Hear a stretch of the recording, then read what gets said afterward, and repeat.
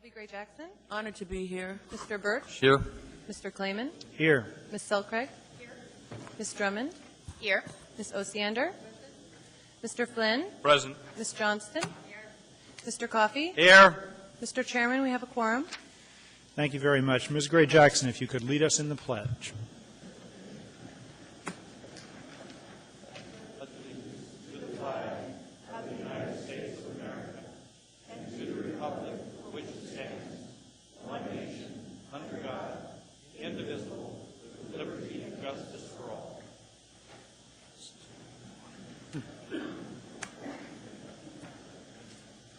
All right, we have no minutes from previous meetings. I would note that we are starting a process on the Assembly to circulate the draft minutes to the Assembly in advance of the meeting so that those that think there need to be changes can ask the clerk to make those changes before they actually come before us. And this is a reminder to the body that when you get that notice, be sure to read the minutes, because the goal is that we will not have to make amendments to the minutes at the meetings.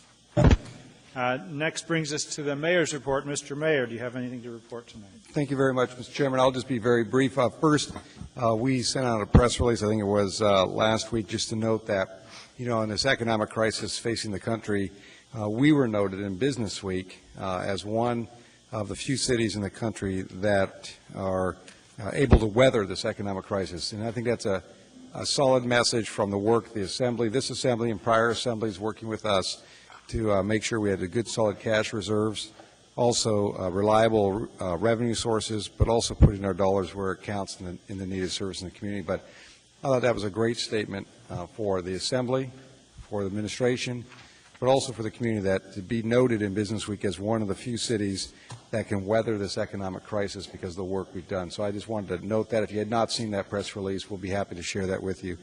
The other thing is we have our LED light conversion project. The lights have arrived, and we hope to put out a schedule, start installing those, and start seeing the difference in the sense of energy-efficient lights within our community. And I would ask, if you ever get a moment, one good example is if you started on G Street, coming from 6th Avenue, going south, you'll go through between 6th and 7th is the old lighting system. And then you go from 7th to 8th by the Convention Center on G Street. That's the new efficient lighting system. And then you go back and you'll see the old lighting system. Because the Convention Center, when we built it, we were able to put the new efficient lights. But what's interesting is you'll see not only they're more brighter, they light the streets much better, they're energy efficient, and they create a nice atmosphere so you can actually see beyond the lights and actually see the sky for the first time. And so it's very interesting. If you ever get a chance to drive down that from 6th to 9th, you'll see the transformation. For those that are in Midtown, West Anchorage, Fireweed and Latouche, that expansion we did there in Rogers Park, that's a good example of the new system of lighting. And you can see how well those are lit. They're lower cost energy, but they're much more efficient in the sense of how they direct light down onto the street. So those, the program has started. We hope to start installing those in short order. Thank you, Mr. Chairman. That's all for right now. Thank you very much. Chair's report, it's a report that, as everyone knows, next Tuesday is an election. One of the most important rights we exercise as citizens of this country is to vote. So I would encourage everyone to vote. Committee reports. Mr. Starr, we'll go from the right side first. Thank you. Municipal Audit Committee. I'm the chair. We have a meeting tomorrow, 1:30 in City Hall, in the conference room on the first floor. And we'll be looking at a very important item that deeply affects government process and the basic checks and balances in government. The topic resides in a foundational municipal code found in AMC 3-70. It reads that in this section, Section 130, which addresses contracts and contracts amendments, this code provides that this code will provide that upon completion of negotiations between the municipality and a bargaining representative, all the terms and conditions shall be reduced to writing in a single agreement, and the agreement shall then be presented to the appropriate employee unit for ratification, and then to the Assembly for ratification in the same manner as a municipal ordinance. Adherence to this law will be the basis of our committee work starting tomorrow. We're going to first try to get our arms around the topic, which is encompassing a lot of different aspects of it. In addition to incorporating Mr. Rascom's, the independent auditor's opinion and those findings when delivered, we're going to be looking at several important aspects of the issue, not merely just municipal and administrative compliance with the code, but probably 5 aspects that we'll start to release out tomorrow for work assignments. What are we going to do with the unratified amendments to these contracts? This body has not approved some of those contractual amendments in force. So I guess the question initially is, are they null and void? The other one is perhaps to look at and try to establish some costs around these amendments, to put a quantified number on them, and look at the ramifications on perhaps previous budgets and importantly the current budget. These will also have forward-carrying ramifications to the budgets. I think we're going to try to look at the Fair Labor Standards and some of the adherence to these collective bargaining rules as established in municipal law. There's a chapter specific to that. I want to look at research that would lead to how the communications between the administration and the labor representatives occurred so that we can establish a clear and open, transparent process if we don't already have it. Also, finally, we'll look at sort of discussing the resources, some timelines, additional research opportunities such as available outside counsel, perhaps scheduling assembly work sessions, and referral of some items to other committees that are chaired by other assembly members, specifically perhaps ethics and or budget and finance. I'll do my best to keep you posted. Again, tomorrow what we'll do is hand out sort of all the available documents we've had through discovery. Some are attached to an upcoming item tonight on tonight's agenda, but I believe that you'll see some good work action tomorrow. I'd like to elaborate just a little bit on a personal statement, and then I'll be done. Mr. Sarge, just note we're trying to keep our comments to 2 minutes. And I think that everyone will have a chance to weigh in with their personal comments at that statement, and I'm trying to be as professional as I can here, but I've been living with this topic for about a week, so I just appreciate a little liberty. And again, the chairman comments are my approach to moving government process in the right direction. These are my personal opinions, and I want to be very clear about that because I've spent the last week trying to talk myself out of them. These findings to me represent a blatant manipulation of the public process, and to infer that this issue is minor or the legal area is gray or uncertain adds to this mockery. Most of us in this administration have served the public a very long time, and to have allowed this to proceed unchecked reinforces to the citizens, it reinforces a mistrust that the citizens feel towards our government. It insults those that sit up here now, and it insults those that sat here before us. It defeats those that try to do the right thing meeting after meeting. To allow this folly to continue without a genuine effort to abolish these practices will just add to the charade. That's all I have. Thank you. Thank you, Mr. Gutierrez, the Public Safety Committee. Thank you, Mr. Chairman. I will be brief. I had the honor and pleasure of attending the membership meeting of Anchorage CHAR last week, and there were several questions related to public safety. They had been interested in having a meeting with members of the Public Safety Committee, and as you know, Mr. Chairman, that is you, myself, and Mr. Coffey. I assured them that you and Mr. Coffey probably don't need any continuing education on alcohol issues and in that area of law. I, however, professed a certain amount of ignorance and offered to meet with them one-on-one so that they may educate me. They had several questions related to Title 21 and how that process might impact them, and I told them I don't know specifically how, but since it's a good bet that Title 21 will impact every aspect of life in the municipality in one way or another, that it was certainly worth their time paying attention to that process. And I also assured them that I was certain Mr. Coffey would help stay on top of that for them as well. But again, assured them several times that definitely, as it is with every citizen, probably a good idea to pay attention to what's going on there. But otherwise, it was an interesting and informative meeting, and that's the extent of my report. Thank you, Mr. Gutierrez. And I would note that there's a resolution regarding bears that I anticipate will be changing the public hearing date into December, and I will be asking the Public Safety Committee to review that prior to the Assembly taking action on it in December. Thank you. Ms. Gray Jackson, Budget and Finance. Thank you, Mr. Chairman. Yesterday, I asked the clerk's office to email a revised budget schedule to all Assembly members, and this revised schedule reflected a cancellation of the Budget and Finance Committee that was scheduled for November 6th. And a new schedule was emailed. I also have copies if you need it. But anyway, the Budget Finance Committee is now going to meet on November 7th from 12 to 1:30, and the basic agenda for the meeting is to review Assembly amendments and also receive feedback from the BAC. And I just want to make one comment that the Budget Finance Committee in the past used to be a committee of the whole, so I'm encouraging my colleagues to join me at these meetings if you can find the time, but in particular at the meeting on November 7th, because I really want us to work through the amendments before we reach the floor, because as I mentioned at the last meeting, I want to encourage all of you to follow the process as outlined in the budget schedule, because it's just really important that we do this so that we can be in front of the public in an organized and timely manner. And just as a reminder, we intend to approve at the request of the chair, the amendments on November 18th, and adopt and appropriate the funding for the 2009 budgets on November 25th. Thank you. Thank you. And I would just note, after discussion with both Ms. Johnston and Ms. Gray Jackson about the meeting on the 7th, because Ms. Johnston will be out of state, I asked Ms.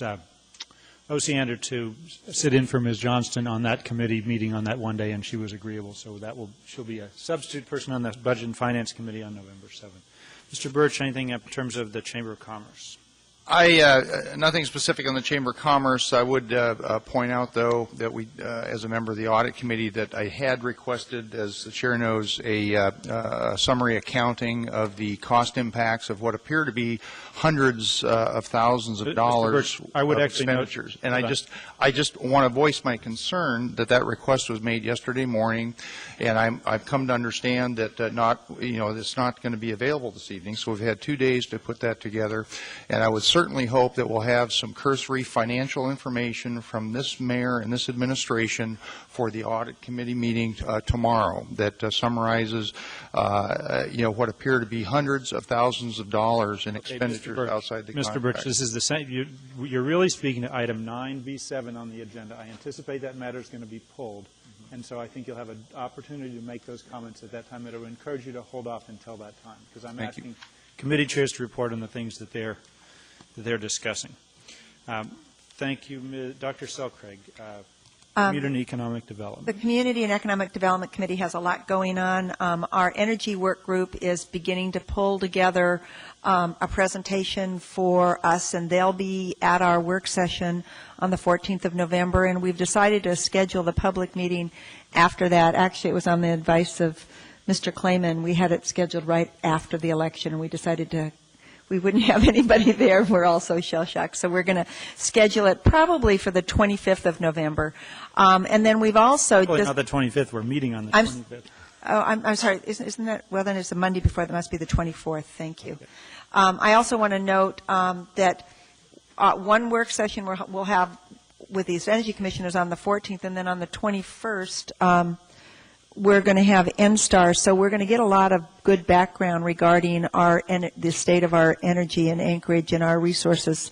And actually, as I'm hearing about this, I think there's some serious things that we want to become engaged with that has to do with ensuring that we have adequate resources over time. And just tangential to that is that I happened to listen to the Resource Development Council's work session regarding the beluga whale and the impact and potential impact that the new finding that it's endangered might have on a variety of things. So we're going to want to keep track. I mean, it could actually affect oil and gas in Cook Inlet. It can affect the development of the port. It can affect actually our treatment plant. So it seems to me that those are big issues that we're going to want to stay on top of. Also, we've got our committee that's focused on youth, and it's working with the United Way and the school district, and they've got a initiative underway called Anchorage Youth Success in School and Life, and what it is an umbrella group that's coming up with strategies to help promote successful youth, and we're going to actually use their work as our work committee information, and Harriet may have another comment on that. Harriet, do you want to follow up on that? And they'll be coming forward, and we'll do a work session with you on that. The housing group is working, and we've recognized that there may need to be a subgroup that addresses this homeless and in-migration issue around housing, and that probably will be coming forward. And then Bill Popp from the Anchorage Economic Development Corporation will be pulling his Economic Development Committee together this month, and again, they'll come forward with some recommendations. We'll do the same thing. We'll have work sessions with the Assembly, perhaps some resolutions, and then an opportunity for the public to review what we're looking at. So, are there any questions? Okay. Thank you. Thank you, Ms. Drummond. The school district report, or school district committee, I'm sorry. Nothing to report, Mr. Chair. Thank you.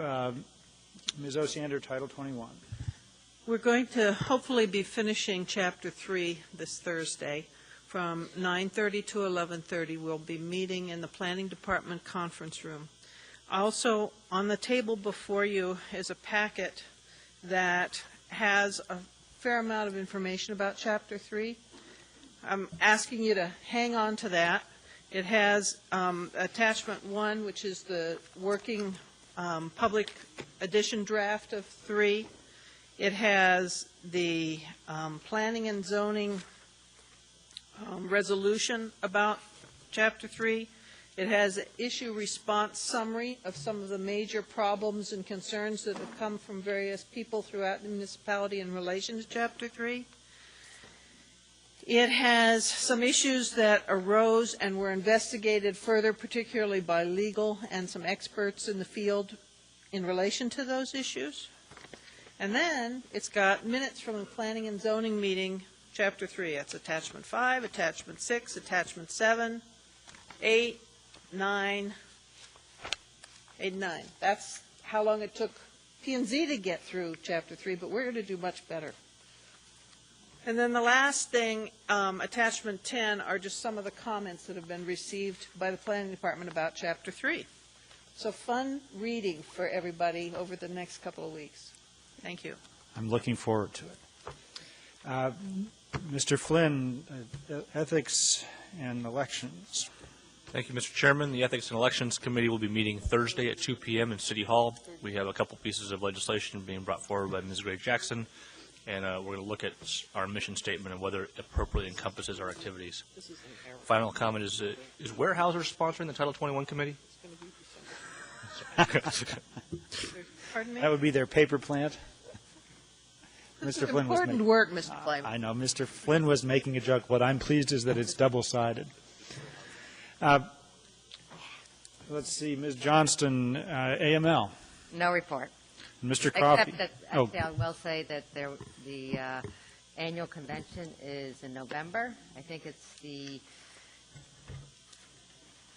12th to the 15th, but don't hold me on those dates.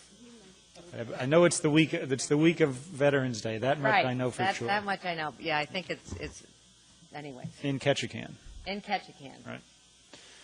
All right, Mr. Coffey. Yes, two Energy. committee reports. Mr. Flynn and I, as co-chairs of legislative committee, met last week. I owe everyone an email to give them a report. I left town rather than doing my job, but I'm back now, so I'll get that out to everyone. What we did is we went through last 3 or 4 years of legislative reports. I've been in contact with Mr. Abbott, and I know the administration is putting it together. We should be thinking about some of the requests we may make for funding in conjunction with the budget as we go through it, and I would urge everyone to pull out their 08 and take a look at it. And then Mr. Flynn and I have some things we would like to add to it, and I will send all of that out to you in an email this week. So that was that one. On the generation, transmission, and distribution issue for the Energy Committee, at the invitation of the technical folks who are working at it, ML&P and Chugach Electric, and with their counsel and the experts on this stuff, I've been attending some of these meetings just to gather information, and sort of when they get to the point where they have culled the things that won't work either legally or practically out of the picture, then our committee will start meeting again. Anticipation that will probably be early November we start meeting, and then we'll hear from the administration on their proposal relative to generation, transmission, and distribution. And then finally, I just wanted to thank Ms. Selcraig for inviting me to her Energy Committee. We got handed out tonight the Tri-Borough Commission's energy report, which I would urge everyone to take a look at. This is what the three mayors looked at, I think probably 3 or 4 months ago, something like that. That long ago, yeah. And I got it at the Energy Committee, and it's very helpful on the things that we need to be concerned about. Some of the things there's nothing we can do about. Some of the things maybe fall within our purview, but it's certainly good information and a real strong effort to try to focus on and address the issues that we have with declining reserves of natural gas and the need to generate electricity and heat and lights and so on and so forth. So that's it for me, Mr. Chairman. Thank you very much. Thank you, Mr. Coffey. That concludes committee reports. Next is the addendum to the agenda. Is there a motion to incorporate? Thank you. I will read the addendum. Actually, I know there's one laid on the table item, which is an amended version of 9D19, which I will read as part of what I'm doing. All right. Item 9A2, resolution number AR 2008-261, a resolution of the Anchorage Municipal Assembly and Mayor Mark Begich honoring the life and accomplishments of Elsie Sexton. Item 9B7, resolution number AR 2008-260, a resolution of the Anchorage Municipal Assembly referring the issue of municipal administration compliance with AMC 3.70.130 to the internal auditor, Assemblymember Starr, accompanied by Assembly Memorandum AM 746-2008. Item 9B8, resolution number AR 2008-264, a resolution of the Anchorage Municipal Assembly authorizing municipal light and power utility, ML&P, to apply for a grant from the Alaska Energy Authority to fund the design and construction of a combined heat and powered project, Municipal Light and Power, accompanied by Assembly Memorandum AM 755-2008. Item 9D19, Assembly Memorandum AM 757-2008, recommendation of award to Mukunda Cottrell and Company to perform an independent financial statement audit, federal single audit, and state single audit for the municipality of Anchorage, Anchorage Assembly Budget and Legislative Services, RFP 28-P029, $1,268,235 purchasing. And there's also laid on the table item AM 757-2008A, which is an amended version of D19. Recommendation of award to Mukunda Cottrell and Company to perform an independent financial statement audit, federal single audit, and state single audit for the municipality of Anchorage, RFP number 28-P029, $1,268,235. And I would note as a function of this amended version that when we take this up on the consent agenda, we'll be considering the A version, not the S version. Item 9E5, Information Memorandum Number AIM 90-2008, Third Quarter 2008 Financial Reports, Office of Management and Budget. Item 9F11, Ordinance Number AO 2008-118, an ordinance approving annexation of properties to Mountain Park Robin Hill Limited Road Service Area, LRSA, pursuant to Alaska Statutes 29.35.450, subsection C3, and amending the boundaries of the LRSA in Anchorage Municipal Code, section 27.30.700 accordingly, effective January 1st, 2009. Maintenance and Operations Department. Public hearing is set for December 2nd, 2008, accompanied by Assembly Memorandum AM 748-2008.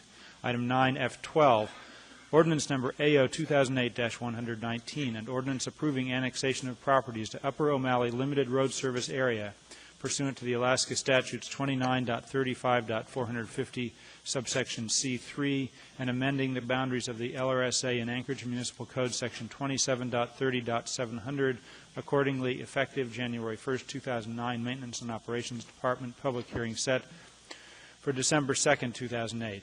accompanied by Assembly Memorandum Number AM 749-2008. Item 9F13, Ordinance Number AO 2008-120, an ordinance approving de-annexation of properties from Upper O'Malley Limited Road Service Area pursuant to Alaska Statute 29.35.450, subsection C4, and amending the boundaries of the LRSA and Anchorage Municipal Code, Section 27.30.700, accordingly, effective January 1st, 2009, Maintenance and Operations Department, with a public hearing set for December 2nd, 2008, and accompanied by Assembly Memorandum AM 750-2008.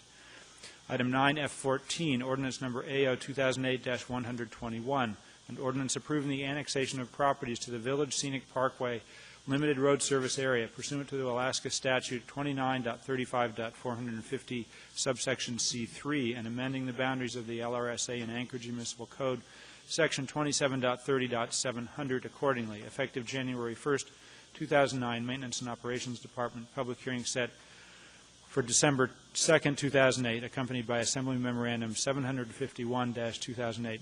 And I would just make a note going back to item 9F13, inquiry to the administration to make sure that that subsection is correct. 3 of the 4 refer to subsection C3, and for some reason 9F13 refers to subsection C4. That's correct. That is correct. All right, thank you. Next is item 9F15, Ordinance Number AO 2008-123, an ordinance of the Anchorage Municipal Assembly to provisionally adopt a new chapter, Title 21, Chapter 21, Sec.03, Review and Approval of Procedures, amending Anchorage Municipal Code Title 21, subject to concurrent final passage and approval of all provisionally adopted chapters of Title 21.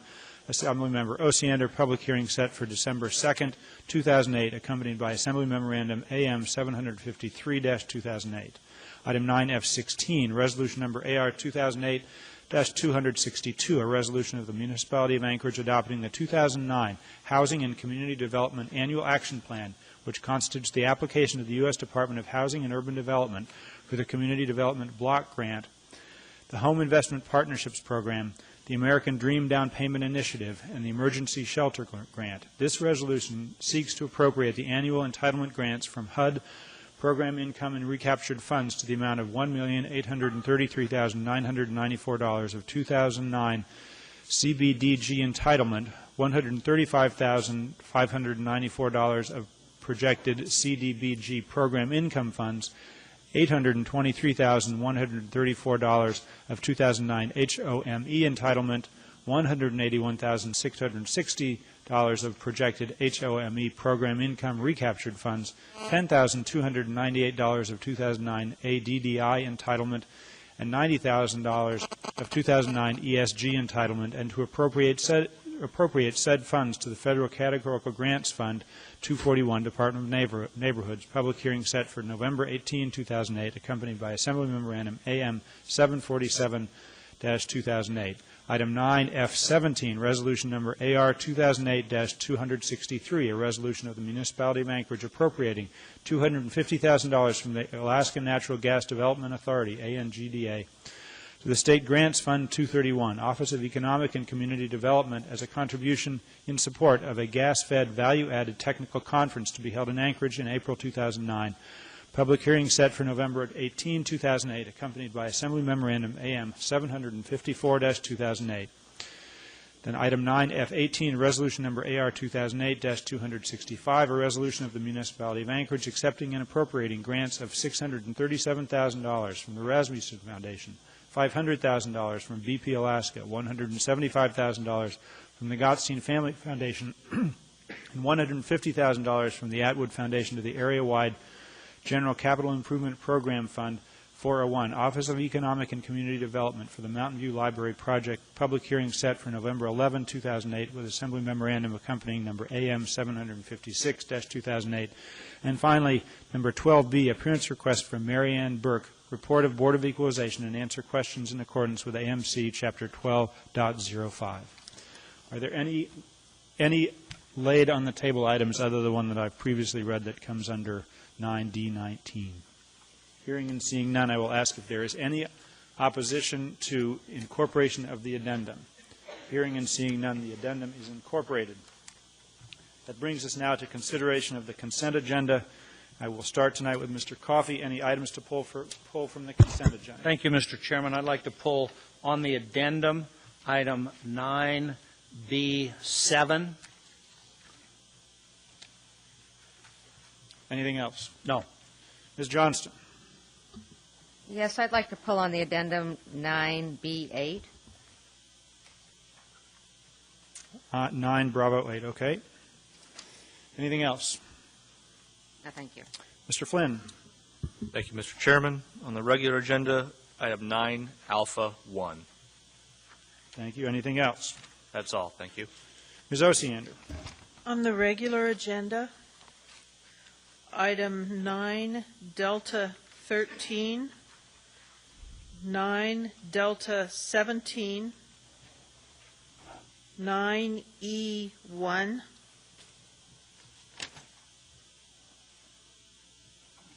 and that's all. Thank you. Thank you. Ms. Drummond? Nothing, Mr. Chair. Thank you. Thank you, Dr. Selkirk. On the regular agenda, 9 Delta 3 and 9 Delta 17. That was already pulled by Ms. Oh, Osiander. thank you. I have nothing to pull. Mr. Birch? Any items to pull? No items. Ms. Gray Jackson? No, thank you, Mr. Chairman. Mr. Gutierrez? Thank you, Mr. Chairman. From the addendum 9A2. Anything else? No, sir. Mr. Starr? 9 Echo 5, it's an information report, and 9F10. Okay, hold on. And what was the other one? 9F10 to talk about the public hearing date. Okay. Any other items? Mr. Starr? That's all. Okay. Thank you. As to the items on the consent agenda that were not pulled, I will ask if there is any opposition to approval of those items. Hearing and seeing none, the consent agenda is approved. Other than the pulled items, that brings us next to item 9A1. Mr. Chairman? I think there was approved members of the public commissions. I know there's a couple from my area, Sarah Wright and Janet Brand. I'd like to recognize them. I always appreciate those reminders. Thank you, Mr. Starr. I would ask, we just have approved the appointment of several people to boards and commissions, and so that we know who you are and connect the face with a name with a face, if you could come down and introduce yourself and tell us what board or commission you have just been appointed to. I don't know if Sarah's here. Come on down. Don't be shy. Yes, Sarah's there. But Sarah's not.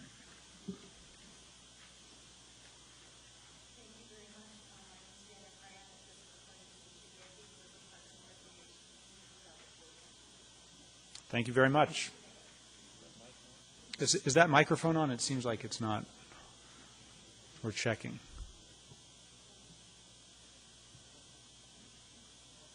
Uh-oh. Well, just speak loudly since the microphone isn't working.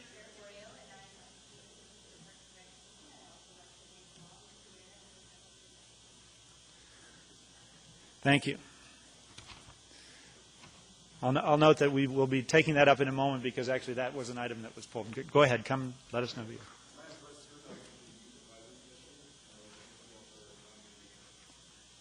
Thank you very much. Anyone else here that we've just appointed? Well, I appreciate, I speak on behalf of the entire Assembly and thank you for the service. It's very important to keeping our community working and moving forward. All right, next is we have item 9A1, Mr. Flynn. Thank you, Mr. Chairman. Move to approve. Don't forget your buttons. Thank you. Is there any opposition to the approval of item 9A1? I hear and see none. That is approved. Go ahead. Mr. Flynn is reading, and I think Ms. Drummond is presenting. I believe we have somebody here to receive this one. Very good. Down there. Come right down, sir. Ms. Drummond, if you'd care to. I'll start reading. Whereas each year during the month of October, the municipality of Anchorage joins the entire nation in recognizing the capabilities and rights of individuals with disabilities, reaffirming its commitment to enforce the Individuals with Disabilities Education Act and the American with Disabilities Act, landmark legislation that has had a tremendous and positive impact throughout the country. And whereas, knowing that every person has the potential for growth, the municipality of Anchorage remains dedicated to advocating for life-changing opportunities and choices that promote the greater independence and inclusiveness within our community. And whereas, by working together to address obstacles confronted by those with special needs, we have created better government and education services, employment options, and access to transportation, still we must continue to address the struggles and challenges of those who regrettably remained isolated and dependent. And whereas, building on the significant progress thus far in collaboration with the public and private entities, Anchorage will persevere in working toward its goal to remove the barriers that prevent persons with differing abilities from being fully integrated, contributing members of society, ensuring that the delivery of vital services and the opportunities of this great state are available and accessible to each and every citizen. And whereas, persons with disabilities must always be given opportunities to reach their full potential as contributing members of our society today and in the future, acknowledgement of this worthy observance reinforces the ideas of respect, fairness, and inclusion, and the realization that we must do everything possible to ensure we all live and work with the freedom and dignity we all deserve. Now, therefore, the Anchorage Assembly proclaims October 2008 as Disability Awareness Month, passed and approved by the Anchorage Assembly today, 2008.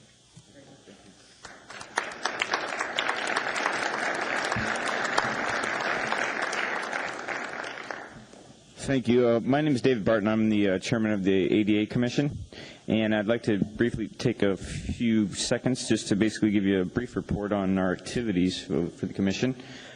First, I'd like to thank members of the commission, Beth Edmonds, who actually is here today, Don Peters, any of the other members here, please stand up, Gregory Fisher, Joseph Law, Scott Boney, previous members from this year who are no longer commissioners, Mona McAleese and Paulette Law. And I'd also like to take the opportunity to thank Ken Takakua and Donald Jones in supporting the commission's work. A few things that the Commission's been involved with in the last year. One of the bigger events was Disability Mentoring Day, which occurred last Thursday. It was a very successful event. We had 37 mentors participate this year. 12 of them were actually municipal employees, supervisors. We had 8 UAA employers, 4 State of Alaska employers, and 10 private organizations participated. We also had 47 mentees. These could be students ages 16 years and older, transition age, up to. We had an individual participate this year who was 58 years old. The municipal departments that participated were the Fire Department, Police Department, Office of Equal Opportunity, Developmental Services, the Finance Department, Risk Management, and Information Technology, and I definitely want to send out a thank you to those departments. And I also want to send out a thank you to Carla Williams, who is the Municipal Disability Coordinator. She helped organize the departmental staff in participating in Disability Mentoring Day. Some of the other activities the Commission has been involved with was reviewing and talking to the project staff of the Denina Center, also of the Museum Expansion Project. And we've also worked very closely with the Performing Arts Center staff and doing an accessibility survey of the Performing Arts Center, providing training for their staff on disability awareness and sensitivity, and as well as assisting them in making some policy recommendation changes. Some of the ongoing issues that we're hopefully dealing with is snow removal and access to the pedestrian walkways, especially with the winter months coming up. Some future issues that I think the Commission's going to be looking at in the next year, just kind of move it along. The new ADA Amendments Act of 2008 was passed by the Congress, and it takes effect January 1st of 2009. We'll look to provide technical assistance and training to the municipal employees and supervisors as we get more guidance from the Department of Justice. And I'm also setting up some trainings for the supervisors with Carla as well once that happens. The Department of Justice has also proposed rulemaking to amend the ADA regulations for state and local governments, as well as public accommodations and commercial facilities, which is the Title II and Title III of the Americans with Disabilities Act.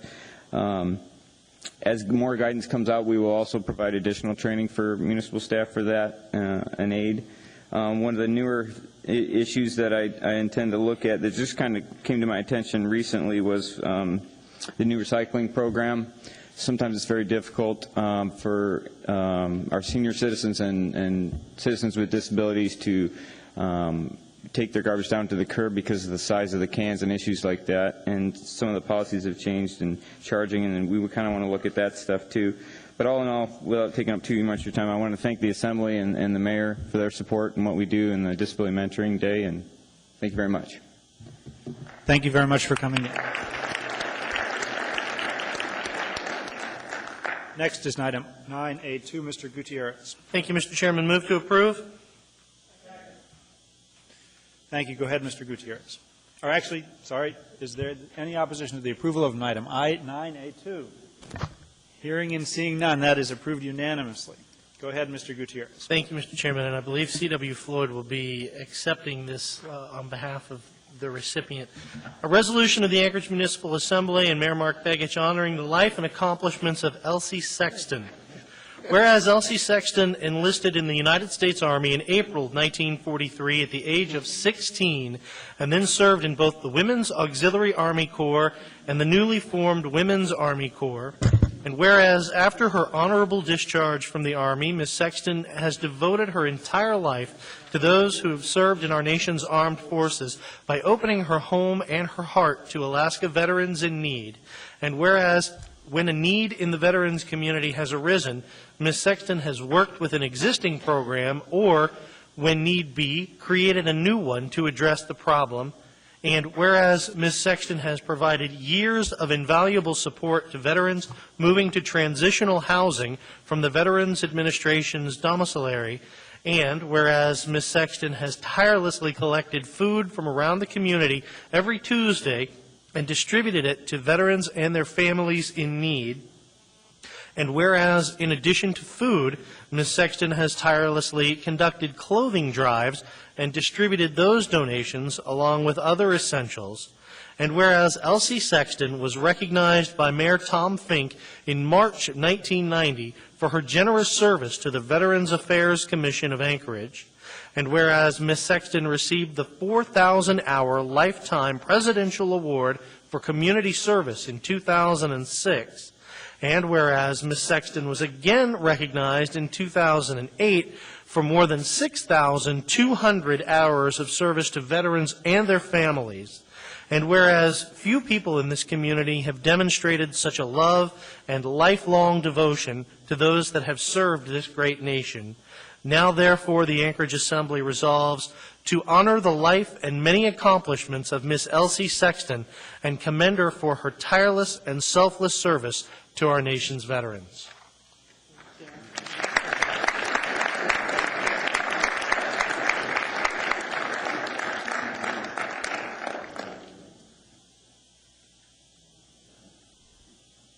Thank you very much. My mom was unable to make it here this evening, so I'm her daughter Ruth, and I came to get this for her, and she said to tell you thank you.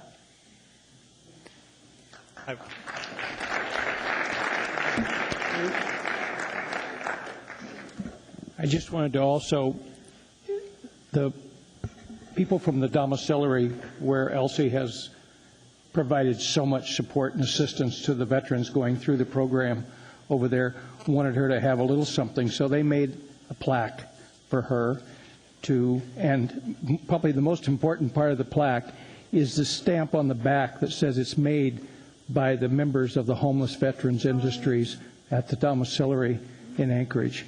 So they wanted you to have that, and with their great appreciation. Thank you. Okay. Thank you very much.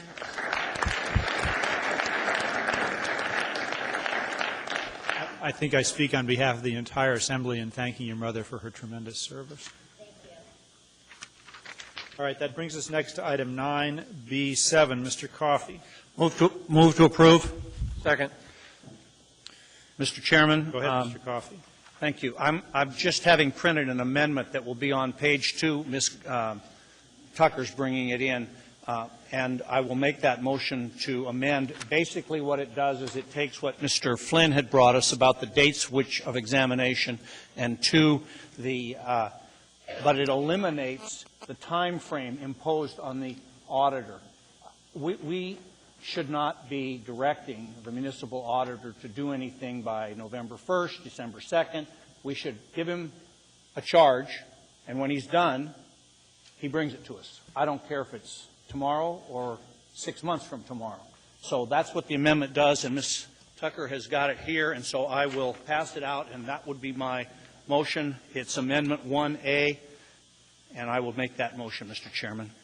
Is the paper coming? Okay. It's coming. I spoke to it before I handed it out, and I apologize for that, but I was waiting its printing.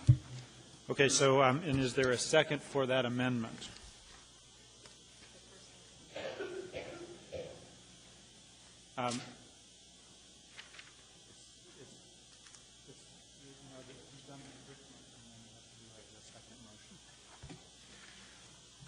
All right. Did you have anything more to say as to the motion? All right. Mr. Starr, as to the amendment. As chairman, I would concur. I'd concur for a couple different reasons. One of them is the truly independent nature of Mr. Raskin's work, is that I don't feel there's any conditions. I initially put November 18th on there to make sure we kept the item in front of this body. Since then, since writing this and reviewing, several things have happened. One of them is upon my presentation a week ago yesterday to Mr. Raskins of some of the stuff that I discovered early on in how I got it. Mr. Raskins decided to start sort of an audit and look at the item already. As you know, Mr. Chairman, you and I met on Thursday, and we spoke to the topic about that, and you sort of indicated your authorization. I interpreted from that meeting to get going. So some of what's happening now tonight in this resolution in particular is just an affirmation, if you will, because I think the look at the item, the detail work will probably occur anyhow. But I support the amendment to remove the date certain of that and let the committee work come through it as it does, and then as Mr. Raskins decides, he can bring it forth at his schedule. So I urge approval of that change. Thank you. Mr. Coffey. Yes, I forgot one thing. When I was doing this, this ordinance has been in effect since, the one that pertains to this question has been in effect since 1984 and probably earlier than that. One of my inquiries was, why would we go back to 1990? I wanted to find out when the law was enacted, because there's no point in going back to before the law. Well, if the law was enacted in 84, clearly by 1990 we have 6 years of experience, and so going from 1990 onward is fine. It'll give us 3 administrations, and we'll see how this was done over 3, perhaps 4 administrations. I think it's 4. Count right, 3, 4, but multiple, so we won't have just a focus on the last 4 or 5 years. Right. So, okay. Mr. Gutierrez. Thank you, Mr. Chairman. I am supportive of the amendment, but it deletes a bit more language than just that. I'm curious in the amendment that Mr. Flynn handed out. It says December 4th, 2008, or such other date as the internal auditor deems necessary to complete the work. Is the feeling that that's not adequate, that we just want to remove a time frame altogether? yes, if you're addressing that to me, Mr. Chairman, Mr. Gutierrez? Yes, sir. Yes. You've made the amendment, so I'm happy for you to answer that. I don't think it is ever appropriate for this body to limit the time frame within which he could do it. And I know it's, when it has the qualifying language, I understand it's not quite as strong, but it's going to take what it's going to take. Let him do his work, and then when he's done, he can bring it to us. There's nothing else needs to be done. So I just thought we'd be clear and not start down a path of putting time constraints on the municipal auditor. Thank you. All right, Mr. Flynn. I apologize. For some reason, the cue buttons in which I control the queue are not behaving, but I know who's next in the queue. I'm out now, Mr. Chairman. You want me to hit withdrawal? Sure. Thank you. Thank you, Mr. Gutierrez, if you could do the same thing. Thank you, Mr. Chairman. I would just add my support to the amendment. It gets to what I was attempting to do with mine, so thank you for that, Mr. Coffey, and urge support. All right. I see no one else in the queue as to the amendment. I will ask if there is any opposition to this particular amendment. Hearing and seeing none, that amendment is approved. I would actually, now that it's approved, I will ask this question. Mr. Coffey is the maker of the amendment to you. It would be my view as chair of the Assembly in terms of once he completes, the matter of scheduling when it's before us is a matter of the chair's discretion to schedule his presentation of that to us at a formal meeting. Sure, Mr. Chairman, you won't have any argument from me. Okay. Thank you very much. Now, Mr. Coffey, are you still in the queue as to the underlying? I came back in. All right. Go ahead. Now this is as amended. Okay. Now, I had one question that came to me, and I think this is an appropriate time. I was told that there will be a legal opinion sought on this issue from the city attorney on the question of Title III and the practice. And the first thing that went through my mind was a concern that we make sure that we have a review by an independent person. I think it is inappropriate for either Ms. Tucker to do it for the Assembly or Mr. Reeves and the Municipal Attorney's Office to do it for the mayor because of who they serve. And I recognize that the Municipal Attorney's Office is supposed to serve both bodies. But what I want is I would like to have, if there's even going to be such a thing, and I don't know that there is, so this is not part of this motion, but it's an expression of my concern, that if we do go out and get a legal opinion, we pick a labor attorney independent from all of us to get an unquestioned position on the law without anybody being able to say, well, he or she did it that way because. So that's my cautionary, and I would urge that if we are going to have that, that it be done in that fashion. Thank you, Mr. Chairman. Thank you. Mr. Mayor is in the queue. Go ahead, Mr. Begich. Mr. Chairman, we don't have any problem with the amendment as well as the resolution. We think it's a good idea, and I would just say, Mr. Coffey, I think as the audit committee moves forward, if they decide after review of whatever you find out over the last 15-plus years, you want to change the process, just change it. That's what the process of the audits are utilized for. I know we have, I don't know how many Pete does every single year, but it seems like every department in some form or another has an audit, maybe 15, 20 or more a year. And part of what we look forward to is those audits like the one tonight, I think it was on building safety cash control, is what are those things we need to change or improve on to make the system even better.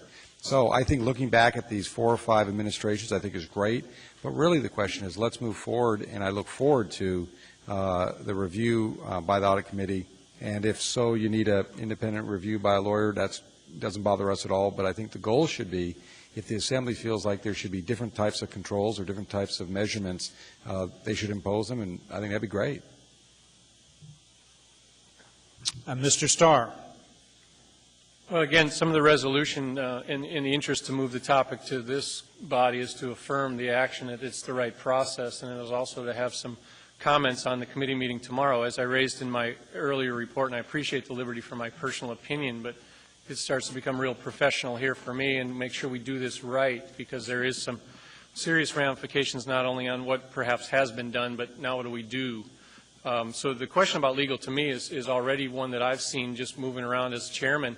We have 2 dissenting opinions perhaps already, so my intention tomorrow, unless I'm guided otherwise, is to ask Mr. Reeves to attend our committee meeting. He's affirmed that he'll be there, and reach out to him to say, what do you think? I'm here because our Assembly attorney already said, hey, look, there's enough of the perception of a noncompliance with the law to put this forward. So I'm asking for help here as to what do you guys want me to do when it comes right down to the legal question, because I don't want to get flummoxed in that. I want to get past it pretty soon. So my interest to support Mr. Coffey's concern is to say it's a good idea. I appreciate the mayor's comments, but I need to know the legal challenges that we're going to face with and what the remedy is going to be. Thank you, Dr. Selcraig. I would assume that I might not know as much about this as Mr. Starr or Mr. Coffey. I haven't been intimately involved, but it's my understanding that the intent of the audit is really to examine what occurred, and then actually we'll be in a position after we've had the audit to see, first of all, whether or not this is something that's occurred over time, and secondly, whether or not we're comfortable with what has occurred. And I guess I haven't decided yet that there's been a terrible thing happening or that there hasn't been. And it seems to me that the audit is a good idea, and it's a structure that will allow us to examine what's occurred, and then the decision after that might be one of legal advice. I'm not sure what we're getting legal advice on yet. And so my first choice is to go ahead and pursue this audit and then go back and look at what we have, and do we have a problem or don't we have a problem? And then if we do have a problem, I guess I'm curious about how we could go about fixing it. But I'm not sure that I know yet that we've got a legal issue until we've actually looked at what's gone on. Thank you, Dr. Selcraig. Mr. Flynn. Thank you, Mr. Chairman. This is actually a relatively simple topic. Governments and businesses all over the United States have contracts with their represented workforces. They are negotiated by management and approved by a board of directors or a legislative body. In the implementation process, most, I won't say all because I don't know for sure, but most organizations have a process by which labor representatives and management representatives can establish memorandums of understanding that interpret various aspects of the contract. The question here is, has that process gone too far, does the Assembly need to define sideboards upon which management has to operate? First step is to get the information, what has happened. Second step is to examine it and decide if we need different limitations than we have placed in the past. Very simple. Thank you, Mr. Chairman. Thank you, Mr. Gutierrez. Thank you, Mr. Chairman. I want to just speak in concurrence with what Dr. Selcraig had to say. I think the first step that we need to take is the audit to find out exactly what we're talking about, what occurred. And then, and Mr. Coffey will correct me if I misinterpreted what he said, but I interpreted his remarks to say when it is time down the road to seek legal counsel, this is the process by which we should operate. And if that's the case, then I would concur wholeheartedly with that. I think that's wise. But obviously the first step is to find out what we're dealing with, find out what we're talking about. Thank you, Mr. Chairman. Yeah, Mr. Chairman, if I might answer that. Sure, you can respond to the question raised by Mr. Gutierrez. Mr. Gutierrez, you absolutely have it right. But the reason I brought it up is because I had heard over the last few days that there were this issue of seeking legal counsel, and I just didn't want us to get in a position where if we get a legal opinion, it should be unquestionable. That's my only point. I'm not suggesting we get one. I'm just saying if we decide we have to, let's not put a taint on it. Thank you. Mr. Starr. And I don't want to beat it to death or pontificate from this chair that is known for that, but the question that I want to get past tomorrow is one that is more than just a legal representation. We already have a legal opinion from our attorney. We're going to get one tomorrow from Mr. Reeves. So at that point, if he comes and says, hey, I don't see anything wrong here, does the audit on the committee work stop? No. To put it as a letter of interpretation, I'll remind you that letters of administrative coverage are also covered under this. So what we're maintaining here is that previously ratified contracts, the specific language has been changed. So to dismiss it off as some sort of statement that it's an item open for discussion, when you take language out of a ratified contract by this body and replace it with unratified language from this body, we have not seen these changes. The contract's 45 pages long. When you change the wording of this contract that we previously approved, that violates this code, 370. It's pretty clear.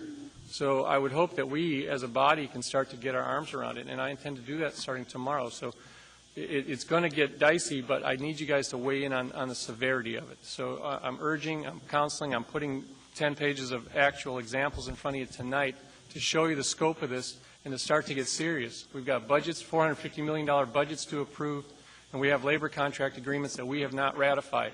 They're expensive. They're not just against the police department, AMEA, 302. They're all in here, folks.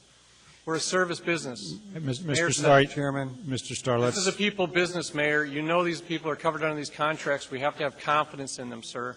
That's all I'm getting at. Thank you. Thank you, Mr. Starr. Mr. Coffey, I assume that was for your earlier comment that you were in the queue for? Yeah, it doesn't work. You can't bump me. I can't. So far, at the break, I will get it fixed, but right now, I all right, have to take I'll yourself withdraw. Sorry. Mr. Mayor. I was going to say, Mr. Chairman, we're looking forward to the Audit Committee meeting tomorrow. Are you going to go, sir? We have a previous engagement. We have staff there that's very equipped to answer your questions, Mr. Starr. Thank you. Thank you. And I would just note, in the conversations that I have had with the municipal auditor, including conversations when both Mr. Starr and Mr. Abbott were present, my understanding is that the auditor expressed a plan to ask for an opinion from the Department of Law. I think that Mr. Coffey raises some interesting points about whether or not independent counsel should be hired, but I actually think consistent with the notion that we should not be directing the auditor in any respect in that way, I actually think the appropriate steps to follow are to let the auditor make a decision independently and do as he believes fit. If he believes it appropriate to hire independent counsel, there'll be an appropriation. He'll have to make a request to us, and we'll follow his direction. And so I appreciate that. I also note that we are fast approaching 6 o'clock. Dr. Selcraig, anything else to add? I just want to reiterate that I actually don't know that anything has happened that's wrong or illegal until I have information that indicates that that's occurred. And it seems, I know that Mr. Starr is extremely concerned here, but I think that we're on the path of exploring this. And at this point, I don't think we can assume anything. I don't think we can assume that we know what the outcome of this audit is going to be, and that the real path here is to have that audit done and then evaluate the level of concern that we should have regarding this topic. So, thank you. Mr. Starr, you've been in the queue twice. We don't need to keep this debate going. I'll give you about 15 seconds. It's clear. Does Julia Tucker need to weigh in at this point? All right. No, we're not going to take that. I'm going to ask, is there anybody else that wishes to be heard on this? Hearing and seeing no one in the queue, I'll ask if there's any opposition to approval of AR 2008-260 as amended. Hearing and seeing no opposition, that is approved unanimously. That brings us next to, well, it's now 6 o'clock, and consistent with our practice, we will take everything that was pulled from the consent agenda that we have not gotten to, and we will come back to it probably after dinner. The next thing we have at 6 o'clock is appearance requests. And the first appearance request is item 9. Item 12, 12A, Ron Devon.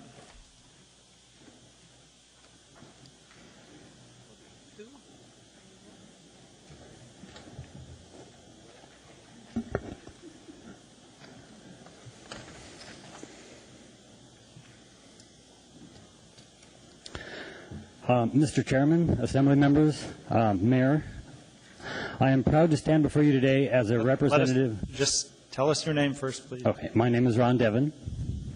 Thank you. Should I continue? Okay. Go ahead. I am proud to stand before you today as a representative of the Anchorage Unitarian Universalist Fellowship. 40 years ago, we examined our beliefs and how those beliefs guided us to live in relationship to the wider community of Anchorage. Unitarian Universalists believe strongly in the separation of church and state. Despite the fact that our religion welcomes people of all beliefs or no beliefs, we recognize that not all members of our wider community share our religious sentiments. We firmly believe that we should not expect our neighbors to bear the burden of subsidizing us for municipal services or be compelled to subsidize any other religion or denomination.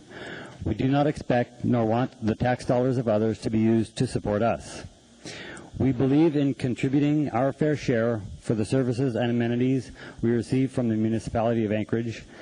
We are fortunate to live in a country and a state where we are afforded the protection of a competent police department, help if we need it from the fire and ambulance services, streetlights to guide our way, and well-maintained roads that allow us to gather every Sunday. Because we benefit from these things, as does any of our Turnagain neighbors, we firmly believe in paying our fair share to keep these services available to all. So in 1968, our fellowship voted to provide our municipality with a payment in lieu of taxes with the acronym PILOT. We have been writing a check every year since. The PILOT payment has come to symbolize the principles I just talked about in a very real and tangible way to our congregation. The payment is not just a token. There have been years when additional fundraising efforts were necessary to meet our goal. The PILOT represents a serious commitment to our values, our sense of fair play, and our appreciation for the services provided by the municipality. With that, I would like to present you with a check from the Anchorage Unitarian Universalist Fellowship for the payment in lieu of taxes in the amount of $4,200, and to thank you all for your service to our community.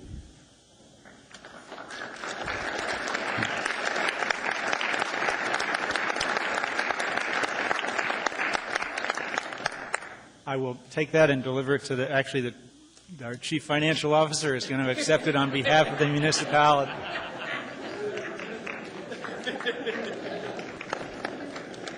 It's always pleasing to know that that Ms. Weddleton knows the importance of collecting support for our community. Mr. Devin, both as chair of this assembly and as a member of the Anchorage Unitarian Universalist Fellowship, thank you very much. It's always a pleasure to see at least one religious institution in our community contribute as this one does. Thank you. Dr. Selkrig has a comment. I just wanted to thank you. I was raised Unitarian, and I just want you to know Fred and Lydia, my parents, would be very proud of you. Thanks so much. Thank you. Thank you very much. That brings us next to item 12B, the appearance request of Marianne Burke. Ms. Burke.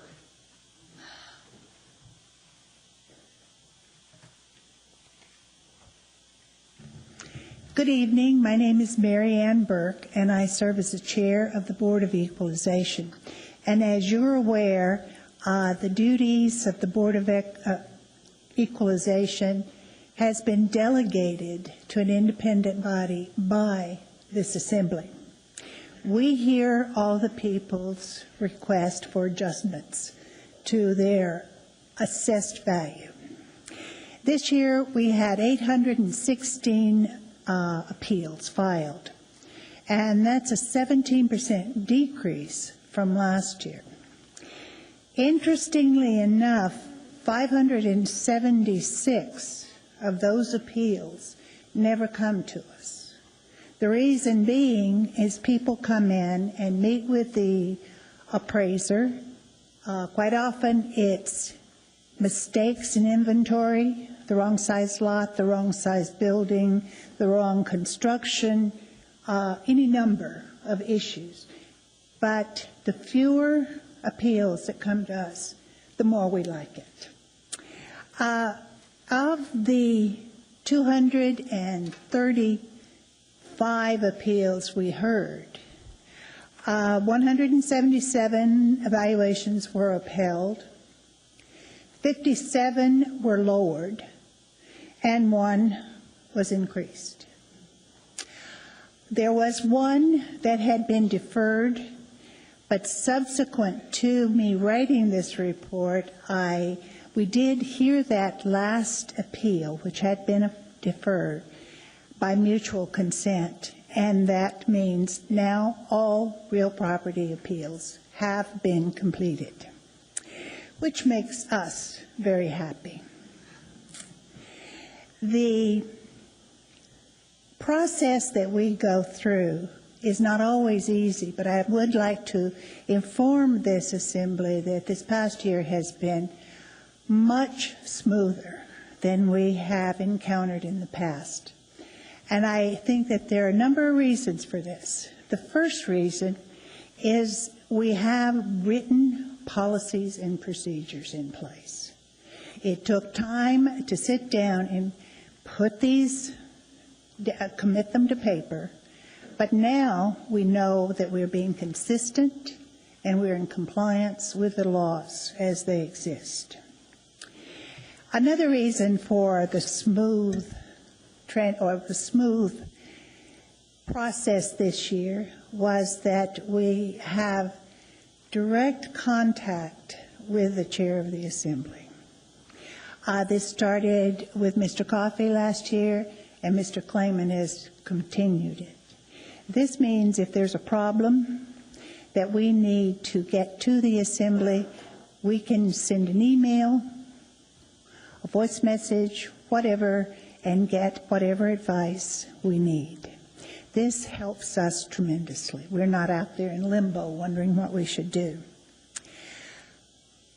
The third reason that I think things have been so much smoother this year is we have a full 15 members that are qualified and committed to this process. This group represents a broad range of expertise, and we really like that because you can't do this job with just a set of blinders on. We have engineers, we have attorneys, we have bankers, we have finance people, real estate people, and all of us working together are in a constant state of learning. This benefits everyone. And for this, we are very grateful. We are very, very pleased with the process as it's running now. And we always welcome any comments or suggestions the Assembly has for us about ways they feel we can improve it. After all, we work for an answer to you. Thank you. Thank you very much. I see Ms. Osiander is first in the queue. Don't go yet. I want to thank you again, as I did the last time you came before us, for the work that you do. Thank you. For the newer members of this body, this is a relatively new board and commission, and it reports basically to us. They took a big chunk of our workload and are doing an admirable job. I am so grateful that we don't have to sit in those hearings and try to make those kind of determinations. So I just wanted to seize the opportunity to say thanks again. Thank you very much on the behalf of every single one of us. Thank you. Mr. Coffey. Thank you, Mr. Chairman. You forgot to mention one group of people, Ms. Burke. Last year, we met, and when I was chairman, and spent Ms. Burke and her cohort spent a substantial amount of time on how to do the process, how to select people, how to make sure you got people that are knowledgeable and willing to do the work, and so on and so forth. And I am very grateful for that, because not only are you taking another workload off us, but you're doing it in a way that has been very effective. All you got to do is look at the statistics for this last year and compare them to years gone by, and you see what a very effective and efficacious process this is. So for me, as an assemblyman and as a former chair who worked not nearly as hard as you, but who worked with you to get those policies and procedures in place, I thank you, and I thank all of those who serve with you. Thank you. Thank you. Mr. Birch.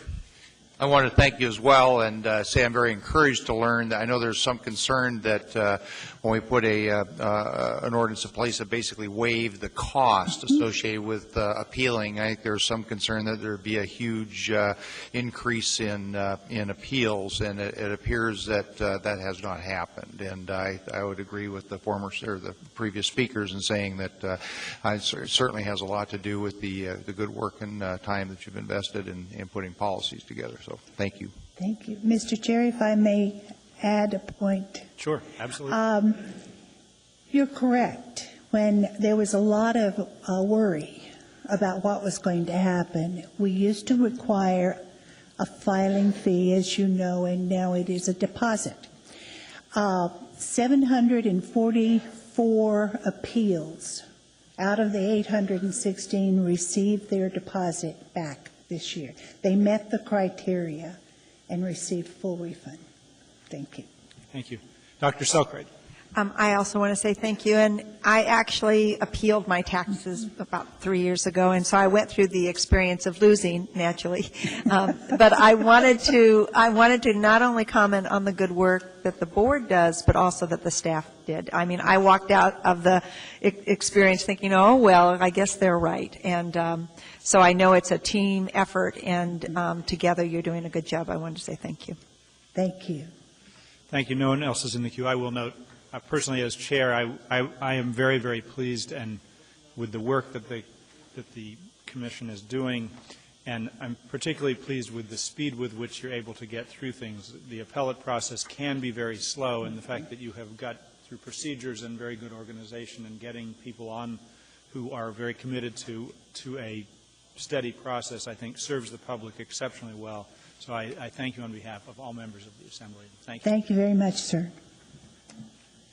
Okay, that brings us next to, we're into public hearing items, and we will return to the consent agenda sometime later tonight. That brings us to item 11A. Let me find it.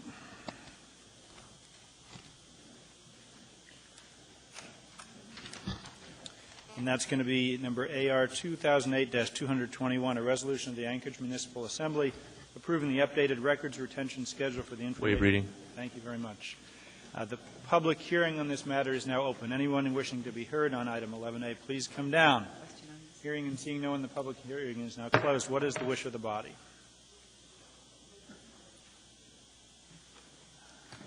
Been moved by... Was it previously moved, Mr. Chairman? All right, it's been previously moved. Okay, we don't need the motion. I appreciate Ms. Osiander's correction. Go ahead, Ms. Osiander. I had a conversation with Information Technology. They said they wanted to change some of the document that was submitted. They've done so. Urge approval. So there was within the documents, there were changes consistent with your requests and their requests. All right, I see no one else in the queue. Any opposition to approval of item 11A? Hearing and seeing none, 11A is approved unanimously. That brings us next to item 14A, and I would ask if there is a request to consolidate the public hearings on 14A and 14B. Second. Somebody needs to click buttons for that. You can't. They're not working. Uh-oh. They can't be cleared. Hold on, just give her a minute. All right. Is there any opposition to consolidating the public hearings on 14A and 14B? Hearing and seeing none, those are consolidated. The motion was made by Mr. Coffey and I think seconded by Mr. Flynn. At least that's who I heard.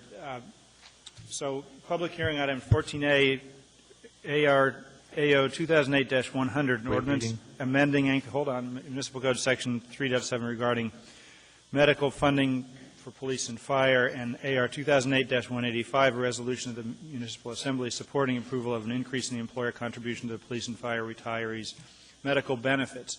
The public hearing on this matter is now open. Anyone wishing to be heard, please come forward. Actually, what I will inquire before people come forward, how many people are here tonight in support or opposition to these two ordinances? If you're here for that. And if you're in favor, please stand up. All right, thank you. And with respect to the same ordinance, if you all could sit down, if there's anyone here in the audience that was planning to speak in opposition to those. All right.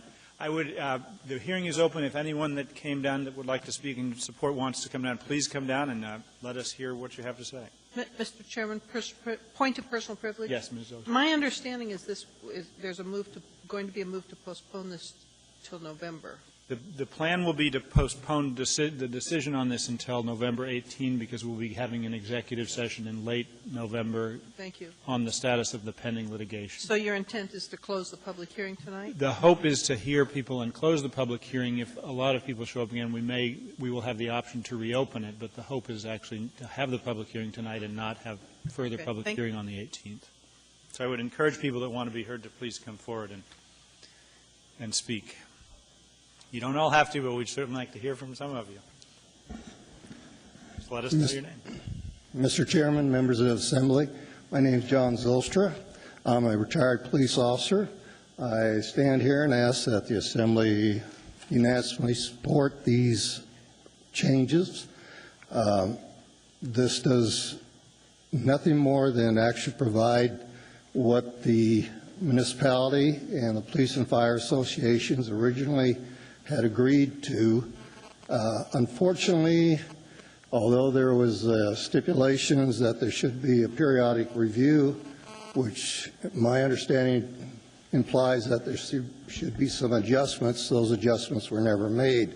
These ordinances, I think, correct a shortfall, which nobody really saw, but which certainly do need some fixing. I'm going to be real brief because I think everybody's had plenty of opportunity to study these ordinances. Again, I ask that the municipality does the right thing and support these ordinances. Thank you. Thank you. Mr. Coffey has a question, so if you could say What's the cost of the health care for you today, sir? For me? Yeah. I'm in Plan 2, and mine is $635 off the top of my pension. Right. That's per month. That's correct. And what was it when you retired? When I retired, the trust was working the way it was supposed to, and it was no cost to me for the first year, I believe. Okay, and the first year you paid, it was how much? Do you remember? Nothing. No. After, you said it was okay for the first year, you paid nothing, but at some point in time, you started to incur. After approximately the first year and a half, I had to start making co-payment. Of about? Pardon? How much was the co-payment at that time? I believe it was approximately $150, $200. I'm not certain on that. That's been a little bit. So it's grown by 4 or 5 times. Tremendously, yes. Yeah. And the reason that I ask these questions, I just want to, this is not a question, but it's a statement so people understand, is there's other folks who are out there who have faced the same thing. Yours has gone from, say, 150 to 650, roughly, which is a 4-fold, 5-fold increase. That's correct. So is mine. You're right. And so on. So go ahead, please. But there's a section in the trust ordinance which requires a periodic 5-year review by the Assembly. Right, I'm aware of that. And if there's a review, to me, that means that obviously there's intent of making some adjustments, either up or down. And for whatever reason, those were never made, and consequently, we find ourselves in a situation that we are today. Right. We got a briefing on the review requirement and whether or not it occurred, and I don't think it's been quite on time, but I understand from the work session there's been some reviews, and you're right, nothing has been done. That's correct. So the reason that I asked my questions was because I'm trying to figure out in my own mind how you would look at someone who's a taxpayer who doesn't get their health benefits go up. How do you explain to them why they've got to contribute more money to make an adjustment? See, well, I look at it this way. 79, I entered into an agreement with this municipality. I fulfilled my part of the agreement. Part of the agreement at that time was that I was going to get certain benefits upon retirement. That's right. For whatever reason, that has not happened. And these ordinances are not really giving any retiree anything extra. It's simply making adjustments to bring them up somewhat to what the municipality originally intended and promised to these retirees. Also, I think it's really an indication of the community and the government how it not only takes care of its current employees, but I think it says a lot to future employees and the current employees how they treat their retirees.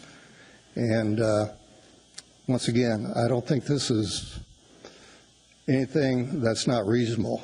Well, there was a bargain made back several years ago, and there was a distribution of trust money among some to the city and some to the retirees. Did you participate in that? Did you get a distribution? Yes, I did. How much? Mine was $100,000 or something like this, I believe. And that was put in a subsequent fund. Thank you. Okay. Dr. Selkirk has a question. Was that distribution for retirement? No. Okay. That was a settlement between the municipality and the police. Okay. It really wasn't dealing with medical retirement. It wasn't payment in lieu of something that you'd already agreed to? No. My understanding, and it's been a little while, and I was not involved in the specifics of that, that was because there was some miscalculation, shall we say, by the municipality. And so as part of the settlement, that's how that was resolved. Thank you. Thank you. I don't see anyone else in the queue. Others that would like to be heard? Come down. My name is David Dodds. Back in the early to mid-'90s, there was an 800-pound gorilla that sat in every fiscal meeting room. It was in the form of a many $million dollars of unfunded medical liability. This could have had a profound effect on the financial health of the municipality, affecting its creditworthiness and thus its ability to sell bonds and fund the city's growing infrastructure. It could have, but it didn't, and that's because the members of the fire and the police departments came together with the municipality and helped the city avoid this potentially damaging reality. When we did this, we were given assurances that the trade-off we made would provide us with medical insurance coverage that had been previously guaranteed to us. I was a member of the fire department for over 25 years, and then I volunteered my paramedic services to the municipality for an additional 4 years. I did this because I enjoyed a wonderful career, and I believe in giving back to my community. I also believe in treating people fairly and following through on promises given. The current members of the Assembly represent the people who made promises and gave us assurances that if we gave up the guaranteed medical insurance plan we had in the 90s, we'd be given an equitable medical insurance coverage to replace it. What we have today falls hundreds of dollars short for us every month. We ask that that be remedied. We are asking that you, the current members of the Assembly, keep the promises that we were given by your predecessors.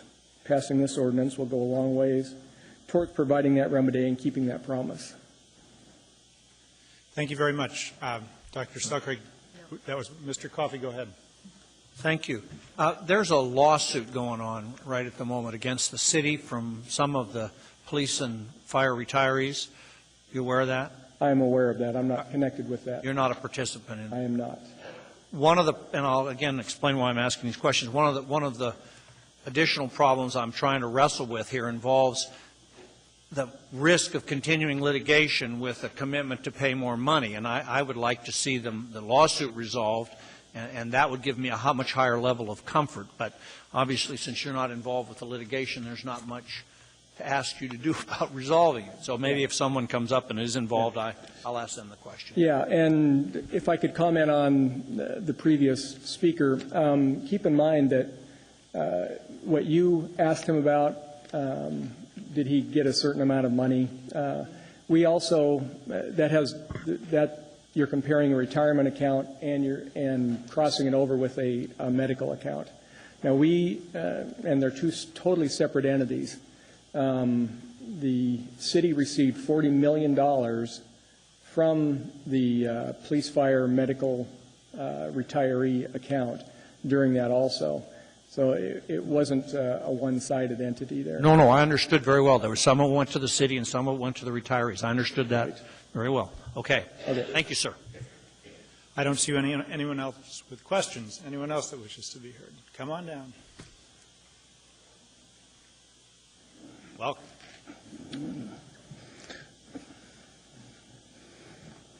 Mr. Chairman, members of the Assembly, my name is Ben Clayton. I speak here tonight on behalf of myself. I belong to a group called Keep the Promise, a group of fellow firefighters, paramedics, and Anchorage police officers who now find ourselves in the unusual position of having to come to you for help.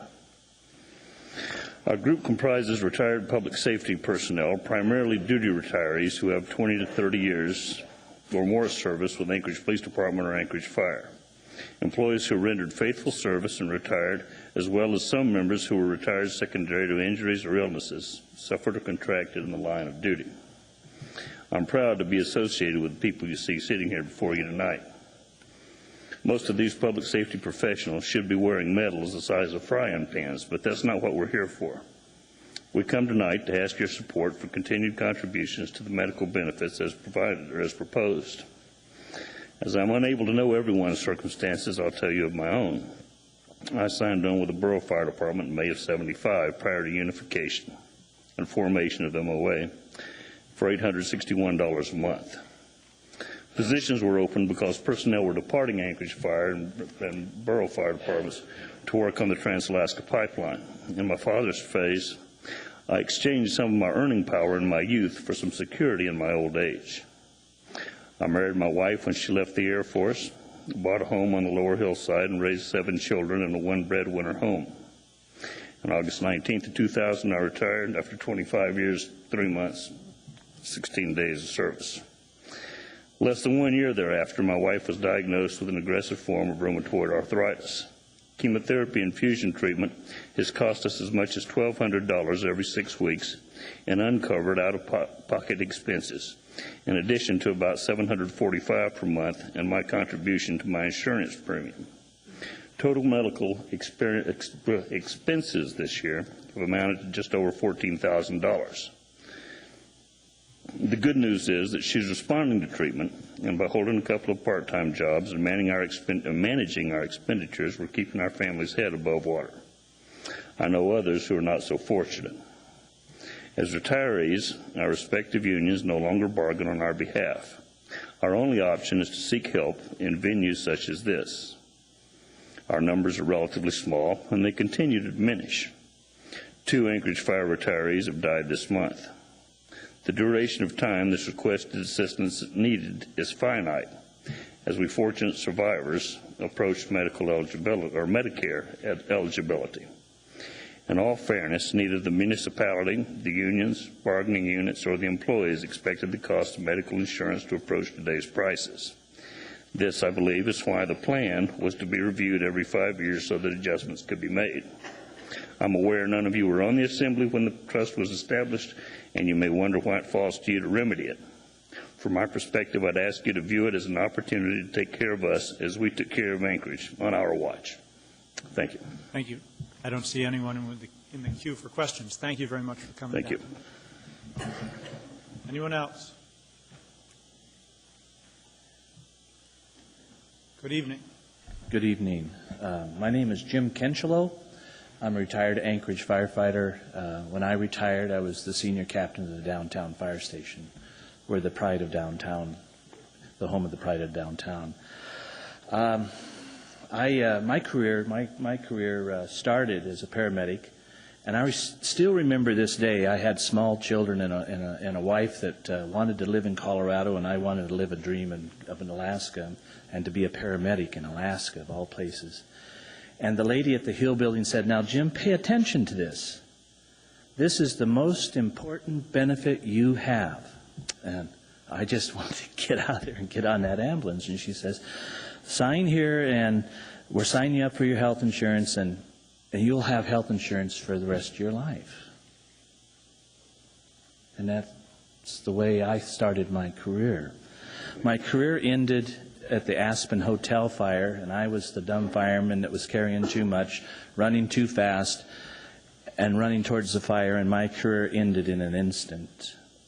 After I retired, I have tried to take a proactive role in my health care, and after I retired, I went to college, graduated with my daughter, and then I went searching for a job.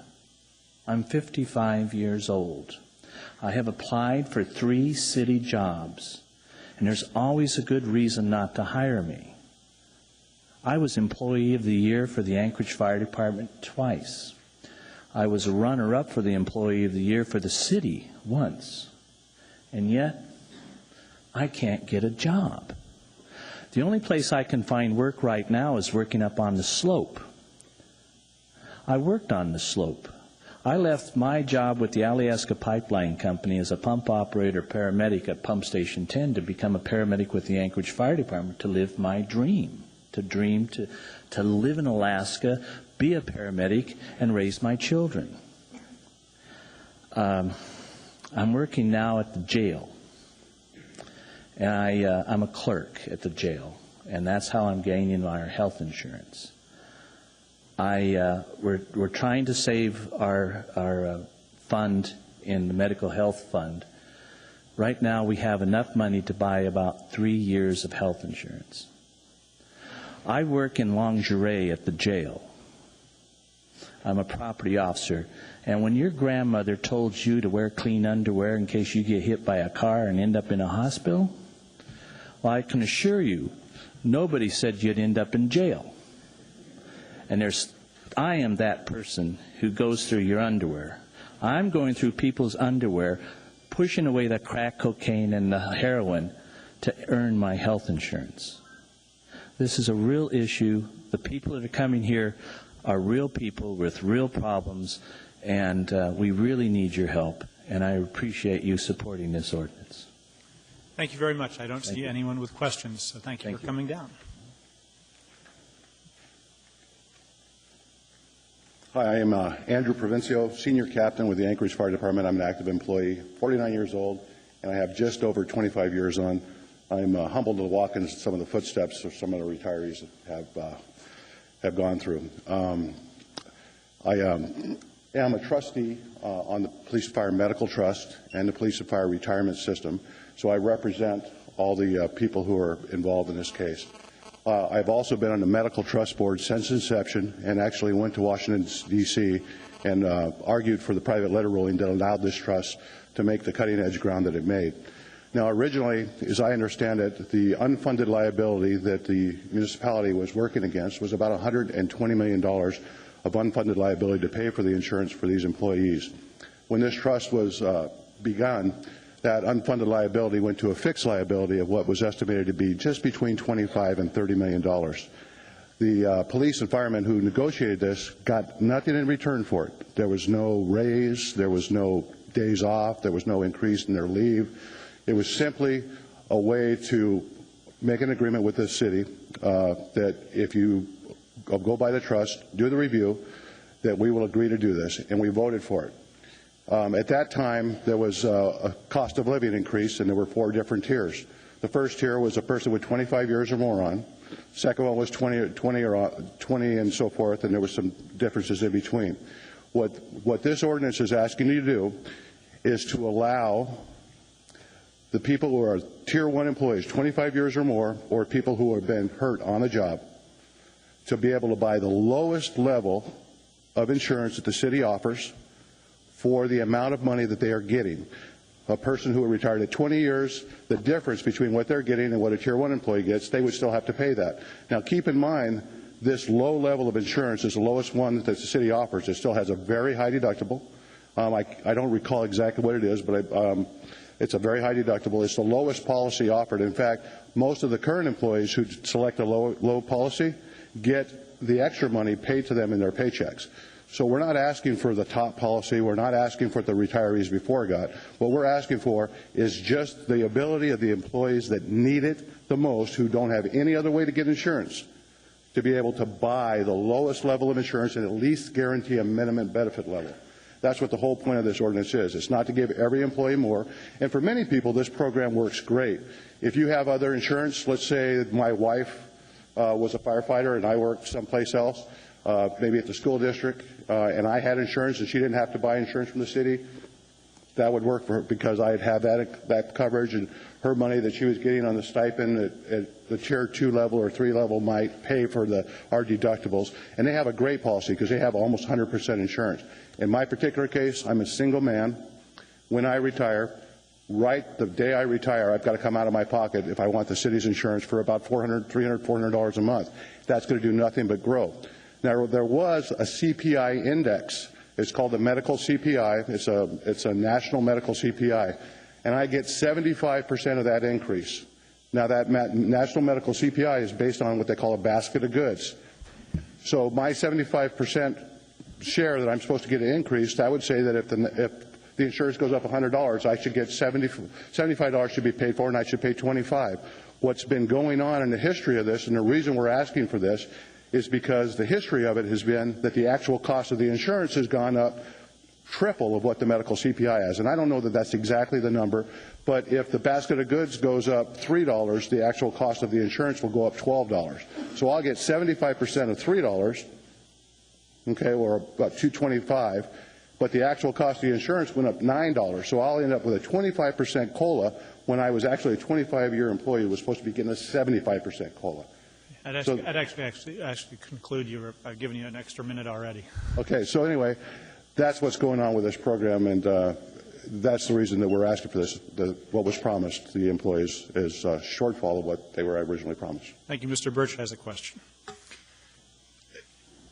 The comment about promise, I mean, I certainly understand that, but what we're dealing with here, as I understand, is a contract, and typically a contract is negotiated and provisions and conditions are applied, and so in other words, there is a contract that stipulates as to the terms and conditions of these benefits. Is that correct? No, it was switched from a contract, what was believed to be a contract negotiated item, to an ordinance. And the ordinance is what we have now. We don't have a contract. We have no right to bargain for these benefits for retirees any longer. In fact, that was actually discussed, and it was discussed that the union should get involved, but the unions are, by law, precluded from negotiating for retirees. But it was negotiated before, by people that are no longer here. I mean, somebody sat at a table at some point in time and negotiated the agreement What they negotiated was to take it out of contract and to put it into ordinance. And then the ordinance was given a 5-year review provision to move up or down. And the reason that was in there was because originally they thought there was going to be a national medical health plan that was going to lower the cost of the insurance. And the city was very interested in making sure that they had the ability that if we were getting way more than we needed, to be able to reduce that amount so that we weren't getting too much. If we come up with a national health care program that costs $400 a month, that would be the national plan. If a guy's getting $600, the city wants to be able to reduce that. So that was put in to protect both sides, not to protect one or the other. Okay. And the other thing I believe Assemblymember Coffey brought up is there's a $56 million distribution among 810 retirees in 1999 on the trust fund. I believe half of that was, when Mystrom was mayor, half of it went to the city, and half of it was actually allocated to individual employees. You're partially correct. First off, it wasn't a trust fund. It was a police and fire retirement system. This is the medical trust. The medical trust wasn't even around at the time this settlement was made. I mean, that's when this negotiation was made and they came out. So it was a retirement system fund, and the police and fire retirement is not like PERS. PERS has the medical and the retirement combined. Under the police and fire contract, the retirement money they got was separate. The medical was an unfunded liability that the city had to the members, and it was not funded in any way. When we went to PERS, it was combined again. But so this is two separate issues here. You have the police and fire retirement system. You have the police and fire medical trust that was put together to provide a solution to the unfunded liability that the city had to those members. Now, the police and fire retirement system, what they had was an overfunding of retirement benefits, and they had an overfunding of what was, and I'm going to use round numbers because I don't actually know what they were. Okay, I was there, but I don't recall. Let's say it was $120 million of overfunding. So they went to court because the city wanted to use that money for other things, and I believe they wanted to use it to pay for some medical trust stuff and other stuff, but the retirees said, hey, that money belongs to the retirees. Well, the court said the money belongs to the retirees, but the city has no obligation to raise benefits. So you guys work it out, but the money's going to sit there until somebody figures out what to do with it. So what they did was they went back to the retirees and the city got together and negotiated a settlement that said, okay, we'll kind of split the money. It never said that the money was supposed to go to medical benefits. It never said where it was going to go. They just negotiated how to split it. But in fact, that was a choice that the individual employee could make. Well, but many of those employees that got the money and split it aren't even part of the medical trust because they have their benefits fully paid for. There was 3 different tiers. There was a Plan 1, Plan 2, and Plan 3. I was a Plan 3 member, got about $26,000. I invested that fully in the stock market. Today, that $27,000 is fully invested, worth about $16,000. So, you know, I've done really well with it. Yeah. Thank you. Thank you, Mr. Coffey. Thank you. I'm looking at AO 2008-100, and I have a question. Were you part of the negotiating team to get this ordinance drafted or participate in its drafting? I was asked by the negotiating team to be there on many occasions and was in some of the negotiations, but not all of them. Okay. Here's my question. The existing 5-year review is in this new ordinance, and it's existing language. Correct. And I understand that part, and I understand what you're saying. Then if you go to the new section, it says that the internal auditor will audit the trust once every 2 years, and then the results of the annual internal audit shall be submitted to the Board of Trustees and to the Assembly. So my question is this. Are we going from a 5-year review to a 2-year review? That was put in there at the request of the city administration. It wasn't something that that the board itself had asked, and I would defer that question to Sharon Weddleton. Well, because I don't know. You don't know? Okay. Well, no, and I don't believe we're actually. I don't know the answer to that. Sir, could you comment?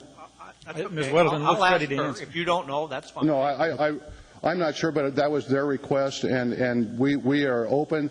I guess the bottom line here is many times the information has been semi-closed, and the city would just like to make sure they have the ability to look at the books and to audit to make sure the program's working correctly. Yeah. And so the administration asked for that, and we welcomed it. Yeah, but it says it comes to us for review, and it uses the same word for review, which but not adjustment. Well, it doesn't say adjustment in the other one either. It just says including the. It doesn't matter. Yeah. I don't want to debate this thing with you. Sure. I just want to again make one quick statement. I feel as an assemblyman that I've got obligations 3 ways here. One is to the folks who, yourself and the others exactly like it. I understand the very real concern. Then I got to worry about the guy who sends me a letter saying he and his wife are scrimping and saving. Please don't have my property taxes go up anymore. And he's not getting any benefit from this. And then I'm trying, and when I see that, I'm trying to find a way in which there can be some middle ground on those two concerns. So when I ask about the 2 years, or I ask about the distributions, or I ask about the litigation, I want to know as much as I can. So if there's a way to craft something that solves those competing demands on me, then I'm fine.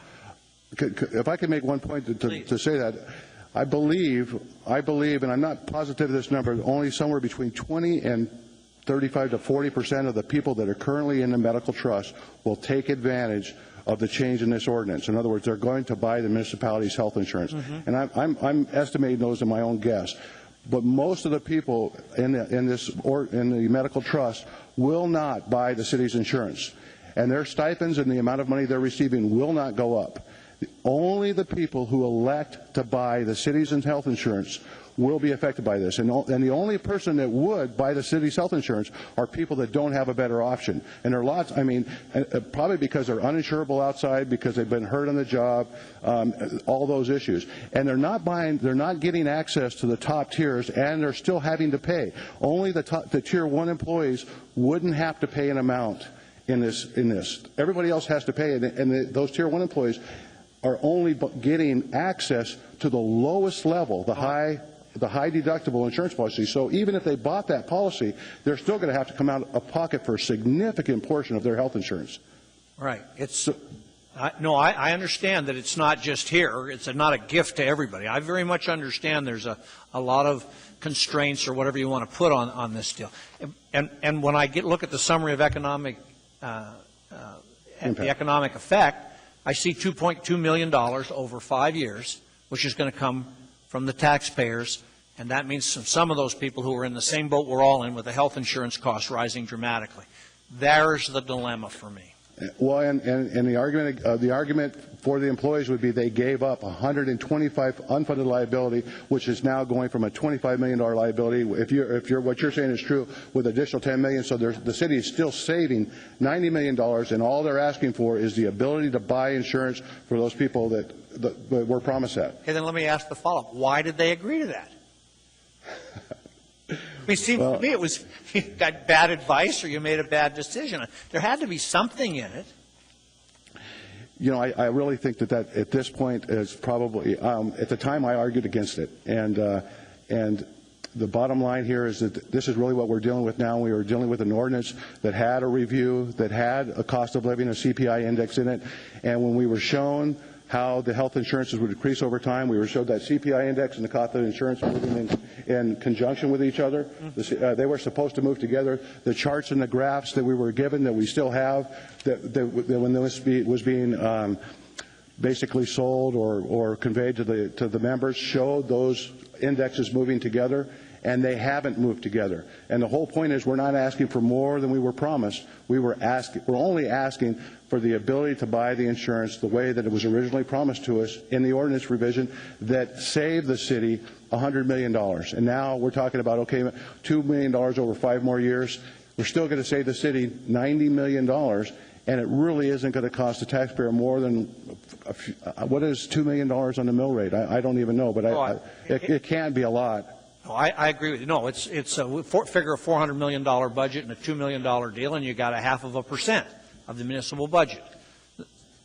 No, and Mr. Coffey, you know, I really appreciate that you've come to the point now where you're debating with the facts and you're understanding, and you know, you're at least open to listening to what we're saying here, and I really appreciate that. And I understand your concern for the for the lawsuit and for all the other implications here.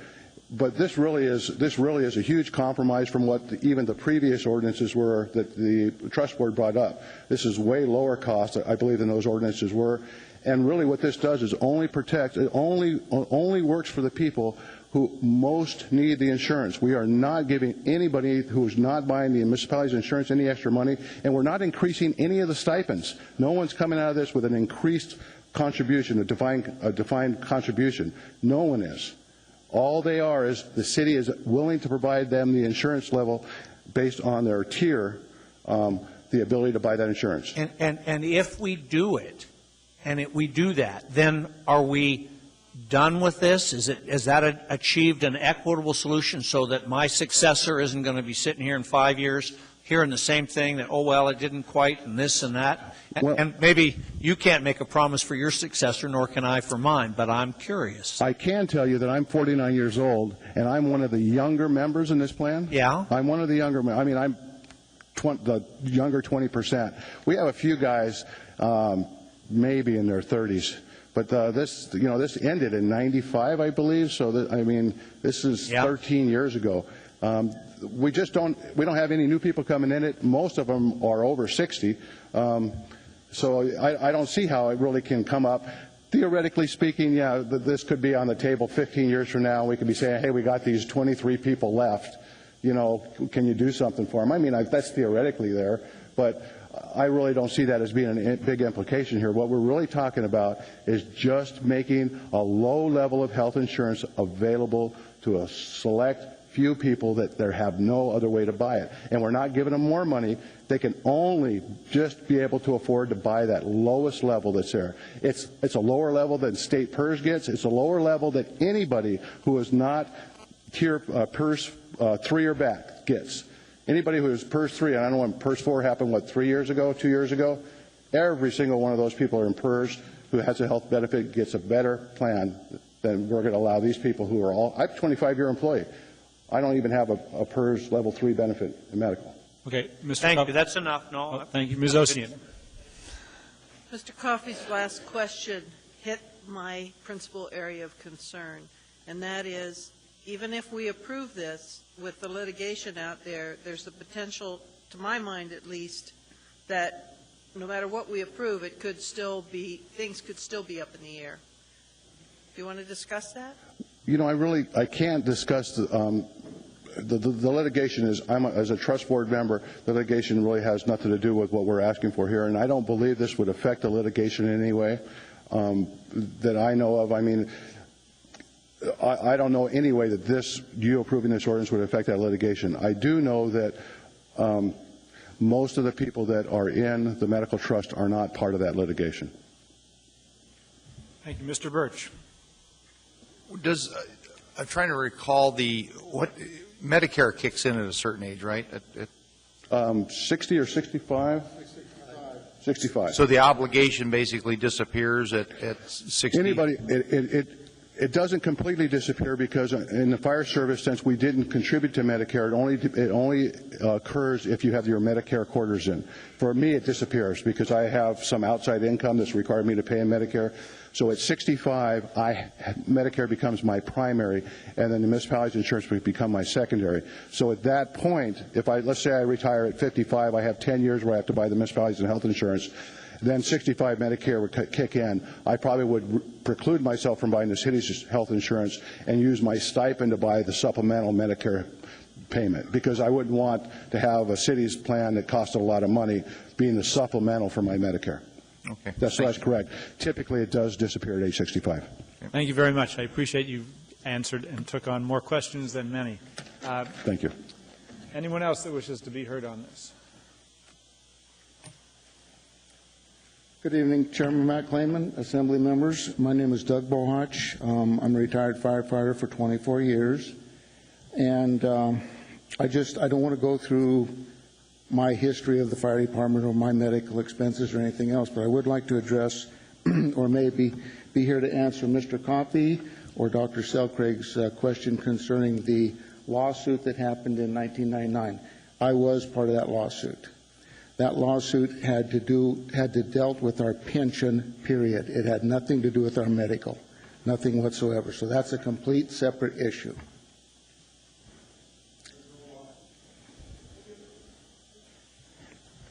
Wait, let's use the cue. Hold on, Mr. Coffey.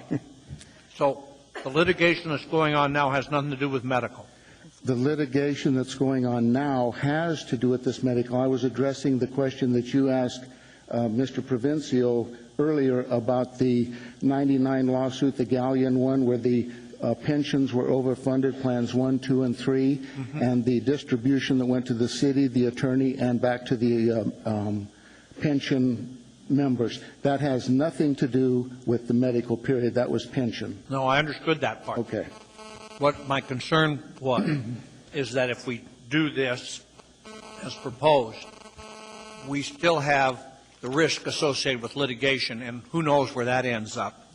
You see, so then we settle and do what may be the right thing for the retirees, but there's another couple of dozen guys out there, I understand, who are engaged in litigation that we don't get resolved at all, and who knows what's that going to cost us. I don't have any idea. I certainly don't either, and I'm also part of that other lawsuit. And that other lawsuit, the medical one, came about because this medical trust that we have today that was initiated in 99, I'm not sure when it was, has left people with diminished benefits. Not necessarily myself. I'm speaking for some of the younger members. I have 3 years to go and I'll be on Medicare. I'm out the door. But there's a lot of young men that joined the fire service and APD back in the 70s who came on when they were 18, 19, 20 years old. If memory serves me right, and God knows I can't remember what I did yesterday, it seems like it was about 77, 78 when the borough and the municipality merged, city merged to become the Muni. The Muni, sometime during that period, opted out of Social Security for APD and AFD, for the fire and police. At that point, it was a bonus to all the young guys working because they didn't have to pay into Social Security, and it was the same thing for the city. The problem is a lot of those kids don't have their quarters in.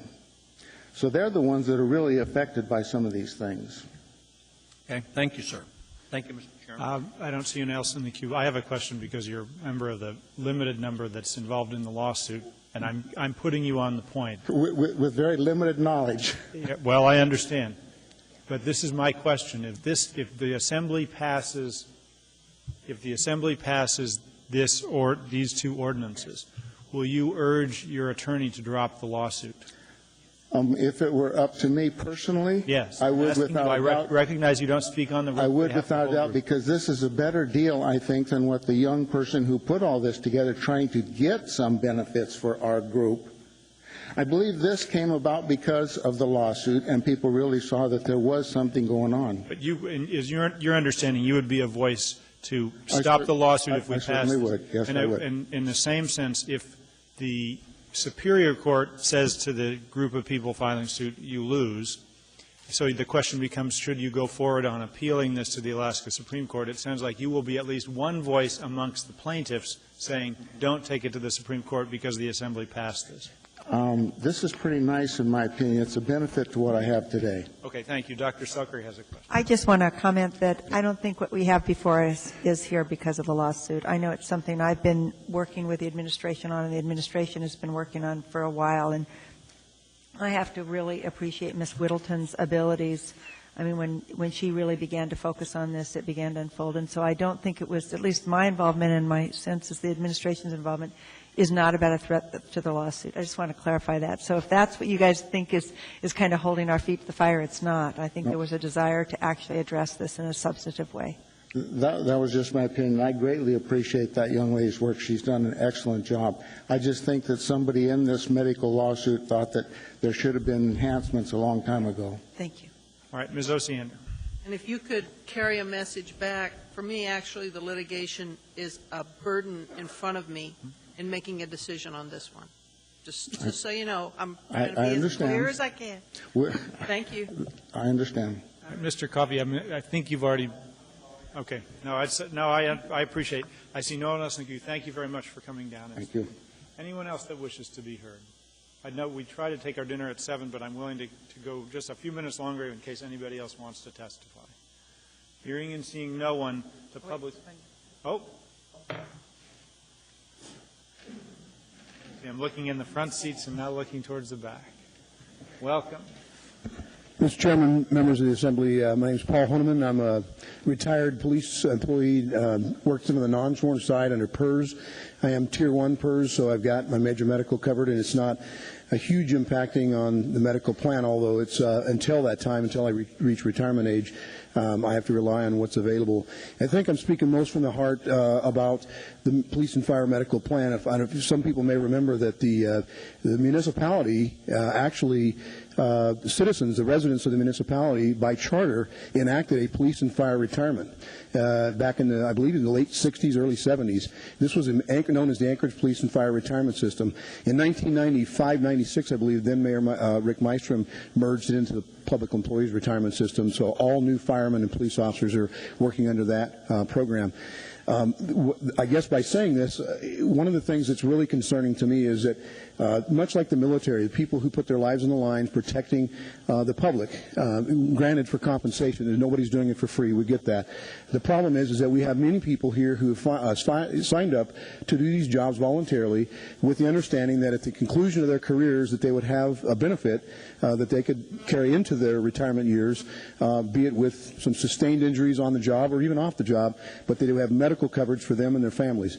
And I fundamentally believe that it's wrong not to consider the fact that over the years, as price increases do occur, and particularly in the medical area, that we can't, as a municipality, recognize that we need to keep up with those times. And so I'm urging that the Assembly does look at enhancing the medical retirement plan for those members who have no other recourse at this point, particularly because you're forfeiting Social Security during your career, so you don't have Social Security available to you, and even more specifically, those people who have retired under disabilities who have no other recourse.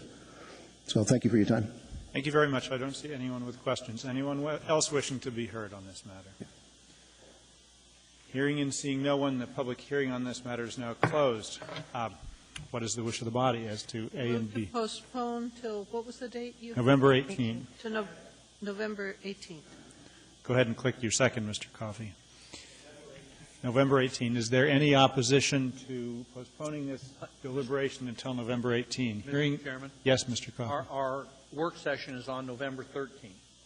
And my question, just to be certain, I looked it up the other day, because I wanted to see. Do we have it scheduled on Thursday the 13th for the? No, it's. I think the 14th is the Friday. 14th, yes. Okay, that's why I was looking confused. Right. Anyway, the point is that I want to make sure that whatever we have relative to the litigation is going to be at a point where we can get our briefing, so we're not bringing everybody back here on the 18th, and we don't have that. And Mr. Coffey, this is what I'm going to request from the administration as chair, is that they give us our executive session on the status of litigation on Friday the 14th, and that will be our first work session that day. So we'll be an executive session first to hear about the lawsuit, and then we'll continue with the other work sessions as the day progresses. No, I understand that. I just wanted to ask the department and if that's going to work, the timing. Mr. Reeves. Yes, Mr. Coffey, through the chair. The answer is yes, that will certainly work fine. However, of course, we can't make any promises about when the court will issue a decision. But we'll be there at the work session. We'll be prepared to explain the case and answer any questions. So you believe the litigation will still be pending on the 13th, 14th? Well, I'm sure the litigation will still be pending. The question is whether the court will issue a decision on the opposing motions for summary judgment that have been fully briefed and argued. Yeah, I understand there's the risk of the appeal going up, but the trial court, you don't expect a ruling on the summary judgment motions by that date, by the trial court? We simply don't know. Okay. Thank you. I see no one else in the queue on this. Did I ask if there was opposition to the postponing? I will ask if there's any opposition to postponing deliberation on this until November 18. Hearing and seeing none, that is approved. We will take this up on November 18th. I would note for those in the audience, we have the option of reopening the public hearing, but we may not do that. But thank you for coming and testifying today. It is 7 o'clock, so we're going to. Thank you. I think we're going to take our dinner. Mr. Chairman, can you just explain public process on the Bears thing and what's happening? I mean, it's moved for introduction, so I don't know if people think that they're going to be able to speak to the Bear issue tonight or not, but there won't be a public hearing. Are there people here in the audience about Bears? I saw Mr. Sinnott earlier, so we can, unless there's somebody here that's, I'm comfortable taking it up after dinner. All right, thank you. So we're going to take our dinner break. We'll be back at about 7:30. Thank you all.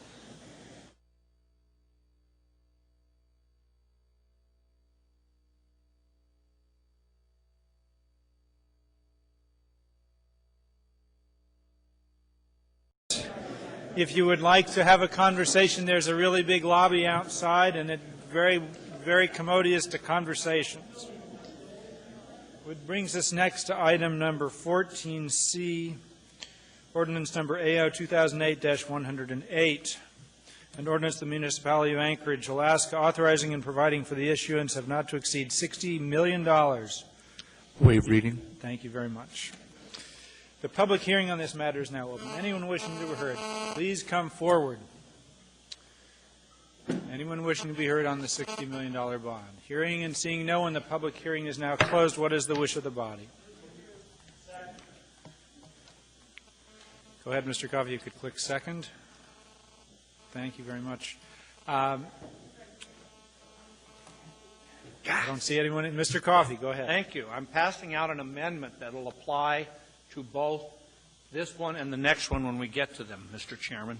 Okay. I have talked to, as it's being passed out, I have talked to counsel who has to Sharon Weddleton, who has spoken with our bond counsel, and I'm advised that if the body wants to do this, it is not, it doesn't create a problem for bond counsel.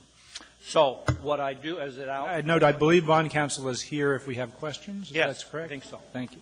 Because they asked. Okay, so when it's there, it's called Section 21 as the entitlement.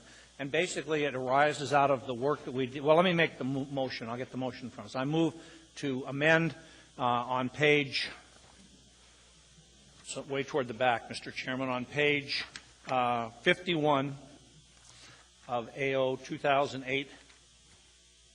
2008-108 at line 5. And add a new section 21 as per the handout. Second. Thank you. Hit the button. Thank you, Mr. Flynn. Now, the purpose of this came out of the work session, and basically we were concerned, given the uncertainty of the markets and what might transpire with these bonds. The administration told us that they wanted the opportunity to move when they could get the best possible deals they could get, and the opportunity was ripe. And my concern was that not that we put limits on, the bonds have to sell for this, there can't be a discount, there has to be a premium, all of that stuff. But what I did think, and I think we talked about this in length, was that after a passage of a period of time, if they're unable to hit that target that they think in their best judgment is the best for these bonds, that they bring it back to us and we look at it a second time. And I think that's just cautionary in these troubled times. That's what this amendment says, 90 days. Thank you, Mr. Coffey. Dr. Selcraig. One, I'd like to know if the administration has a comment on Mr. Coffey's amendment. We don't object to the amendment because we spoke with our financial advisor this morning, and the best course of action is to issue in November of 2008. Thank you. I happened to just hear a report on the radio today about how municipal bonds are really attractive right now and people are investing in them. And I kind of raised my thoughts about how we're actually in a position where we're paying people to be our brokers to some degree.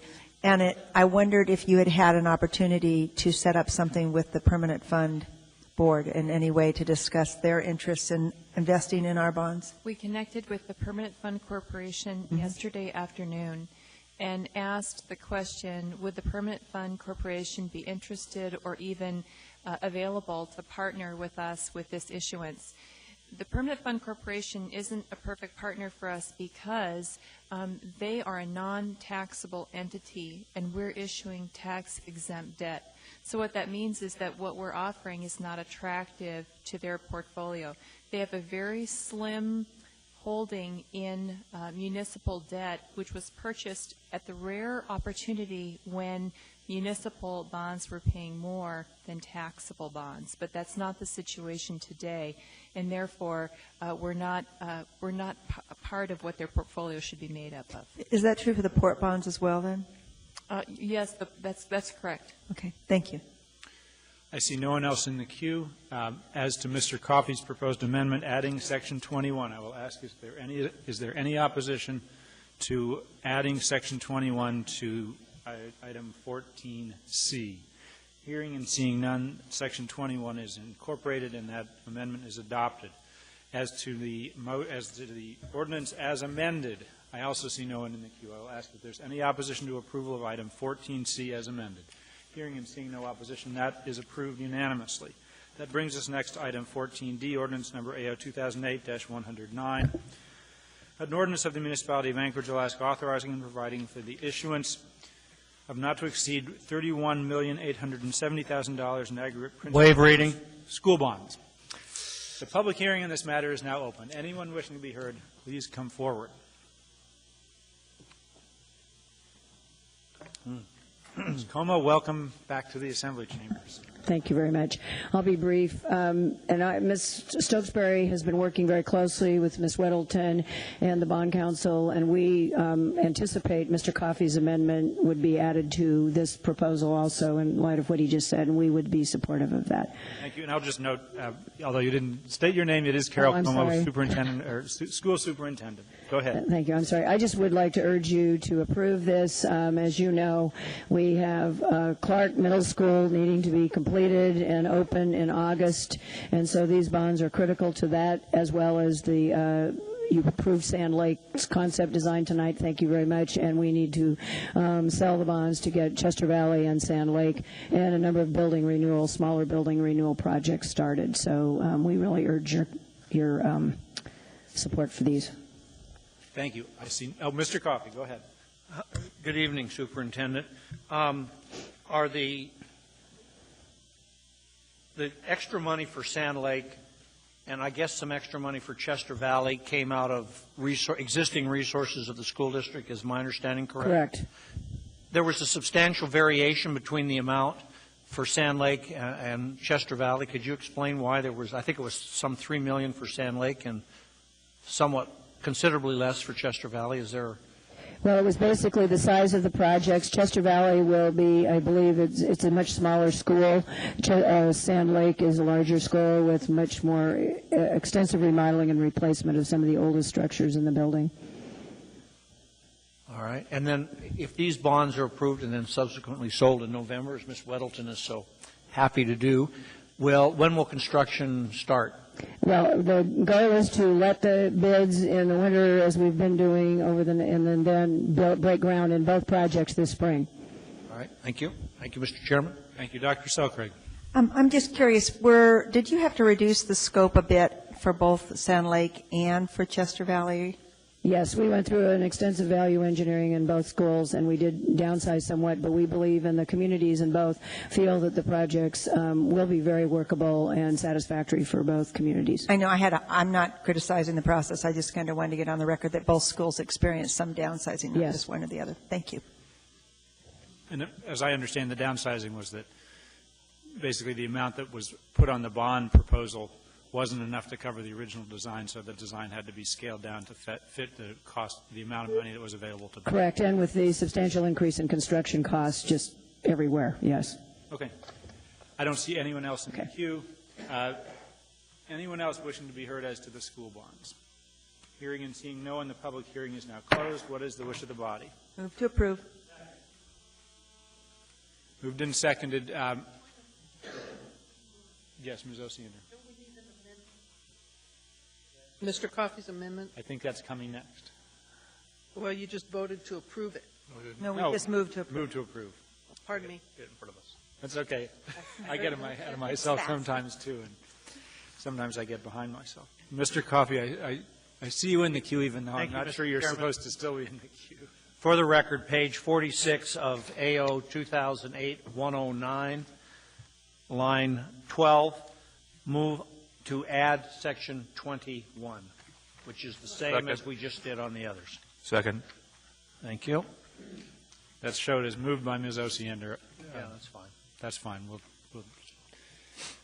Any discussion as to the amendment? Hearing and seeing none, I'll ask if there's any opposition to the amendment of adding section 21. Hearing and seeing no opposition, that is approved unanimously, and 2008-109 is now amended.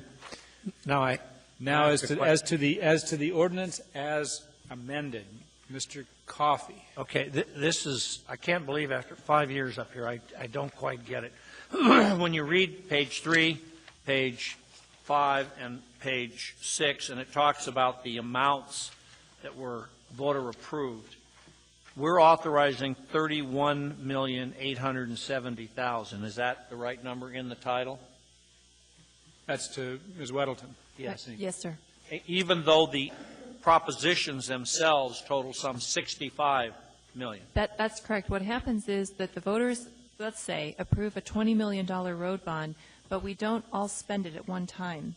And in order to avoid arbitrage penalty, we pull the money out as we need it. So what that means is that to the extent that there are bond propositions here that are larger than what we're asking you to fund, we'll come back in another year and ask for the rest. All right. And then my question is, is the money that's being appropriated now, then it would follow that that's insufficient to complete all the projects? Well, some of the projects are small and can be. You're right. Yeah, I'm sorry. But there could be particularly large projects. For instance, if you wanted to build a high school, you wouldn't take all the money out in one time normally. No, I understand. Right. And this arises out of the uncertainties that we're facing. What happens if we can't get the second or third half of, or quarter, or whatever it is of this thing, 6 months, 9 months, a year from now? We can get funds 6 months, 9 months, or a year from now. The question at that time will be, what will it cost us to get the funds? All right. You figure it'll be available, it just might be real expensive. Maybe. Absolutely. In fact, this week there have been many GO bond sales across the United States that have successfully transacted. Only one was a competitive sale. All the rest were negotiated sales. And the interest rates that these bonds were sold at, as Dr. Selcraig mentioned, reflected the fact that right now buyers aren't interested in purchasing municipal debt unless they're paid extra for it. And do you anticipate that when these bonds go? I anticipate it today, and I also anticipate it 6 months from now, 9 months from now, and 1 year from now. All right. So if the cost is too high, it, of course, will impact what we can do, but we'll still be able to get the funding, is what you believe? If the cost is too high, it won't impact what we can do with the proceeds. It will impact our debt service for the next 20 years. All right. So we'll still be able to get the $65 million approved. It just may cost us $100 million more than, or total, than it would have, where it might have before cost us $85 million. I would pick a lower number than that, but well, yes. But the point being is the cost over time will be higher. Correct. Well, 20 years on $65 million, there's going to be a lot of vigorish there. Well, but don't forget that we can also refinance this debt in 10 years' time if the market is more favorable then. All right. Thank you. My questions are answered. Thank you, Mr. Chairman. Thank you, Dr. Selcraig. I just want to clarify with Ms. Whittleton, what my small bit of information today is, in fact, bonds are very attractive right now, and that there's a movement going to bonds, particularly municipal bonds that are secured by a tax base. Are you getting the same information? They're attractive for the people who are interested in purchasing them. Mm-hmm. Because the yields that a purchaser of a municipal bond can earn today are higher than they would have been a year ago. Okay, so apparently there's been a big movement towards bonds in the last 3 days. Not quite enough. Mm-hmm. If there was more of a movement toward bonds, then the market would regain normalcy and we could pay the rates we were paying 6 months ago. Okay, so that hasn't happened yet. Okay, thanks very much. I see no one else in the queue. As to 2008-109 as amended, I'll ask if there is any opposition to approval of item 14D. Hearing and seeing no opposition, that item is approved unanimously. That brings us next to item 14E, AO 2008-113, an ordinance of the Municipality of Anchorage, Alaska, authorizing an interfund loan to the Port of Anchorage for the purpose of repaying commercial paper notes. As they mature, only in the event that the credit markets experience a heightened liquidity crisis precluding issuance of refunding commercial paper notes to retire outstanding commercial paper note maturities. The public hearing on this matter is now open. Anyone wishing to be heard, please come down and speak your piece. My name is Jed Whitaker. This seems to me opens up a lot of questions because the Assembly earlier this year approved $70 million to the port as a bridge loan so they could address the construction season this year. And it seems to me there's a bunch of questions about the wording of this. And it obligates the municipality to, it seems to me anyway, open-ended in the event that the credit markets experience heightened liquidity crisis precluding issuance of refunding of commercial paper notes to retire outstanding commercial paper note maturities. Well, the United States Congress recently approved a $700 billion bailout of the financial markets, and apparently some of those big banks are giving themselves big bonuses. Last I heard it was $70 billion that they're giving themselves bonuses to the executives. And so I wonder really if this is putting the municipality in a position where the big financial institutions can say, well, we're not going to buy your paper because we've got a liquidity crisis, so we want more money, as we've heard Ms. Welton say just a moment ago. And but I also like what Ms. Selcraig was just saying, because muni bonds are tax-free, and they're relatively safe if you've got a good tax base and a good bond rating. So I would just ask you to ask some more questions about this. Thank you. Thank you. Thank you for coming down. I see no questions. Anyone else wishing to be heard on this topic? Hearing and seeing no one, the public hearing is closed. What is the wish of the body? Second? Thank you, Mr. Starr. Mr. Flynn, you're in the queue. Thank you, Mr. Chairman. I approached this one with a little bit of trepidation. I have a couple questions. I guess the first one for Ms. Weddleton. On page 2, lines 5 through 7, we describe the annualized interest rate as the higher of two different possibilities. And just out of curiosity, has the general cash pool ever experienced a loss over a particular period of time? Yes, sir, if you include the impact of unrealized losses. Unrealized losses? Unrealized losses, okay. That's correct. All right, thank you. And this is probably best for maybe Ed. If we're in a situation where, and I understand the commercial paper, or Steve, either one of you, commercial paper market is loosening up, we've got increased liquidity, things are looking up, that we won't need this mechanism. But if we're in a position where commercial paper issuers are demanding 10%, for example, is it your intent that given that commercial paper is available, even at that higher rate, you will still use commercial paper despite this ordinance? Mr. Flynn, through the chair. Steve Rebuffo, the Deputy Port Director. I'm going to defer to Sharon to handle that one. Okay. Ms. Weddleton. That's an excellent question. Right now, our expectation is that if we were able to roll the commercial paper today, the interest rate would be about 3.5%, which is much lower than it was a short time ago. However, we would absolutely not be able to issue the commercial paper for more than 30 days.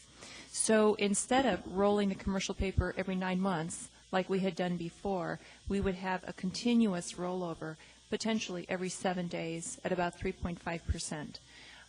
But to answer your question directly, if the commercial paper cost increased to, let's say, 10%, something that was unaffordable, rather than using the interfund loan as an option, what we would do is we would come to your body and ask for approval to issue a revenue bond for the port earlier than we had planned in order to pay off all of the commercial paper, because that would be the financially prudent answer to that problem. Okay. Let me ask this a little bit differently, just one more time, make sure I have it clear.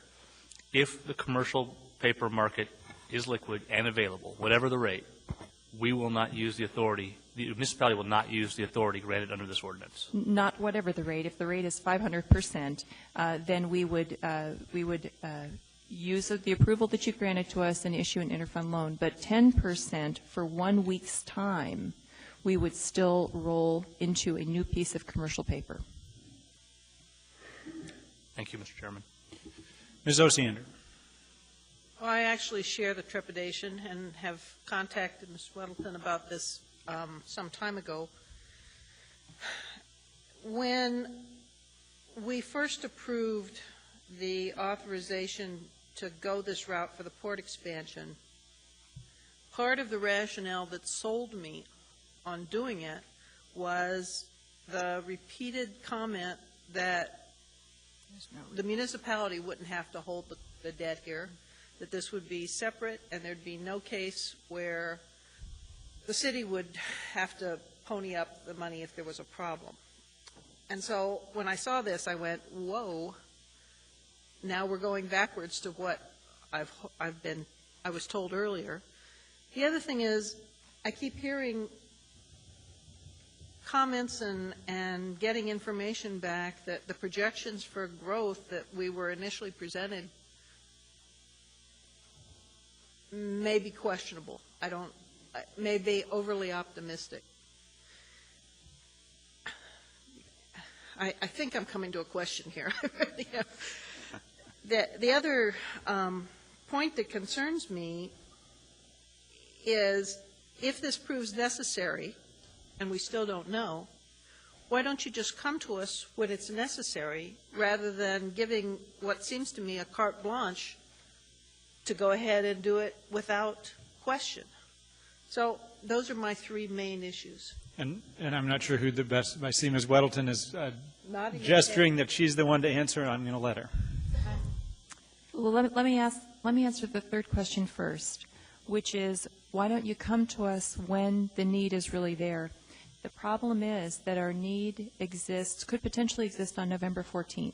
That's the first time that the first portion of commercial paper matures. And if we look at the assembly calendar, we wouldn't have the opportunity to come back to you and ask for permission if on November 12th we realized we had a problem. At this point in time, we are 95% sure that we will not need to use the permissions that we're asking you to grant. And we asked our financial advisor for an estimate this morning. We believe we can roll this commercial paper. This is an insurance policy that we'd only use in the absolute worst case scenario. And that would mean not what the current market is, but a degradation in the current market. The growth projections was your second question. The commercial paper program, which has a cap of $75 million, has been established using the most conservative growth projections we could calculate, which are 1% per year increase in revenue, which is less than the rate of inflation. So what that means is that ultimately we have not overextended the port's repayment ability by inflating future growth possibilities. And then finally, the last question was, well, is the taxpayer going to be on the hook for this? And the answer is to remember that with both the water utility, the sewer utility, and municipal light and power, what we're asking you to approve is exactly the same as how we would handle any revenue bond debt for those entities too. It makes a lot of sense to use our interfund loan system to temporarily extend credit before a revenue bond sale. ML&P and AWW traditionally every 3 years are in the hole on their construction spending, and then when the revenue bond is sold, the first thing that happens is the municipality is repaid. And it's a win-win situation because the enterprise gets to borrow at a lower cost of funds, and the municipality wins because we get to earn more than we would on our investments. Okay. Just two more questions. Go ahead. That's fine. If we don't approve this, describe the potential impact to the utility. That's the first question. And the second question is, referring back to Mr. Flynn's point, he was looking for some sort of threshold on interest where this would occur. You said 10% it wouldn't occur. How bad would it get before it would occur? Those are my two. Thank you. Okay. The first question was, if we don't approve this, what happens? Yeah. If we don't approve it, and we can't roll commercial paper in the middle of November, then what happens is Dexia, which is our bank, would have to pay the lenders back the $20 million. So at that point in time, what would happen is the port would then owe Dexia $20 million at an interest rate that would be at least 12%. That's the answer to your first question. The second question is, at what interest rate do we blink and say we don't want to issue commercial paper because even though it's available, it's too expensive? And I would put that at about 10%. 10% is an area where you sit down and you really calculate the impact to the port to pay 10% on $20 million instead of paying the municipality 5% on $20 million. So I'd say 10% is at the point where we would consider issuing an interfund loan instead of rolling commercial paper. Thank you, Mr. Coffey. Thank you, Mr. Chairman. My questions on the financing aspect are these. You say there's $20 million due November 14th, could conceivably. If you roll the commercial paper, then you won't make this interfund loan. You're asking for $40 million. Why?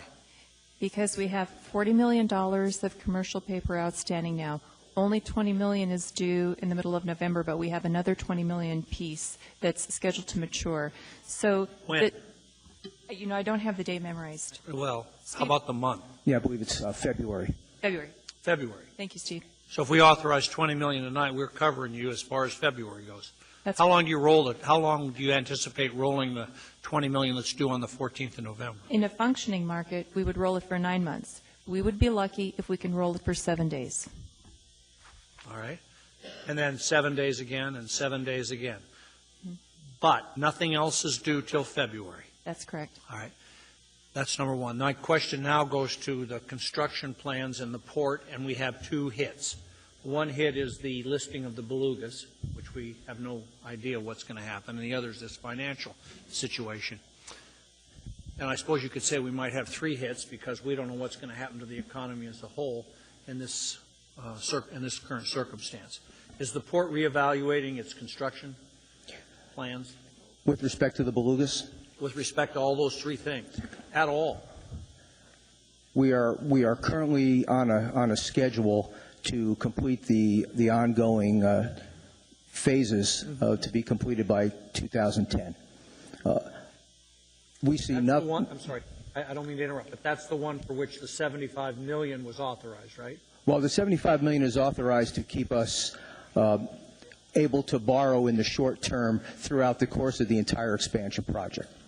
So we pay some of it back and then go back and borrow later if it was necessary. When we talked about the commercial paper to begin with, it was to fill those gaps between when grant money came in and port profits were allowed to be put towards the project. I was there for that, so I understand. Yeah, okay. Here's what I'm thinking, and then maybe this can give you an opportunity to answer.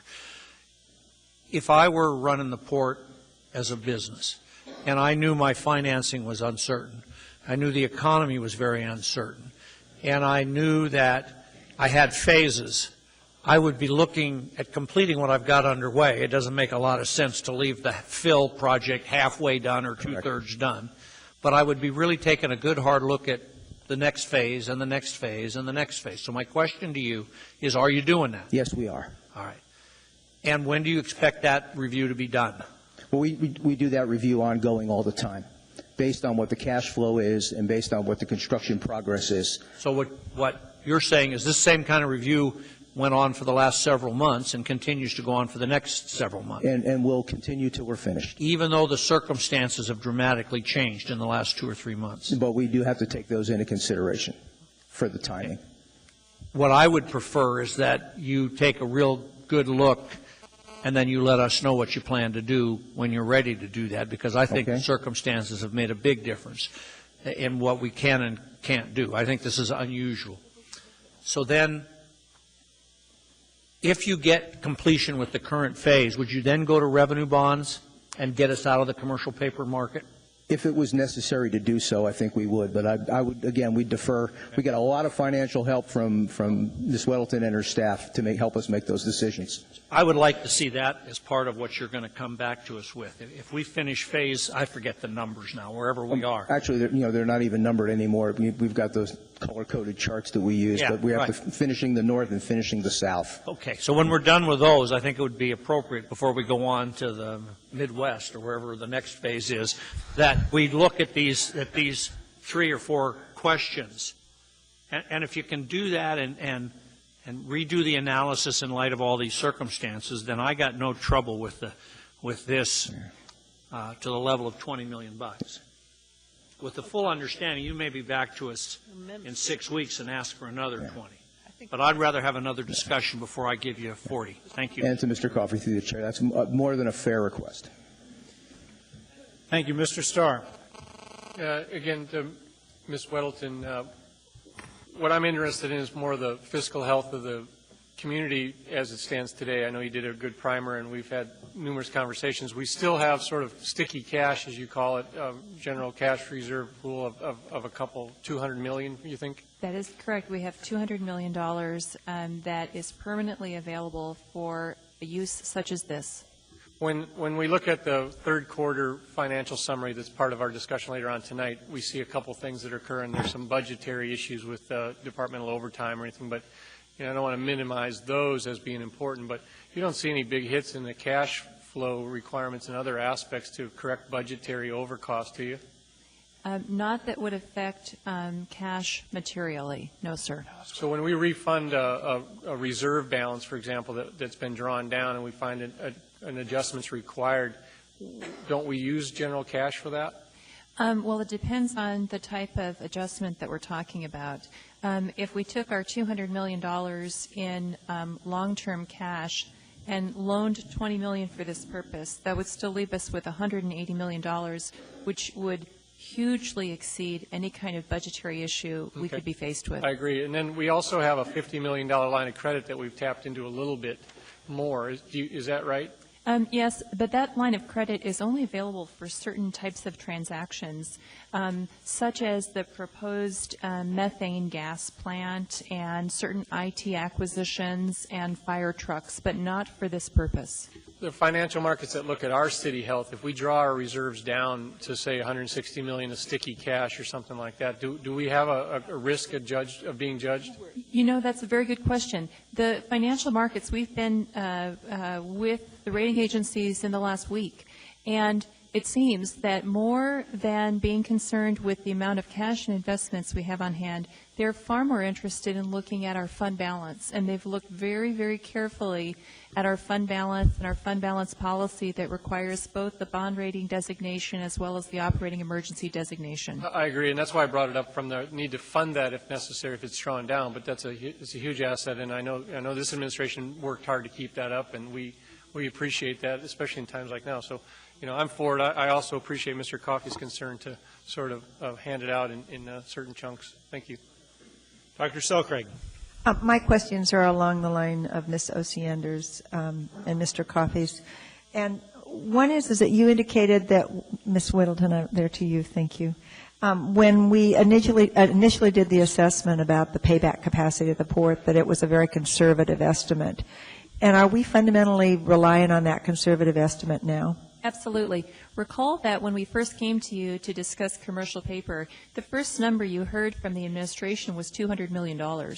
But when you actually approved the commercial paper program, that number had been very much scaled back from $200 million to $75 million. And the driver for that maximum debt figure to be scaled back was the fact that we completely scrubbed the financial projections of the port by taking the revenue growth and converting it back to 1% per year growth. And the result, which our financial advisor assisted us in creating, said that they could safely assume and repay a maximum of $75 million in debt. So what I'm wondering is that it would have been hard at that point to anticipate the economic meltdown that we're in right now. Absolutely. And so my concern is that would it make sense, and it's along the lines that Mr. Coffey was talking about, to be very careful about revisiting even the assumption for 1%? Because, again, just listening to my favorite radio, I understand that there's been a big shift in the movement. There are a lot of ships sitting and not moving because there's this kind of slowdown of the economy at a world level. So I'm wondering if the 1% growth is even ambitious in the times that we're in. That's an excellent question. And the model that was created was designed to require an annual reassessment of revenue growth. So every year, when the books are closed for the year, we take the projection and convert it to an actual figure and rerun the maximum debt figure. So, but we don't have that information yet. You haven't done that right now. Have we done that? Yes. Between the time the model was created and now, we updated the model for the 2007 results. And the impact of loading 2007 into the model was that the maximum debt figure did not change substantially. But you haven't done it based on the immediate meltdown information, though, have you? No, because at this point in time, what has happened to the financial markets has not yet had an impact in port revenues. Okay.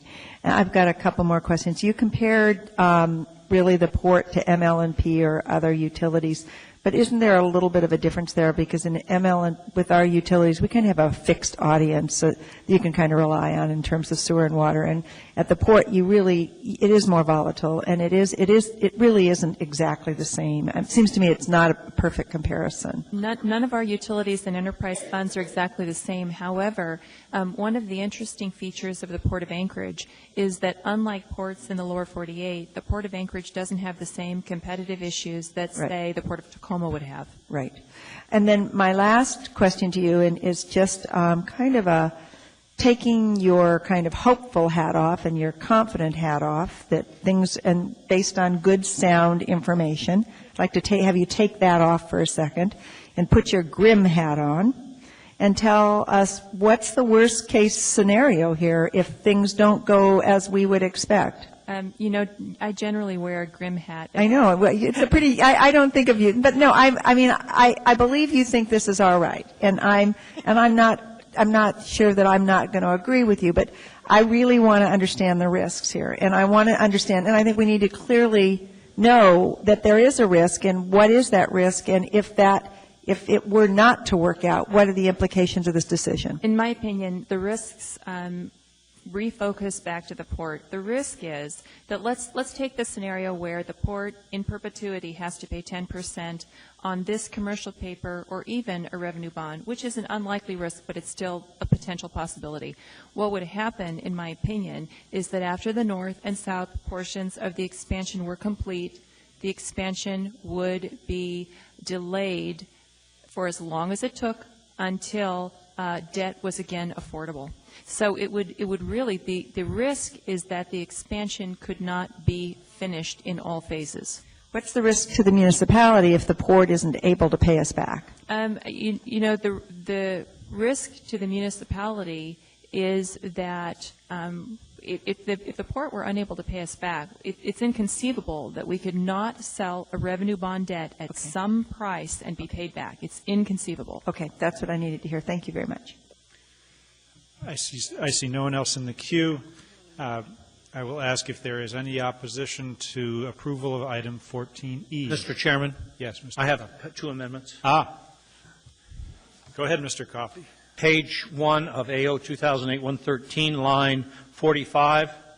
Do you have these in writing? Well, this is pretty simple. The Okay, second go ahead. one I does. This changes it from $40 million to $20 million. Okay, that's Mr. been Flynn moved is by reminding me to speak into my mic. That's $40 million. 20 million. 20 on million. line 45. Page 1. You want to hit first motion, please? Done. We're done. You did it. Okay. Mr. Flynn and I know what we're doing because he's telling me to push my button. All right. So I'm doing what he says. All right. There we go. Just don't put your grim hat on.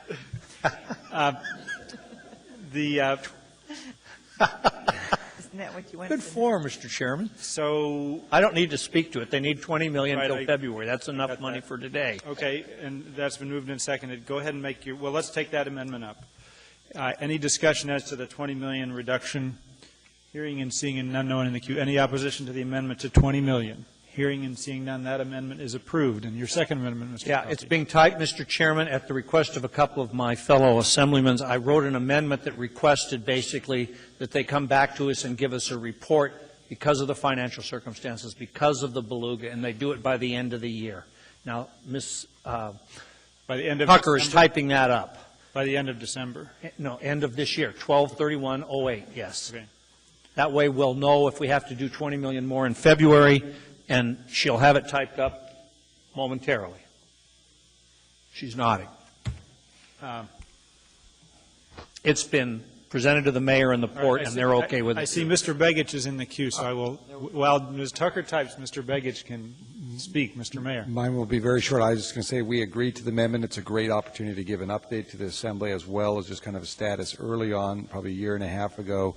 I sat down with the port, and what we did was really lay out these phases to make sure they are progressive, independent of each other in the final outcome, meaning that if at some point something happens, we can kind of stop the project at a certain level. But that's what you'll see in this presentation. So his amendment is acceptable, and we're looking forward to making that presentation. All right. Well, Ms. Tucker, how close are you on the language? Should we hold off on this while you get that typed and we can go to the next item?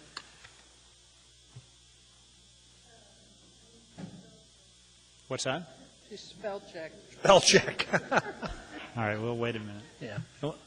Let's everybody stand up for just a minute. There we go. No, you don't have to. Not required. Sounded like that.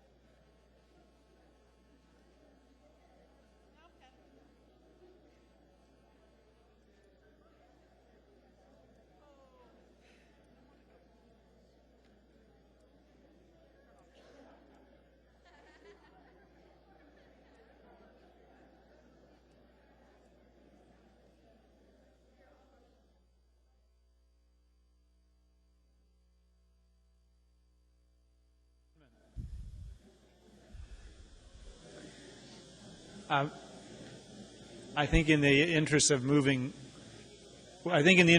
forward, I would ask for a motion to postpone this till later in the evening. So moved. It's been moved in second. Any opposition to taking this up later in the evening? We will return to 14E. That is approved unanimously. That brings us next to items 14F, G, H, I, J, and K. Is there a motion to consolidate the public hearings on those So moved. items? Been moved in second. Any opposition to consolidating the public hearings on all these budget items? Hearing and seeing none, that is approved. We are now opening the public hearing again. This is our second public hearing on the budget. These I won't read all of them, but these are the public hearing on the budget. Anyone wishing to be heard to make comments about municipal budget, please come forward. This isn't Project Access, this is budget.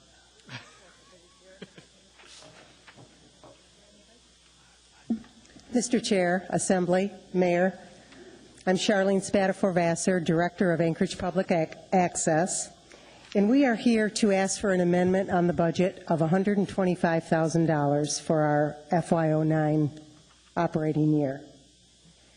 Currently, there are about 114,000 uninsured people in the state of Alaska, and 15,000 of them are right here in Anchorage. Those are considered low-income uninsured. Those are the people that we are dealing with directly.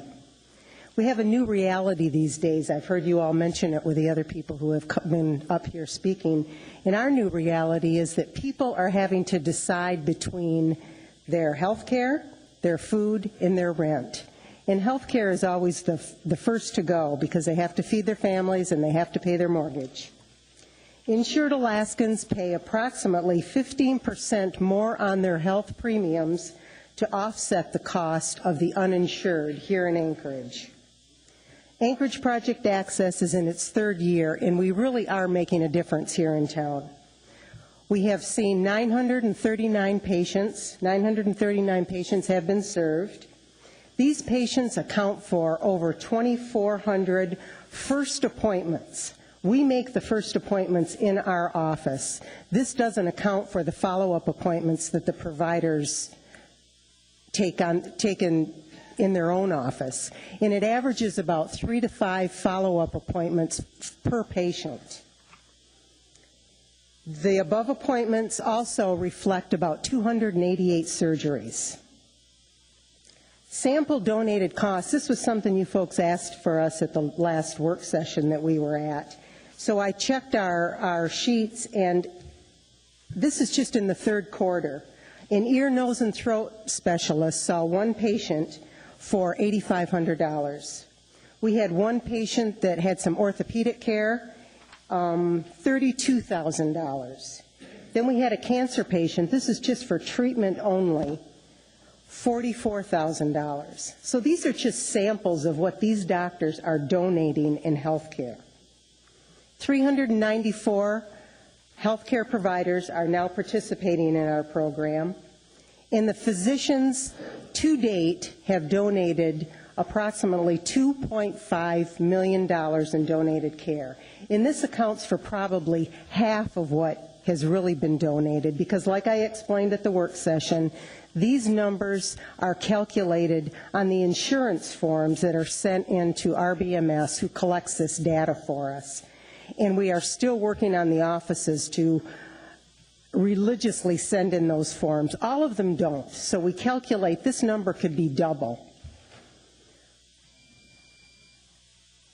Hospitals have donated approximately $1.5 million in donated care. Ms. Spatafor-Vassar, you've actually been at a work session, and your 3 minutes are up. I'd ask you to quickly conclude, because you provided us an enormous amount of information already, and you've used your 3 minutes. Okay. So if you can conclude, I'll give you 15 or 20 seconds. I'd just like to conclude by telling our major donors who have recommitted their pledge to us. Providence has committed for another 3 years.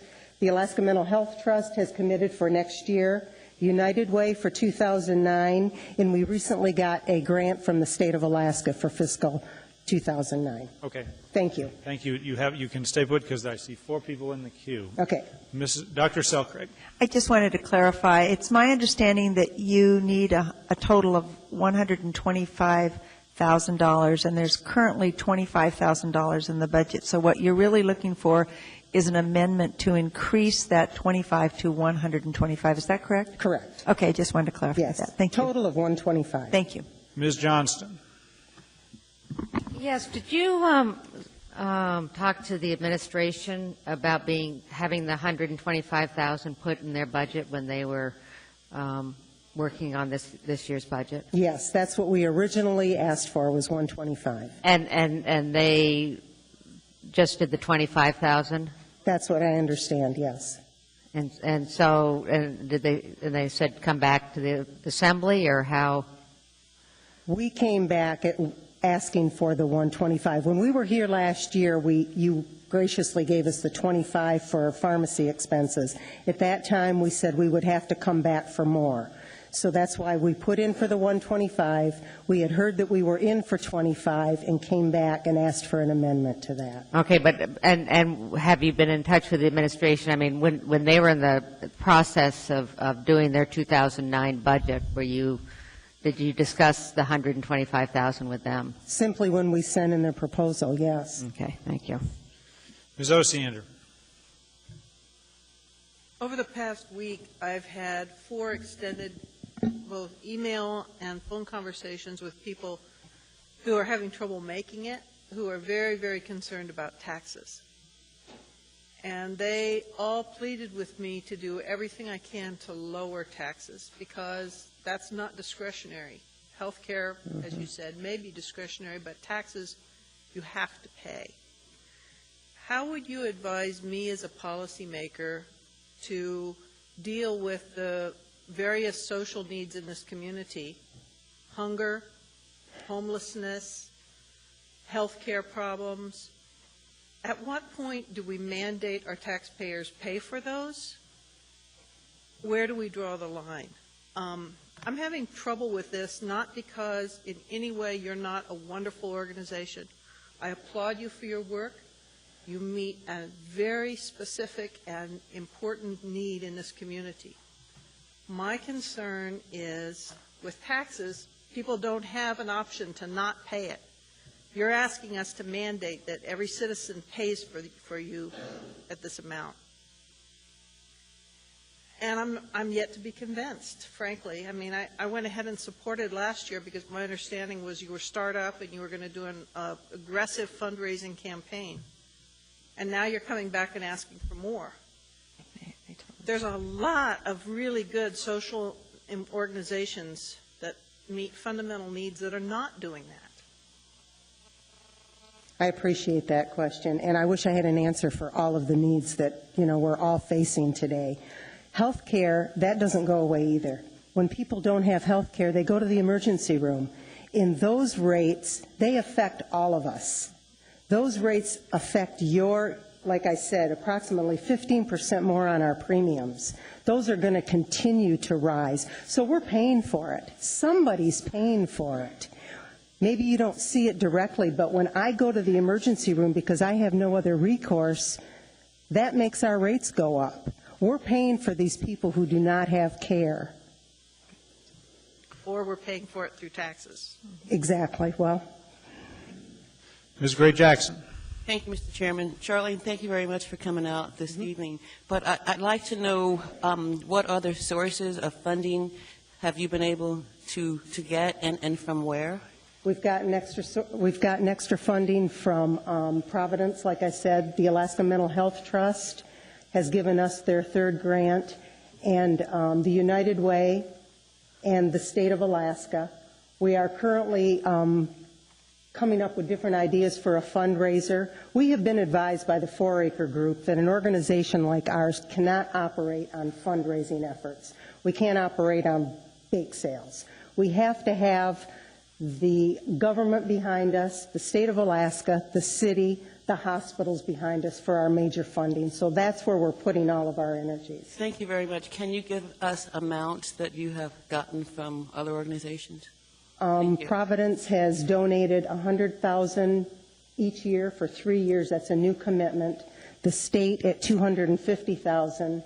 The Alaska Mental Health Trust was at $25,000, and the same for United Way. And we've gotten smaller amounts from a couple of businesses in town and from donations that are starting to come in from individuals.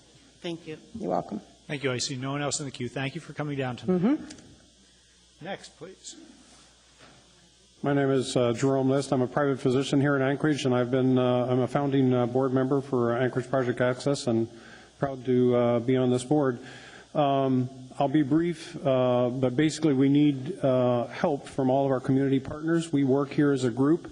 My promise to you and my promise to our community, this is my community and your community, we all live here, is that I will continue to rally, especially for the physician, because that's my home turf, and continue to rally for the support for our physicians.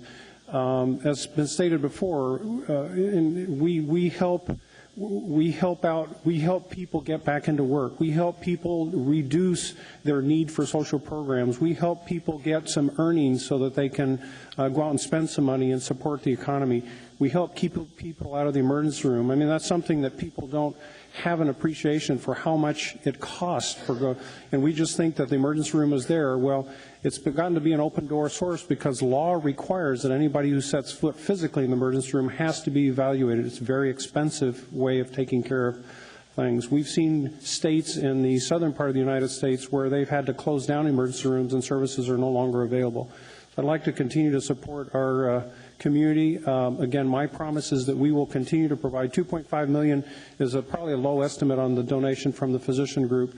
We also have hospitals, United Way, and what have you. So this, in essence, is not just a support for a social do-good organization, but it's also matching, keeping some other resources going into the community that otherwise might not be coming to. So I'll end here, and I would like to invite some of our patients who have benefited from the services from Anchorage Project Access to give a little testimony. Mr. Chairman. You don't. I'm not getting off that easy. I've run in the queue. There are two people with questions. Okay. You get to answer their questions. All right. Dr. Selkirk, is that what you Yes, would I'm do? sorry. Thank you. I saw you touch the name. Yeah, I just wanted to clarify. It seemed to me last year when you came and talked to us, you told us that you only needed $25,000 last year, but that you would be back this year for over $100,000. It seems to, is that correct? It seems to me we were told, I knew last year, and I think I went on record indicating that you would be back and acknowledging that. Is that correct? That's correct. I guess. Yes, that's correct. So, because the record speaks for itself. Okay. I just want to make sure because I think it was in reference to Ms. Osiander's question, and I just wanted to clarify that. And actually, that's all. Thank you. Mr. Coffey. Thank you. Good afternoon. Yeah, 9 o'clock. Good evening. We're sitting here listening to this, and I was at the work session the other day, and the same sort of questions keep coming up. There's more need than there is funding to meet all the needs, be your organization or many, many, many other charitable organizations. And I very much appreciate the level of donation made by the physicians here and by others. But here's my question. What would happen if we said there's $100,000 additional dollars available, but to get it, you got to go out and raise $100,000 additional dollars. They did it. Dollar for dollar match. It's just something that, it's one of those bright ideas I had late at night. $2.5 million that we've raised from the physicians? No, I didn't. Yeah, I understand. Those are in-kind contributions. You've got $329,000, and it'll probably $339,000. So if we give you $100,000, we're giving you 25% of your cash budget. So what is how do you want us to raise? I mean, again, we are out raising other funds. Again, where's Alaska Regional in here? Alaska Regional is in here. Alaska Regional has agreed to provide services, but they have not wanted to give in-kind, or in other words, in-kind services without giving cash is what they've asked us to receive from them. I'm not saying it's a good idea. It could be, what I just said is suggested, it could be a real stupid idea. I've had many of them. But one of the things that happens with grants often is there is a sort of a requirement of matching. And I thought I would just, since you're here, I'd ask if you thought that was a feasible idea. But how are you asking to match? I'm not sure I'm understanding how you're asking us to match that fund, because I'll just interrupt for just a second. He's basically saying treat it like public radio when they say so-and-so just offered to put a matching grant, and if you can get $100,000 contributed from another source, then the municipality would put up the other 100. That's what he's asking about. There you go. But we have had, I mean, Providence is, how much did Providence? $100,000. I've read your handout, so. Okay. And so is the money that we've raised from, I mean, that's what I'm not understanding. I mean, Providence has put in. You got $132,870 shortfall according to your budget that you gave us. If we give you 100 and a quarter, you're 12 grand short. What I was suggesting was that you go and say, look, the city has agreed to give us so many dollars, but as a condition of the gift from taxpayers, we need to raise some matching funds. That way, it doesn't all come from the taxpayers. That's all I was suggesting. And if it's a bad idea, tell me so. But I'm not understanding, because we have, again, we are providing a fair number of I'll drop the question. It's just a bad idea. His suggestion is you've raised $150,000 already. He's saying go back out and find somebody to give you another 75 and we'll match the 75. And we're happy to do that. I mean, that's part of what we're doing right now, is continually trying to raise more funds for this project. Okay. Thank you. Dr. Selkirk, do you have anything else on this? I have another question, and that is that, okay, the way this works is, in a way, anybody in Anchorage who finds themselves without insurance and needing significant kind of care has the right to come to Project Access.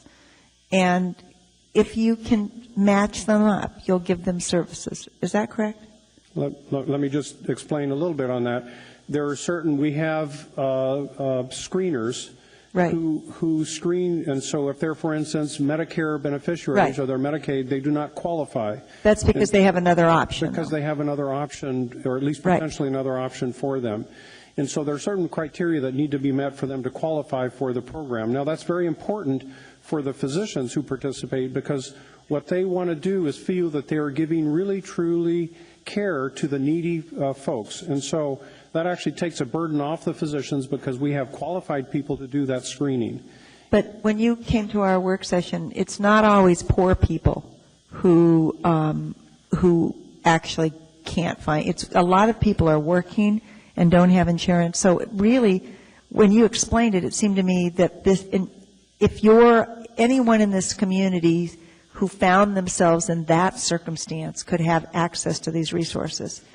So correct. I guess I'm wondering, in a way, what comes to mind is, I've never had a fire at my house, and yet I pay taxes and we spend money on fires. We spend money for fires for the fire trucks. In a way, I guess for Mr. Coffey's sake, I guess one of the ways that I would look at this, Mr. Coffey, is I've never had a fire at my house, but I still pay for the fire department. So I'm wondering if one of the ways to look at this is that this provides a service for absolutely anybody who finds themselves in that gray area where they can't afford medical care and they don't have access to medical care. And anyone in this community at any time, given certain circumstances, could be there. So I guess I'm not having the same problems Mr. Coffey is with this. I just thought I'd comment on that. Thank you. Thank you. I'm not sure that was a question. Thank you very much. Anyone else? I would just note for the body, these are for people to testify. This is not for us to debate. Thank you.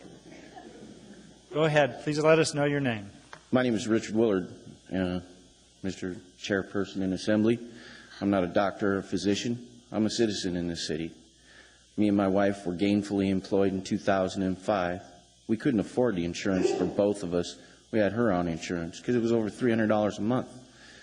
Found myself with my hips hurting. We had no idea what it was. It came to a point where I couldn't walk. I wound up in the emergency room because I didn't have insurance, and it was the only place I could go. It was the only place absolutely that would see me. I got there. So they tell me I have osteonecrosis, severe hip disease, and that I need to see a surgeon. I go see the surgeon. He says I need surgery. So we put me on our insurance, thinking that it was going to pay. The insurance said since I went to the ER in December, that in January when we put me on the insurance, it was pre-existing. I was hopeless. I was on crutches at this point. My employer sold the business. I was out of a job. My wife had to move us, support us. We're paying $300 a month now for insurance. It's absolutely no good. I couldn't walk. I was facing a wheelchair. I wound up in the office of Dr. Tower from Anchorage Fracture and Orthopedic Clinic. He put me in contact with Anchorage Project Access, who got me services donated. Dr. Tower had already done one surgery on one hip that failed. I was already facing insurmountable medical bills from that. You're talking cost, $125,000. When they finally got through with replacing both of my hips in September of 2006, the hospital bill alone was $150,000. That wasn't including all the doctors, nurses, anesthesiologists, x-ray techs, pharmacy, everything I needed, home care, everything I needed to have both my hips replaced. I'm a productive member of society now. I'd be in a wheelchair. I'd be a liability to you now. Retraining to train me to live in a wheelchair? I mean, I hope I speak for all the other members or patients from Anchorage Project Access who are here today that this is something that is very necessary. It isn't like, Mr. Coffey obviously left, or he's right over there. $125,000, that's nothing compared to what these people have done for my life. Yeah, I work now. I have a job. You have to let him do this. I work for Forsyth Transportation. I'm a school bus driver now. I provide a service to your children. I wouldn't be able to do if it hadn't been for Project Access. I'd be sitting in a wheelchair somewhere at home without a job. Thank you. Hold on. Mr. Coffey has a question. I just wanted to announce I hadn't left. I was over there asking where the money might come from. He actually saw you and noted that you were still there. Ms. Osiander. Sir, have you heard of Operation Project Deep, I think it's called? Have you ever heard of that? No, I haven't, but I got into the phone book when I was denied on my insurance. I tried welfare, I tried Medicaid, Medicare, Social Security. No, sir, that's not the same thing. I agree. I didn't hear that one, but I got in the phone book and I called everybody in state and municipal. The reason I've asked you that question is because I had a lady 2 weeks ago crying to me that she could not talk or open her mouth until Project Deep, I think, Deep or Deet? Deet? Deep was able to provide the funding for her, she's a senior citizen, to have the dental care that she so desperately needed. The city is not funding that this year. So I just want to make a point that there's a lot of needs out there. That's all. And I didn't know if you were aware of that other need. That was my whole question.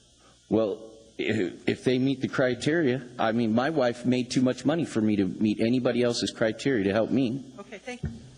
Thank you very much. I see no one else in the queue. Anyone else wishing to be heard on this matter, please come down.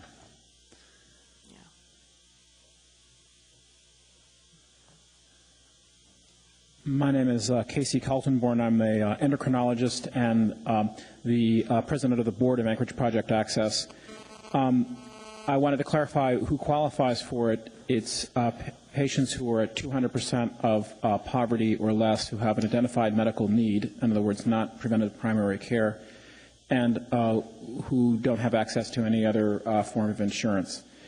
Last week, I made a presentation to the Providence medical staff, giving them an update on the status of Anchorage Project Access.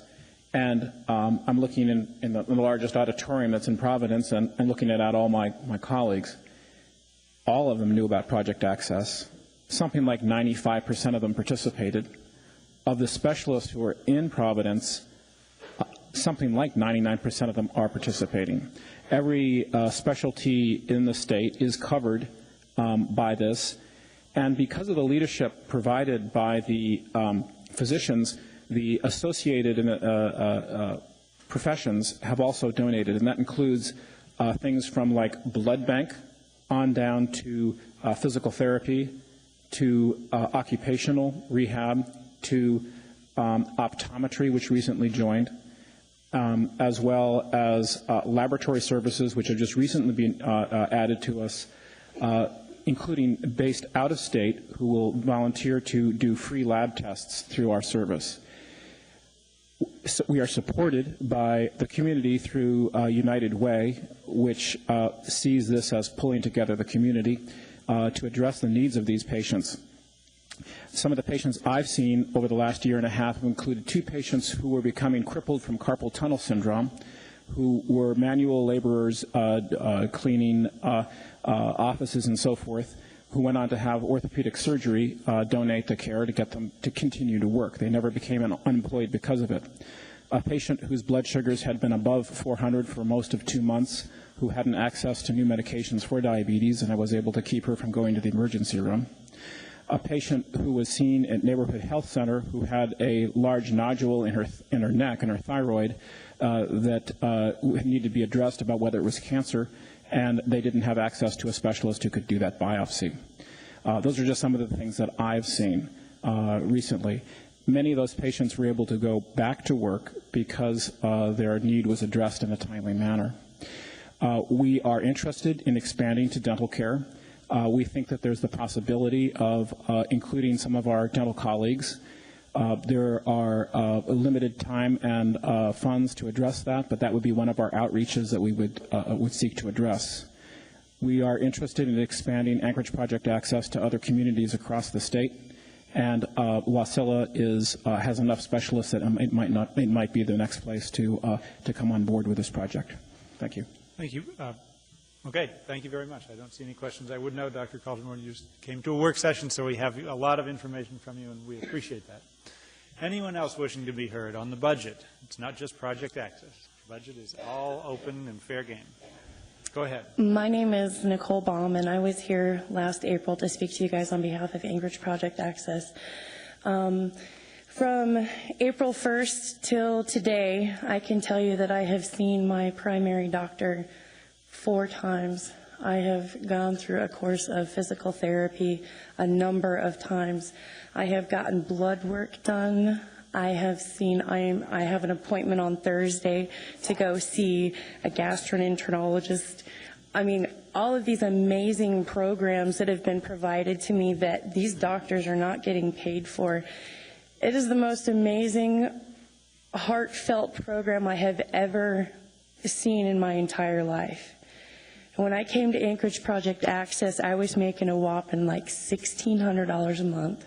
I had a 3-person household, and they said I didn't qualify for Medicaid. I didn't even reach the federal poverty line.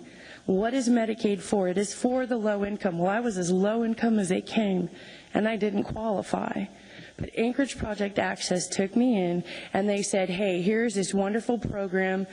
You know, you need a referral. They have this extensive application. I mean, I compare it to the Medicaid application. They go into it. You have to have proof that you're low income. They reevaluate your application every 6 months. They don't just give this away. You have to meet the criteria. And at any given time, anybody in this room could meet that criteria, especially with the economy the way it is today. You or I could be in this boat tomorrow, and what are you going to do? You're not going to have any health insurance. You know, you're going to be stuck going through the cracks, not too poor for Medicaid, making just enough, but you can't afford your own health insurance. I have a $2,000 deductible on my insurance every year. $2,000 is a lot of money for me. I will never be able to afford that $2,000 deductible. And because Anchorage Project Access knows this, they're working with me to work with my pre-existing conditions that my insurance isn't going to cover when I do qualify for it, you know, the 1st of December. Anchorage Project Access has bent over backwards to help me, and without that, I would be without work. I would probably be back on welfare and taking more of your tax dollars. You definitely save more by giving to this program than denying $125 from this program, and then you're stuck with a lot of other people who can't work because they're too sick. So that's my story, and I'm sticking to it. Thank you very much for taking the time to come down and speak with us again. Next, please. A very worthy cause, but I do have a new issue. Wanted to get on the board because we've invited a whole lot of people that are sitting in the seats behind me that I'm going to be reading a statement that I represent. Well, she's passing out what I'm going to be reading and a lot of pictures for you to look at. If there are people here that are in support of what she's about to say, if you could just stand up so we could see. Anyone who's here that lives on Alexander Avenue or is part of the East Thunderbird Condo Association. Thank you. Had a good turnout. And did you tell us your name? My name is Shelley Hennessy, and I'll get to that, who I am and why I'm here in just a second. Excuse me. I'm a board member of East Thunderbird Condo Association. My name is Shelley Hennessy. I'm also the chairperson of the Action Committee to resolve the groundwater issues on Alexander Avenue. I've also lived on Alexander Avenue for 3 years. I'm speaking on behalf of 34 condo owners and 20 other single-family residential houses that live on Alexander Avenue. And the packet before you is this statement. It's a lot of photos of several crawl spaces that I will describe. The Municipality of Anchorage feasibility study and another engineering report from Garness Engineering. Alexander Avenue is not hooked into a functioning storm drainage system. This development is 36 years old. In 91 and 92, 18th and 19th Avenues were reconstructed to include an installation of storm drains in the center of the roadway with a footing drain stub outs to each property. I'm not sure why they didn't include Alexander, but that's only one half block away from 19th. There's a terrible shallow groundwater problem and a history of a busted water main which caused a sinkhole very coincidentally right in front of the same house with the worst groundwater issue. In the last 5 years, the list of the most serious issues are sinkhole, which I mentioned, foundation damage, and sewer backing up into the units. And we are currently in the process of black mold remediation for 2 of the condo units. My front yard has dropped at least 12 inches in the past 3 years, and the concrete foundation beneath my neighbor Virginia White's garage has dropped 3 inches. In the unit right next to that, we are remediating black mold from the crawl space because the sump pumps and vapor barrier could not keep up with the water. There is so much water, both my sump pumps kick in every 30 to 50 seconds. And it has been like this ever since I moved in 3 years ago, and this isn't just periodically. This is 24/7, year-round, including through the winter. Commercial-grade sump pumps were not built to operate at this level in demand, and there is no pump built to operate that can handle this type of demand. Several of my neighbors... I'll give you about 20 to 30 seconds more if you can conclude. I'll try to get through it as quickly as I can. Several of my neighbors report the same activity and does not slow down during the winter time. And I could go through a whole lot more, but basically there's a $200,000 grant that's to represent going forth with this project. We want to ask for this as a capital improvement project to be funded. We want it to be increased to $2.2 million. The feasibility study that the municipality has conducted is attached to after the first 2 pages of the report. The very last section of it, section number 6.2, is what's being recommended by the city. It is really the only way that this problem is going to get fixed because there's a lot of factors that complicate the situation more than just installing a storm drain system.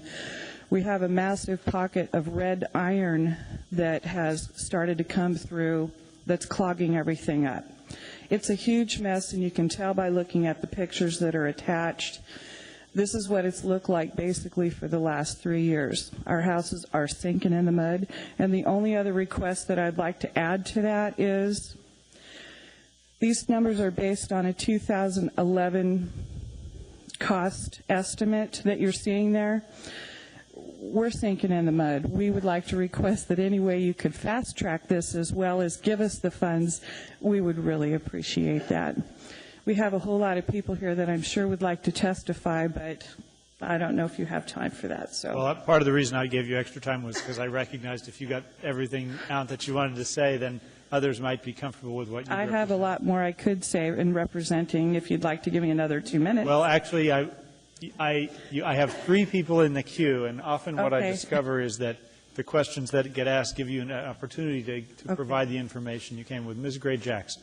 Thank you, Mr. Chairman. Shelley, thank you very much for coming out this evening. These folks are my constituents and also Mr. Coffey's, and I've been out there to the site, and I've seen pictures before, and I'm just really glad that I don't have to live in that kind of situation. But with that said, I'd like to ask everybody from Thunderbird Condo Association to stand up again so we can get another look at how many people out there are here for this issue. Thank you. All right, Dr. Selkirk has a question as well. Does this just impact 20 homes, or is it more homes? One side of the street is duplex-style, ranch-style condominiums. They're not what you visualize as a regular condominium. A bunch of ranch-style duplexes on the south side of Alexander, going all the way from Noreen down to Columbine. On the north side of Alexander are all single-family residential homes that are not part of the condo association. The single-family residential homes represent about 20 homes that would be affected no matter how this project ends up getting paid for. And there are 34 condo owners on the other side. Not all of them are on Alexander. Some of them are on East 20th, but yet they also have been responsible for the almost $100,000 our condo association has had to pay and assess our owners to pay for just trying to maintain this problem over the last 5 years. So is the problem impacting the other 30 units as well? As a member of the condo association, it impacts you cost-wise. Because of all the costs that have been...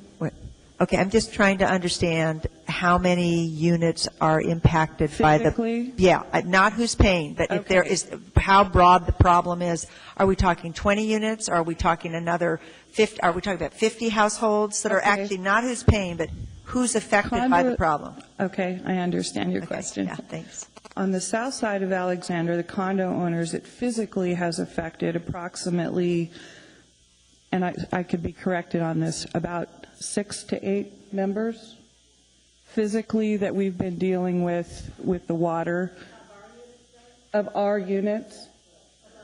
Sorry, 12. And on the single-family residential side, the north side of Alexander, forgive me because I don't know all of those neighbors personally, but I've had at least 6 of them report problems. So there's 12 units that have problems, and the rest of the people don't have problems? No, 12 on the condo side of the street, 6 on the single-family residential homes. So 18 units? Approximately. And there's no problems in the other surrounding... So we're really talking about... this problem is affecting 18 households? I'm just trying to get, because depending on your numbers, currently, things you can yes. At the moment, yes. Over the last 5 years, I've had, in talking to my neighbors, they would tell you stories going back as much as 15 years that they've had problems and have had to install their own French drain systems or whatever. But currently, we are having to maintain that many units. So, just one more time, does this drainage problem affect the whole street in some way? Okay. And yes, is it just the street or is it a couple streets? It's only on Alexander, but it's also on the surface of the street, and the street is degrading. The surface-wise, the city has quit maintaining this street probably over a decade ago because they know about what's the problem that's existing underneath of it. Thank you. Thank you. Ms. Osiander. Well, that maybe answered the question. Right now, there's $200,000 in the budget to fix this problem? Is that what you said? Well, forgive me, I'm not the one who suggested the $200,000. It was put in there to get it on the board because at that point a feasibility study needed to happen. Okay, maybe I need to direct this to the municipality. Thank you, yes. Is there any money budgeted for this situation? Ms. Weddleton, Mr. Abbott. No, I'm seeing. Through the chair, Ms. Osiander, we've allocated a small amount of money to do the feasibility study that's been completed. And that's the $200,000? No, that is about $5,000. In the CIP that's presented before you, there is $200,000 proposed as a state grant to handle the storm drain.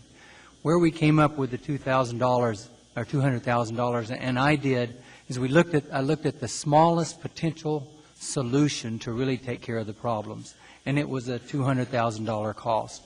When we did the feasibility study, however, it showed that low-cost option would not work to solve the problem either for the road or for the residents.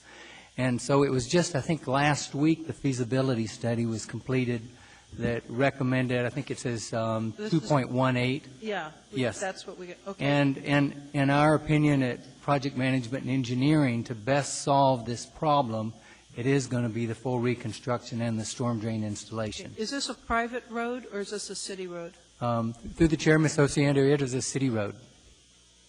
Okay, so her comment is that the city doesn't do maintenance on the road is not accurate. Ms. Osiander, that is in the eyes of the beholder. They don't see a lot of maintenance work out there addressing the Limited- problem. limited Yes, maintenance. limited, yes. Okay, so basically, as I understand it, the request is to modify the CIP request from the state for this. Is that how you understand? Yes. Yes, thank you. We want to modify from 200 to 2.2 million. Thank you. I'd be glad to support that. Thank you. Thank you. Mr. Birch has a question. You don't get to go yet. Okay, I'm here. You're doing a great job. So how does it work? I mean, this is an on-site condition, so from like when you a property owner sells, doesn't you have to have a report with the bank on the financing and everything? Well, I think that if you asked any one of the people that are in the photographs that you have that have crawl spaces, the market value of their homes would be zero right now because they cannot sell this way. So it's a situation that has to be fixed. It's not a if, it's got to get fixed. We have got to figure out a way to have an exit way for all the water that's there. There's just nowhere for the water to go. And quite frankly, the only place that it's going right now is through the sewer system because you can't drain it on top of the street. You can't put it in our yards. There's just nowhere else for this water to go. It just happens to be topographically the lowest point in the whole area. It's all going right here. So the storm drain system allows us to tap into it when it happens. And this is another future cost we, as a condo association, are looking forward to because we're going to have to tap into whatever you all end up putting in for us. So the water's got to go somewhere. So is this a new condition, or has this been something that's been there from the day somebody decided to build? Ladies from my condo association could tell you when they started paying the bills. I think that they would tell you, what, approximately 10 years ago? 20. Sir, I've only been here for 3 years. When I started talking to all my neighbors, that's when we all figured out we all had the same problem. And I'm just motivated, so here I am. These people back here would tell you they've been dealing with this for obviously a very long time. So it's coming to foundation damage at this point, and that's why we need to get something done now. Okay. Thank you. Thank you. Thank you. Mr. Gutierrez. Sorry, Mr. Chairman. Mr. Birch actually asked my questions. Thank you. Mr. Coffey. Thank you. If we amend the capital budget to include a $2.18 or $2.2 million capital project from the state, will you guys all lobby for it with the state legislature so it doesn't get lost with the other $200 million in projects? I think that all the people behind you would tell you that you darn right we would. And I'm one of those people, I mean, if you were just asking me, I'd be, yeah, I'm there all the way. All these people behind you, they're just half of who really even wanted to show up, by the way. We had a lot of people who couldn't. I have lots of letters and statements I could hand to you of people that said, I really want to come. But yes. Here's the deal. For us to include it in the CIP, Capital Improvement Program, and the capital improvement budget, but list the funding source as a state appropriation, yes, it's not difficult. For us, it's just paper. I understand. It doesn't get a thing done. I know, I understand. Then our lobbyist goes down there, and there's 20 dozen projects. And, you know, every district has one, and every legislator has one. But the way it works, and I'm certainly willing to do this, it's Ms. Jackson and I can do it very easily. We just ask our budget people, put it in. Am I allowed to ask you a question? Yeah, I'll let you in a second. But what the reason, of course you can. You only get to ask the question when I let you ask. Okay. The reason I ask my question of you and your folks is because without your active engagement, it's just another thing, you see. And so if you're committed, hey, I'm happy to open the door so you guys can walk through. I think these people just needed someone to help get things organized. And once they figured out they had that person, yes, sir. But not to take any credit away from a whole lot of hard work and dedication standing behind me. These people are passionate about this problem at this point because those pictures don't lie. Good. So. Now, your question for me? Yes, thank you. Well, I guess what our biggest concern is, obviously we're asking for it to be state funded because we really didn't feel that applying for an RID was fair or appropriate to us to have to end up getting assessed on as something that just isn't our fault. We don't really know of any other way that this could be funded 100%, and my question to all of you is, how could it be any other way besides asking for a CIP? I would ask you to consider that, and advise, if you would, with one of your wonderful ideas, if you Careful, don't remind me of my past failures here. Mr. Coffey, do you want to respond to her question, or do you want me to take a shot at it? What? The other alternatives? Your RID, you got to kick in 10%. Yeah, we don't. And this is probably the whole last half of my presentation. I'll nutshell it for you.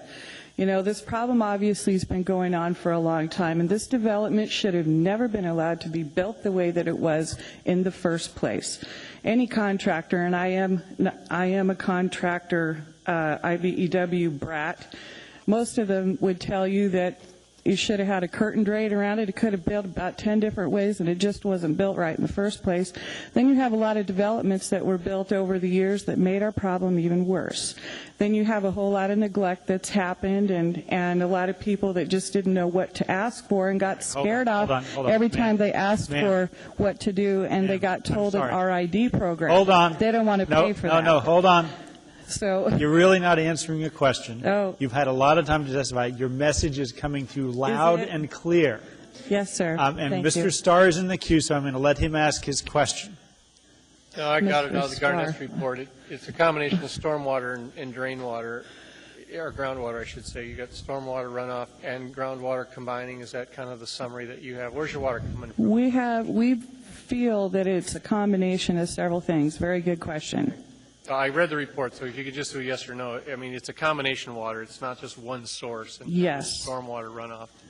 Yes. Just a question I have, and I'll ask Sharon. Mostly groundwater, we believe, coming up very shallow beneath us. Have they asked you to look at the state grant applications for the stormwater runoff permits? I mean, I guess, don't we get those every year? I don't know. Okay. I wonder if someone else can take this I'll show question. you offline. Okay. Thank you. Okay. Now, last in the queue up, Ms. Gray Jackson. Thank you, Mr. Chairman. Well, let's move along, and thank you, Mr. Coffey, for your support, and Ms. Osiander. And I want to thank Mr. Coffey, too, for reminding everybody out there that you can't stop your lobbying right here. You have to continue with your state legislature. Could you say that a little louder to the people right behind me? You can't stop your lobbying right here. You have to continue lobbying with your state legislators, and we will get this done with your help. Thank you. Thank you very much. That's all. Thank you. I want to thank you for coming down. I would note all of you from this neighborhood.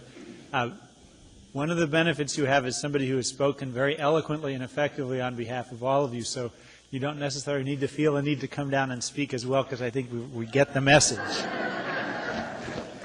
Thank you, Assembly. Thank you very much. Anyone else that wants to be heard on the budget? Mr. Chairman, Assembly members, my name is John Hall. I'm an emergency physician from Anchorage, Alaska. You may remember you gave me and my wife a day this year. This is not the reason I really came here tonight. I came to testify for something else. However, Mr. Coffey gave me a good idea. As you know, I previously rode my bike around the United States to raise money for cancer. And I very much believe in Project Access. And so I will give you this challenge, that I will begin riding my exercise bike 5 hours a day, 100 miles a day. On January 1st, I will hire my daughter at my expense, who raises money for nonprofits, and we will raise the money that you give to Project Access. Thank you.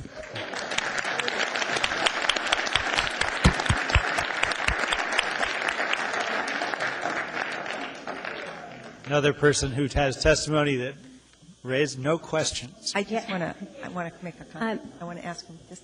He's already gone. Let's keep this. Do you want me to step away? That's fine. I just wanted to say thank you.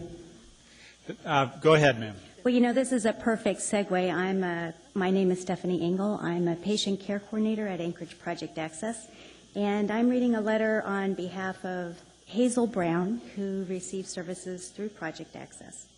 My name is Hazel Brown. I am a 60-year-old woman who was recently diagnosed with colon cancer.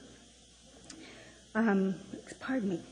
During a routine colonoscopy, it was discovered that I had a large mass in my colon. From there, things moved very fast. Just prior to my admission into Providence, Alaska Medical Center, to have the tumor removed, my physician gave me the information for Anchorage Project Access. There you go. Thank you. Sorry, I'm not very good at this. I think I need the other lady to come up here. You're doing a great job, and the biggest is just the microphone was sort of up near your forehead, and then that makes it hard for it to pick your voice up. Pull the microphone a little closer to your mouth. There you go. Perfect.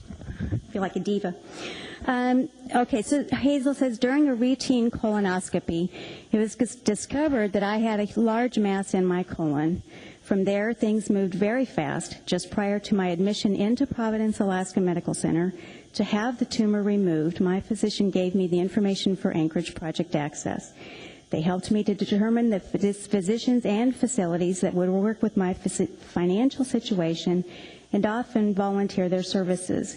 This program not only helped me through a traumatic time in my life, but it also gave me some peace of mind. It prevented me from being forced to sell my home to pay for medical care. No, it doesn't cover everything, but without this program, I and others would be in a destitute situation. I would have been deciding on whether or not to receive life-saving treatment because of the cost. As my therapy continues, the program representatives have kept tabs on my needs and continue to provide services as they can. I don't know what I would have done without them. This program is a definite benefit to the community, and it would be a tragic loss without it. This program deserves all the funding available to it. Sincerely, Hazel Brown. And I'd like to add that Hazel does own property in Anchorage. She is going to be reducing those properties to pay for the rest of her health care that is not donated.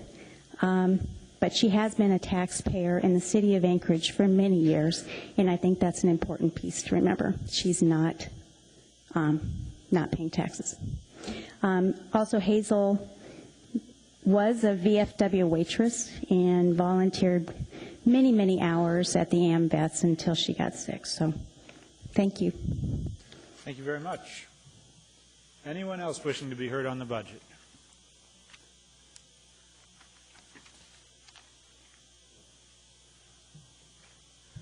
Welcome. Good evening. My name is Neil Kerniger. The last name is spelled Koeniger. I'm the current chair of the Animal Control Advisory Board, and I'm here to request, on behalf of the board, an increase for the animal control contract of $86,700. That funding would enable us to add another animal control enforcement officer to the program, along with equipment for the officer, training, and a vehicle. As you know, the animal control program was audited by the National Animal Control Association several years ago. It received very high marks. One of the things, though, they did note in that audit was that with the population of Anchorage, our geographic disbursement, and the call volume to the program, we should have 17 animal control officers. Currently, the program has 8. Our strategic plan for the program was to try and increase the officer count by an officer per year. We have not done that. In the last 5 years, we've added 1 officer. So I'm available to answer questions concerning this. It's also covered in detail in our strategic plan, which has been made available to this body previously. Thank you. Ms. Osiander has a question. Thank you for what you're doing how long you've done it.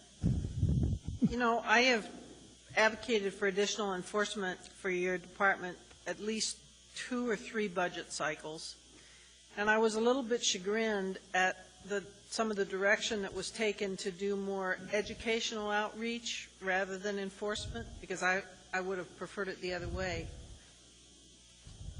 So I guess I would ask, if this is such a high priority, you could have redirected a little bit to get it.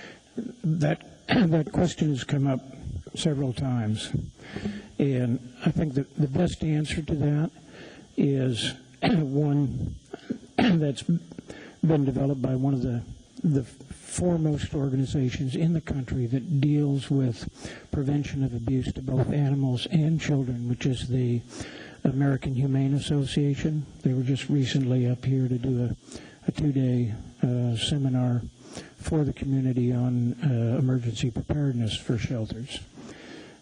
Their recommendations for dealing with animal control, and particularly with respect to aggressive animals, is to take a threefold approach, and it was in the materials that we gave to the Assembly's Public Safety Commission. The first step in the program is to enforce the laws you have, and we're understaffed for doing that.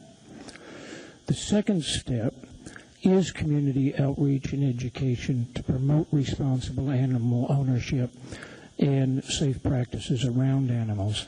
And the third step is to enhance the ordinances that you have related to your animal control. They're not isolated things. In terms of community education and outreach with the animal control program, we have one individual, and that person deals both with the public education, the school visits, dealing with the children on how to be safe around animals, but also works with the volunteers that provide hundreds of hours for the shelter.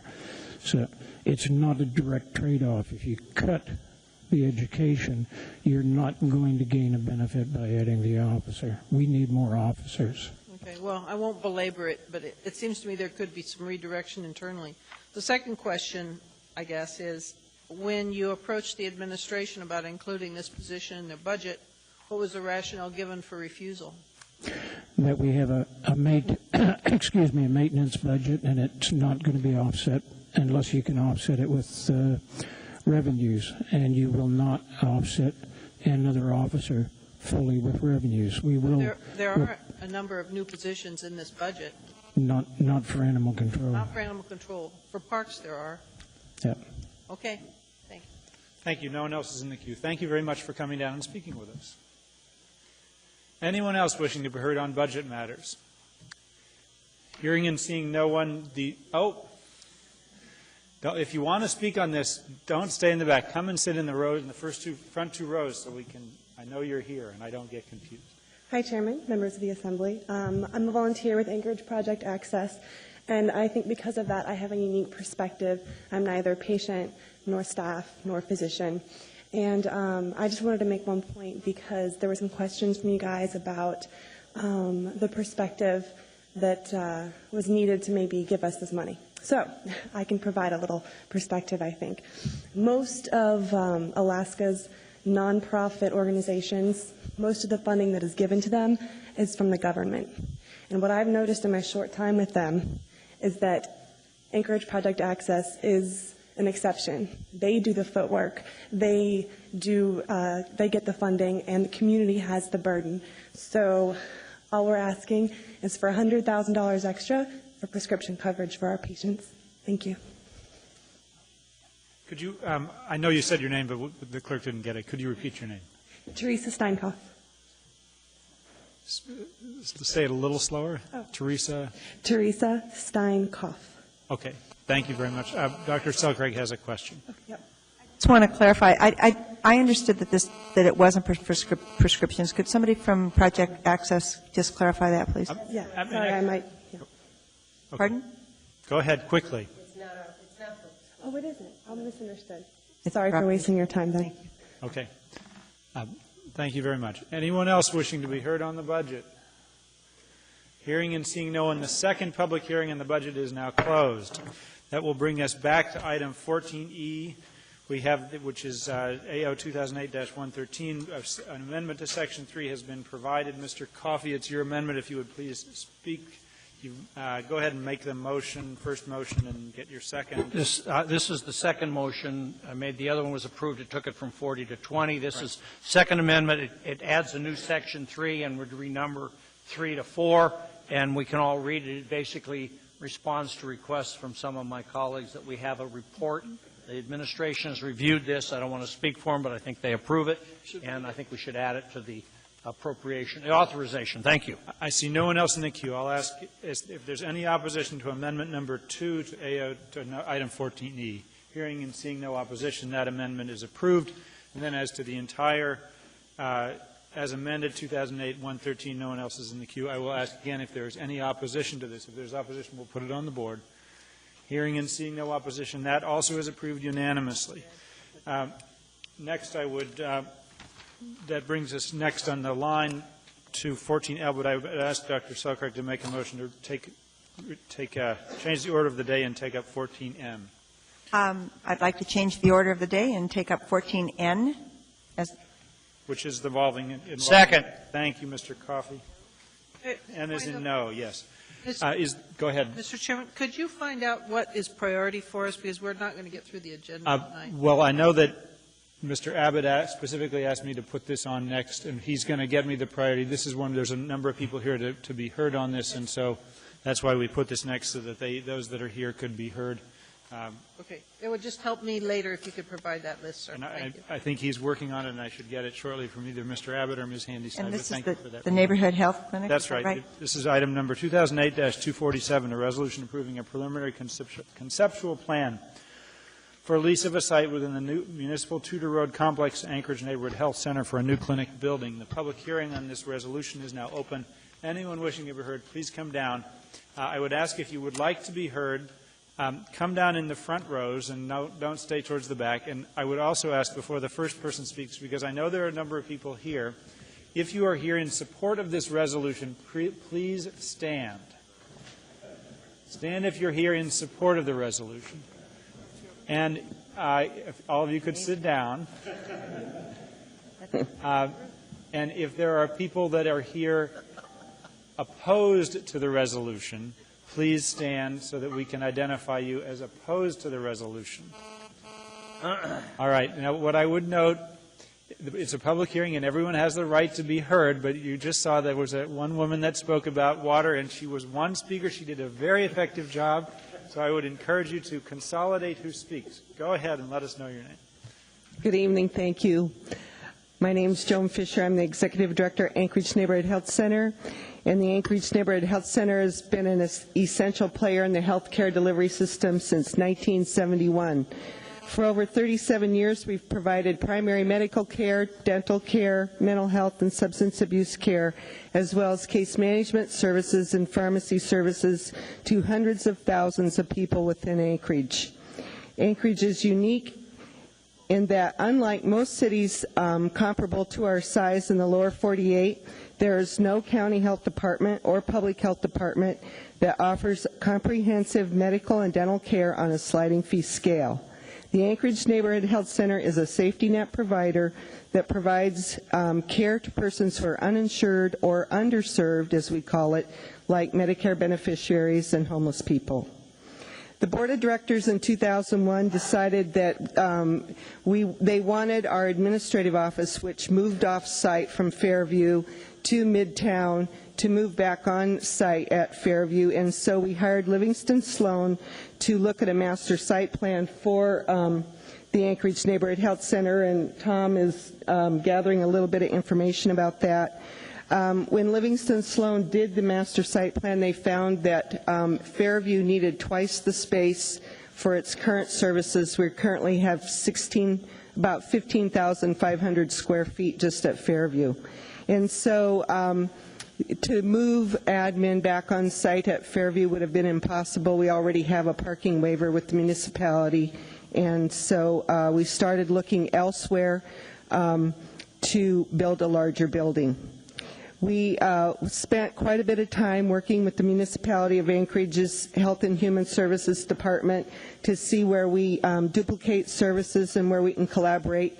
And we found that we actually complement each other very, very well, but we didn't really duplicate any services. We duplicated WIC, which we eventually turned over to the municipality. And so Mayor Begich has been very supportive of helping us find a location for both of our sites that would promote synergy between the two agencies. Usually I'm asked when people hear about us moving out of Fairview, aren't you moving away from the people that you serve? The answer is no. We are serving people all over Anchorage now, and that is due to the deteriorating healthcare system and the primary care provider shortage that we're facing in Anchorage. We are seeing people with all walks of life and all incomes, and they live all over Anchorage. And we gave you a work paper when we did the work session about the people that we see all over Anchorage, and you can see where they live in your districts. The other thing about being in Fairview is that we are in the middle of a residential area. We bring in literally about 250 cars a day into that neighborhood. And we need to move to a more visible Main Street location. Being close to the University Medical District would be a plus for our physicians who go and deliver babies a lot, and also being near the university would be great. We also need to be a viable business that would attract payers that will help us sustain the mission of serving the uninsured, which is about 46% of our business. Community health centers all over the nation are facing the same issues that we're facing. Emergency rooms are seeing people who need primary care. They're also seeing people who need a dentist. As private practice physicians and dentists retire, there are fewer physicians in the community providing primary care services. As the baby boomers age, there is a growing need for senior care in this community. The board of directors could ignore this external trend and not strategically plan, but we feel like we need to grow and expand, and we need to have a location that will allow us to do that. Thank you. There are two people in the queue, and I know you have had the benefit of a work session, so we have an enormous amount of information about this already. Mr. Flynn. Thank you, Mr. Chairman. Thank you, Ms. Fisher. Appreciate your coming down this evening. Appreciate what you do and the services you provide. Recognizing that a new site is necessary for the growth that you're seeing at ANHC. Thank you. There is some concern, as we saw when the Mountain View satellite office was closed, that the movement to the UMed district, there's a constituency all over town, there is, for your services, but that the people who have the most significant transportation challenges and tend to have higher concentrations of need are a little further away from you. Have you guys, in your planning process, given any thought to how you would continue to serve that population, whether it be with perhaps some increased transportation services as part of what you're doing, or maybe retaining a small satellite office in one of those neighborhoods? Has that been part of the conversation? Yes, we have talked about both those things. Transportation is an issue for people all over Anchorage. It's not just for the people that live in Mountain View and Fairview. We feel that the Tudor location will be accessible for people for transportation. And we feel like, we are not in the transportation business, so if we can work on the transportation issues that Anchorage has, we'd be happy to help improve those areas. But, we don't have staff that can go around and pick up patients, unless you wanted to throw another pot of money in the budget. As to your satellite question, we discovered with our Mountain View site, we had Mountain View site for 10 years in Mountain View, and their satellites are not efficient. Everybody wants one in their neighborhood. They want one in Government Hill, and they want one in Spenard, and they want one in Muldoon. They want them all over, but they're not efficient. Unless you have about 4 providers in a clinic, if they're out, if any one or two are out, you have staff sitting idle. And we also found that about 40% of our day, the providers were sitting idle in Mountain View. So by moving all those providers over to Fairview, we were able to continue seeing patients. And I know it wasn't in Mountain View that they're seeing them, but they're still seeing the patients, and it's made us much more efficient. Sure. I'm not trying to tell you how to run your organization. I'm just, to the extent you can continue outreach with those neighborhoods, maybe, bring Jody Cars and the folks from public transportation into the conversation. That would be, I think, a very positive step to ensure that as we migrate services to different parts of the city, we're able to serve the populations that need them, whether the populations are in Muldoon or Mountain View. Yeah. So, thank you. Surprisingly, a lot of them are in South He's actually not asking a question. Okay. And we have a lot in the queue. Mr. Gutierrez. Thank you, Mr. Chairman. I appreciate Mr. Flynn's comments on cooperation. As I recall at the work session, my question is about cooperation of a different nature. It was asked what cooperation or what agreements or means of working together there would be with Project Access. We've heard a lot from their folks tonight, and I was wondering if you'd like to address that now. We work with Project Access intimately. The patients that we see at Anchorage Neighborhood Health Center are primary care patients that come in for services. Our physicians refer to Project Access daily, sometimes up to 10 or 11 patients a day.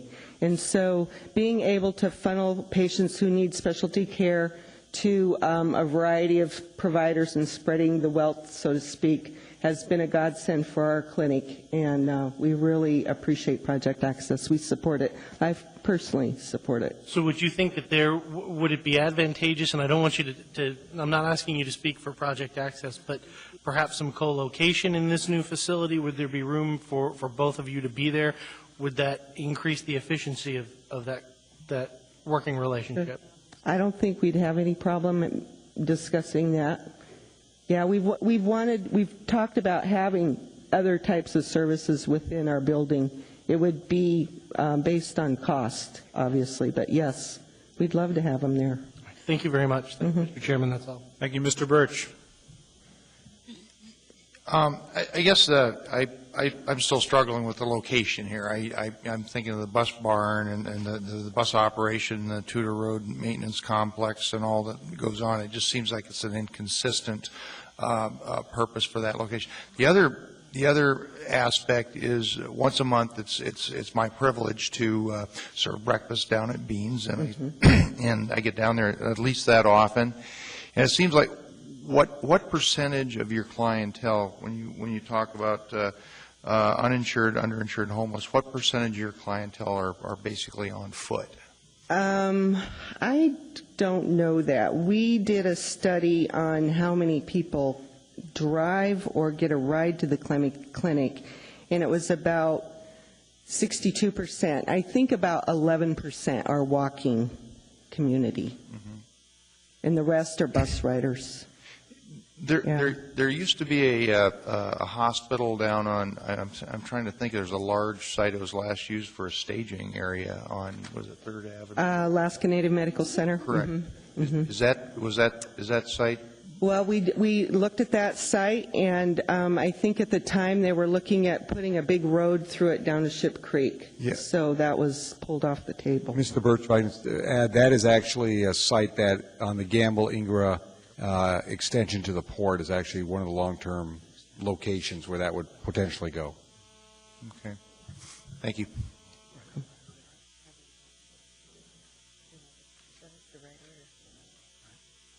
Okay, Dr. Selkirk, you have a question?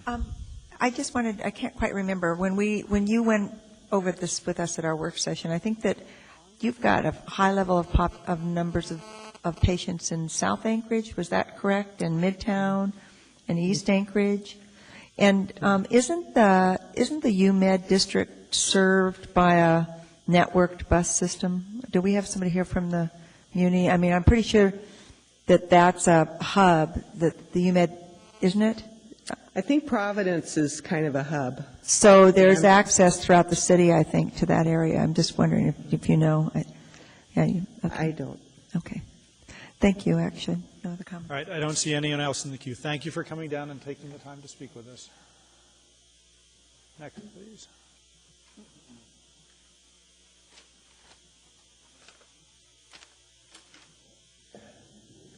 My name is Tom Livingston. I'm an architect with Livingston Sloan Architects. I've been doing planning on this project since 2002. The boards that I brought with me is material that's been passed out to each of you.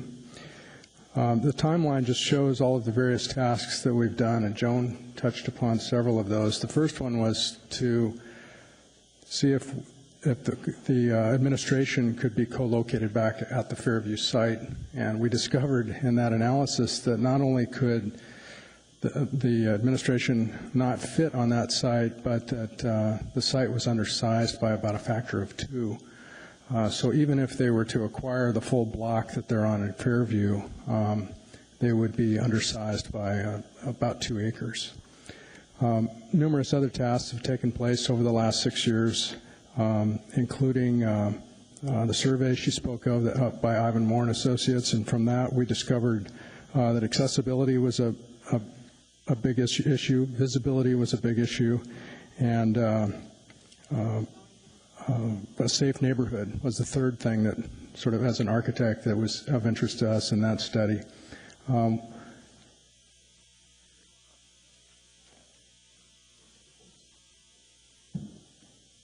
This is a map of Anchorage with the measles. These are sites that we've looked at, about 22 in detail. We actually had a much longer list than this. We had almost 50 sites total that we first perused. Among these, we've actually done site designs on 7 of those sites to test the layouts. The site that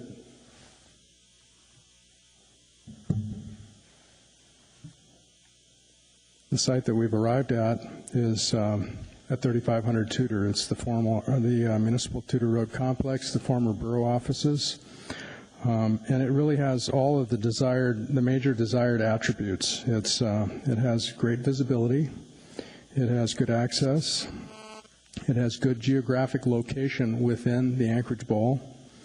It's near UMed and Providence Hospital, and it's easily developable.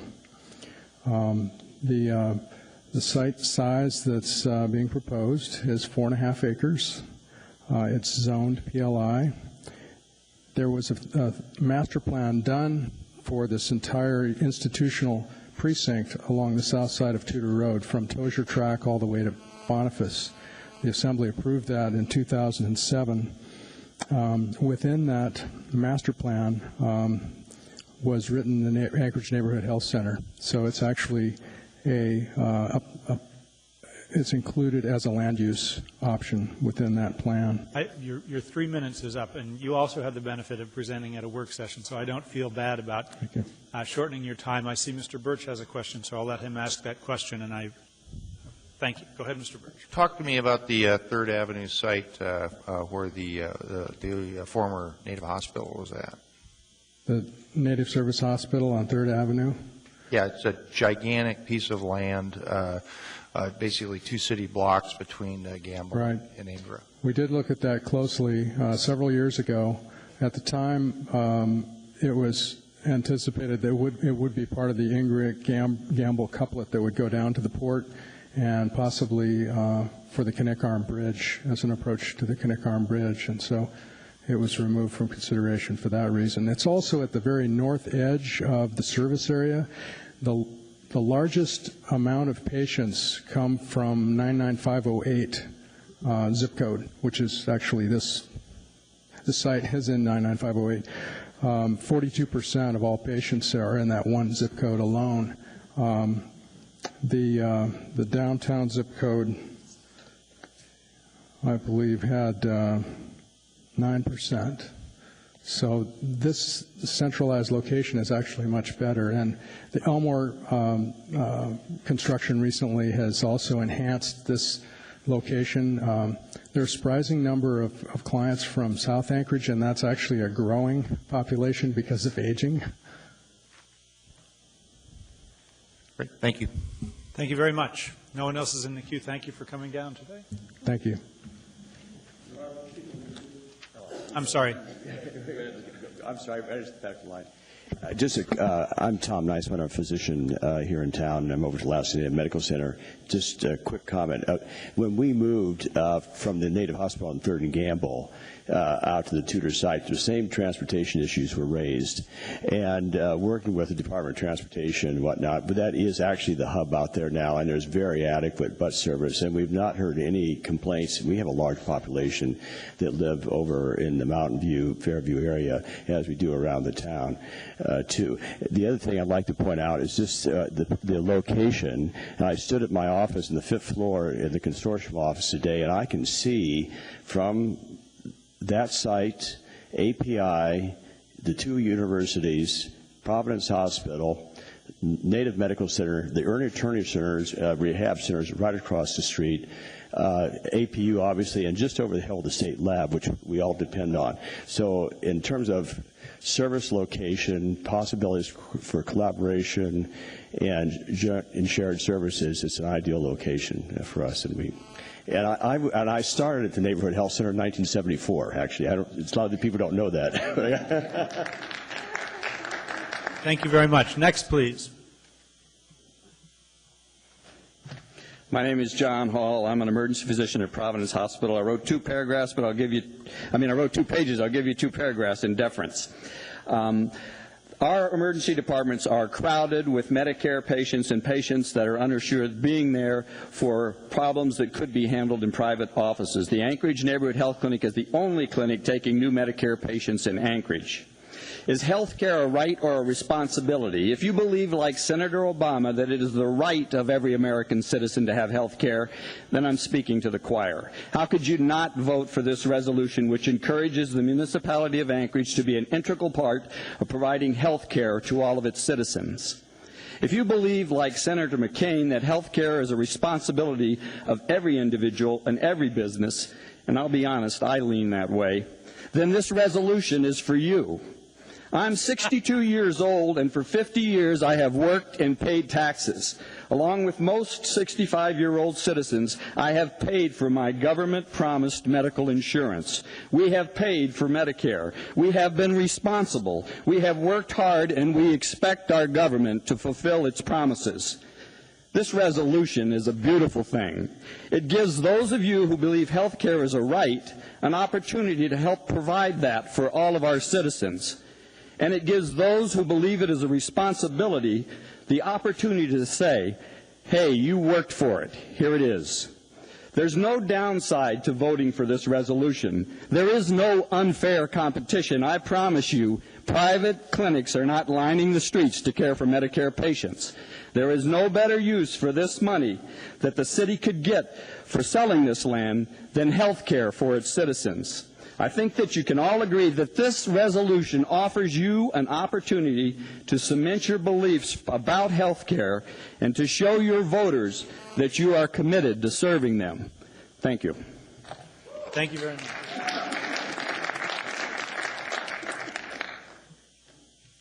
Go ahead. Hello, my name is Denali Daniels. I'm here representing the Denali Commission. We have a health program that is actually one of our 2 priority programs. It's funded at $40 million annually. I'm happy to say that I actually manage that program. And 2 years ago, in federal fiscal year 2007, the Commission provided $1.2 million for the design of this project. And my comments are very short in that I'd like to emphasize there's some level of urgency here in terms of getting this site secured. Our funding has a 5-year sunset. We are now entering year 3. The design cannot proceed until the site has been selected. We've gone as far as we can. And so I just emphasize that there is an urgency in terms of getting the site secured, and I'm happy to answer any questions. Ms. Osiander has a question. I'm sorry, did you say that you are the person that the Denali Commission funnels the decision-making for health care support? Did you say that? We have a facility program. Our emphasis is on rural Alaska. However, in this case, we have provided a grant in the amount of $1.2 million toward the design of this project. No, I wanted to know what you said your responsibility was. I manage the health facilities program. Okay, one of the things I'm struggling with is some kind of a filtering program. We're getting a variety of health care issues coming to local government now, asking for funding. And I'd like to sort of grab some way that we could filter and determine priorities on funding. And I know it's not specific to this, but I just wondered if you had that, I'd appreciate hearing about it outside this room. I'd be happy to do that. Thank you. All right, no one else is in the queue. Thank you very much for coming down. Who's next?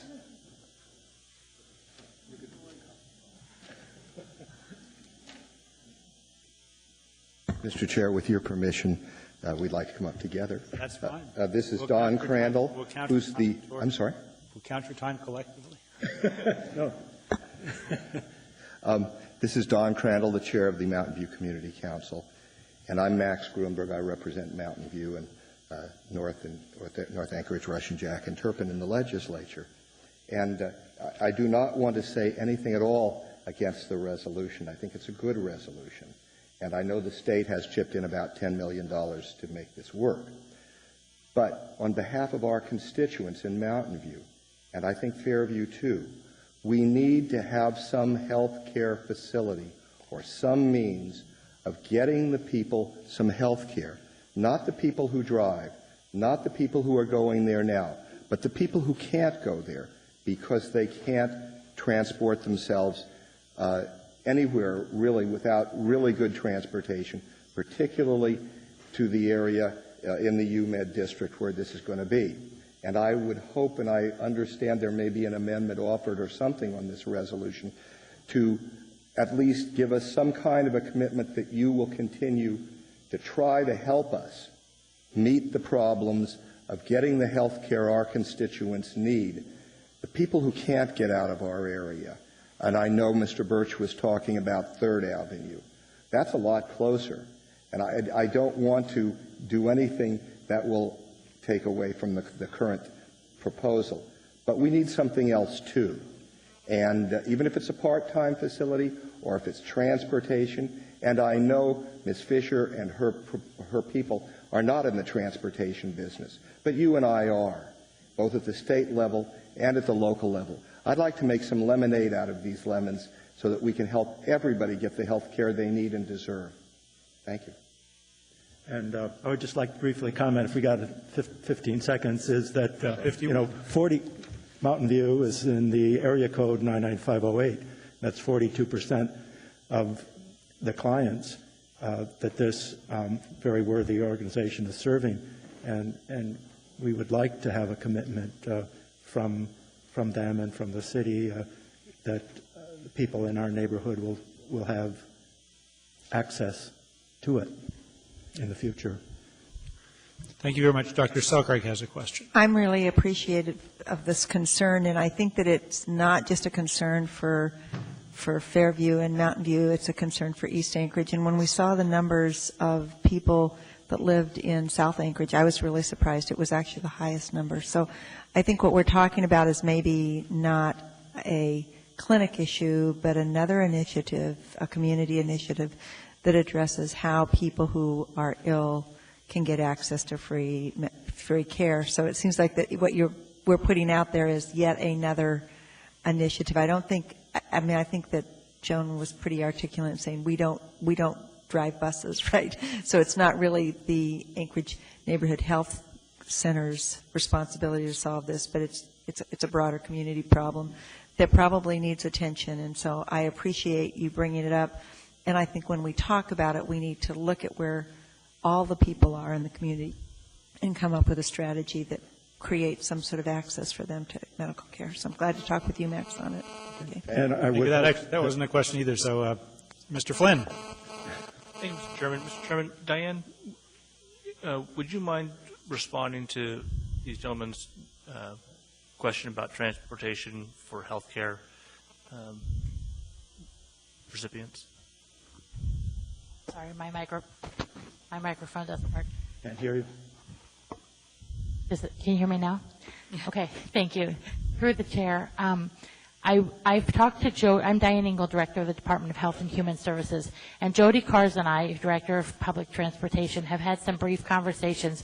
But what we're interested in doing is putting together potentially a pamphlet or a map that shows people how to get around the city in terms of transit, and in terms of just something specific for healthcare facilities, so that we can help educate people about ways that they can get transportation around the city. I also know that there are at least there used to be options available through the state Medicaid office for people who are Medicaid recipients for some transportation, and that our emergency services area also works with transportation. So I think perhaps we can start looking at this as a collaborative between us and some of the providers in town about how to provide transportation and hope that folks, no matter where they are in the city, can get some access to services.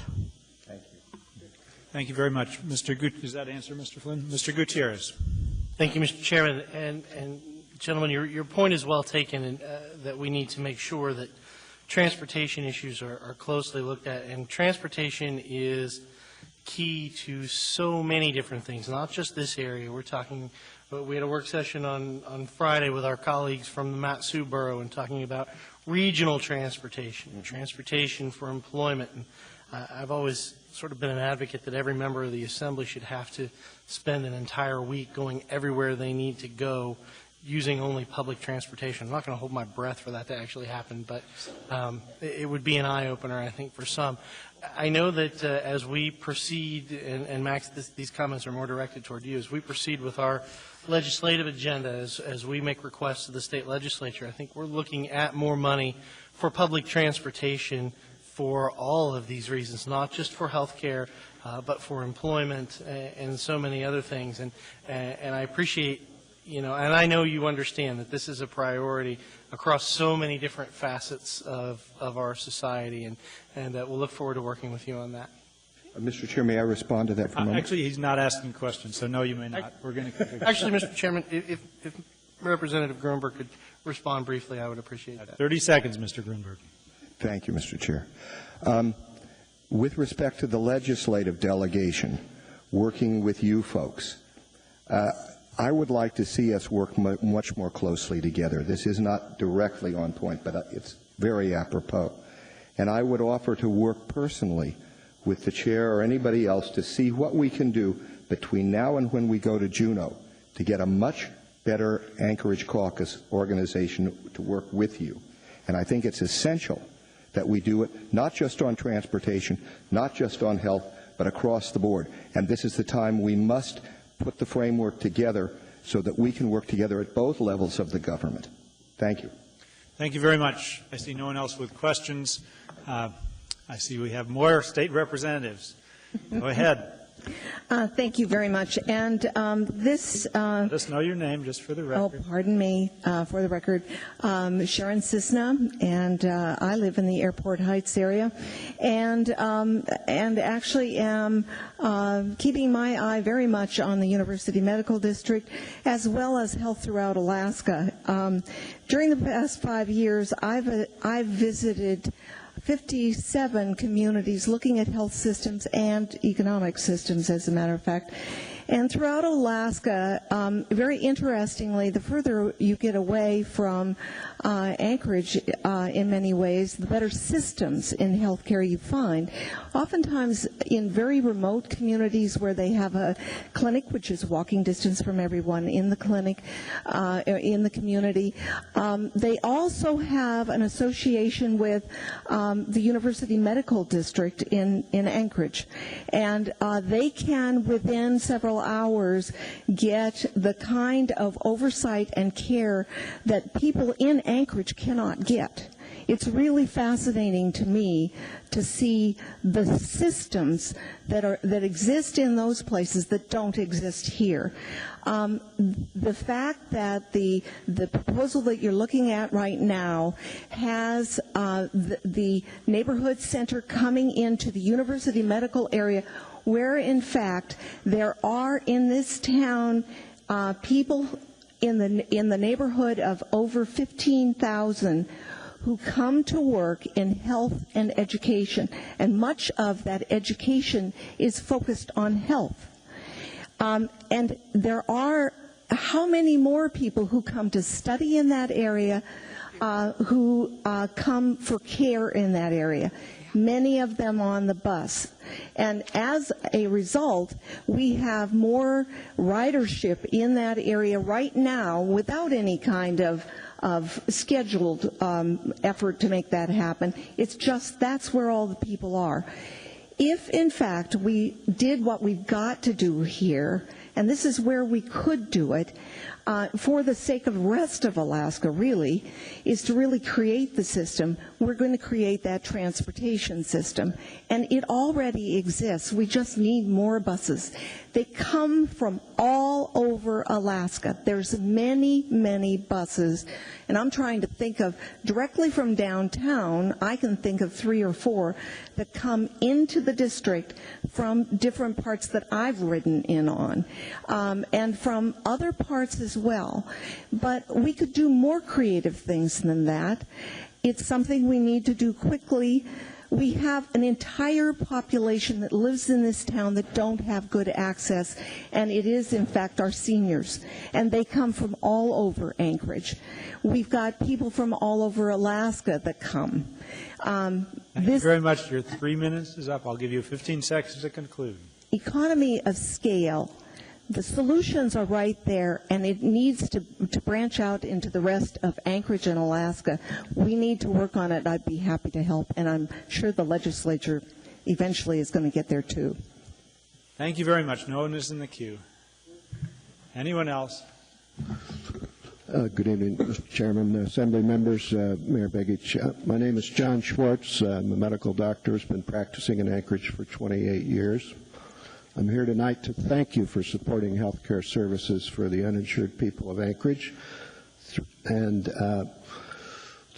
that's through your efforts to be a public partner for Anchorage Project Access and to encourage you to engage in this long-term land lease agreement with the Anchorage Neighborhood Health Center, which, as you know, is in great need of a new and larger facility in which to carry out its important work of safety net of medical providers for the uninsured and underinsured members of our community.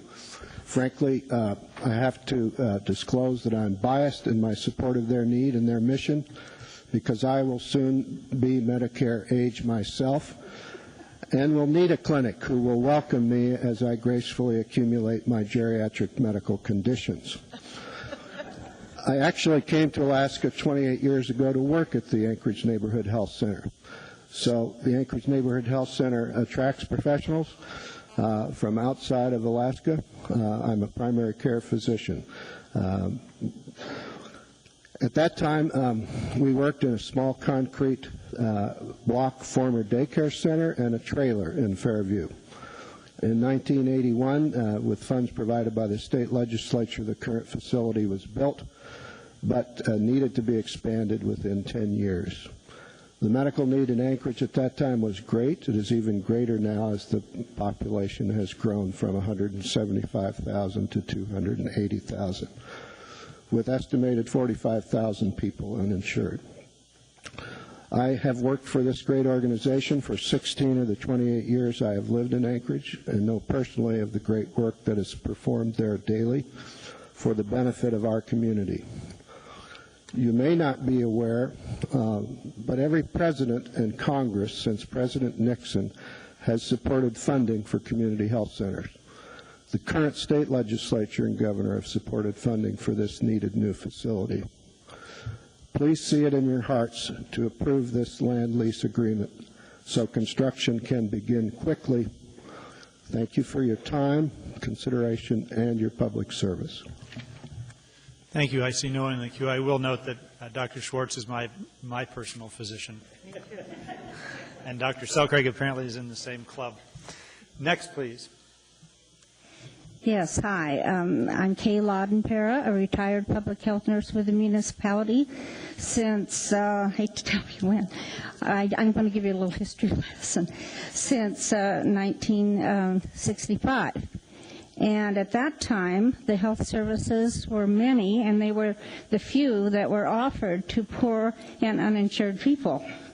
And I can't tell you how excited we were when the Anchorage Neighborhood Health Center came on block in 1971. They were our partners and referral sources for primary health care.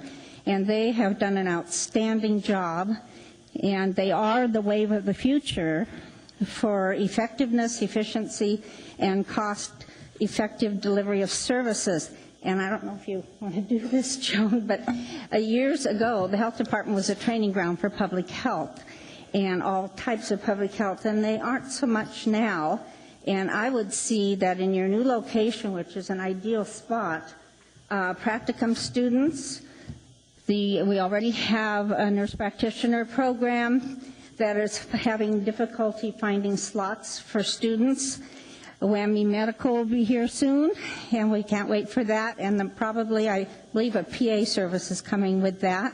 And we have a School of Masters of Public Health. So there are a lot of practicum students that need areas to develop their skills, and it's a great training ground. And I see your program as being the ideal one in the community. So that would be your cost effectiveness. But I think I heard them the other day at the health department, and I was amazed at the numbers that you were able to see. And if I could get the right page here. Oh, dear. Oh, yes, you had 104 employees. And if you can imagine this, these are not easy clients. Case management is difficult. I think one group of people you hadn't mentioned yet were new immigrants. And there you have a language difficulty, which Neighborhood Health Center handles nicely with interpreters. And of course, we've all said about seniors, and I am a senior. Fortunately, I have a doctor that will take me. But that's not true with many, many people in the community, and I'm sure you're going to talk to that. He certainly has the statistics on that. But I can say, if you can imagine with difficult clients, 47,500 visits in 1 year. That's huge. That is just huge. And 12,000 unduplicated patients. So I think that we can't say enough for this group. They provide excellent service. I think we need more of them, and I support them, plus satellite clinics. Thank you very much. I see no one in the queue. Anyone else wishing to be heard? Mr. Chairman, members of the Assembly, I'm Pat Luby. I work for AARP. Every day we get calls from your constituents, our members, looking for a physician, either people that have just turned 65 or people that have moved here or people who simply have lost their physician because of retirement. The only place that we can refer them is to Anchorage Neighborhood Health Center.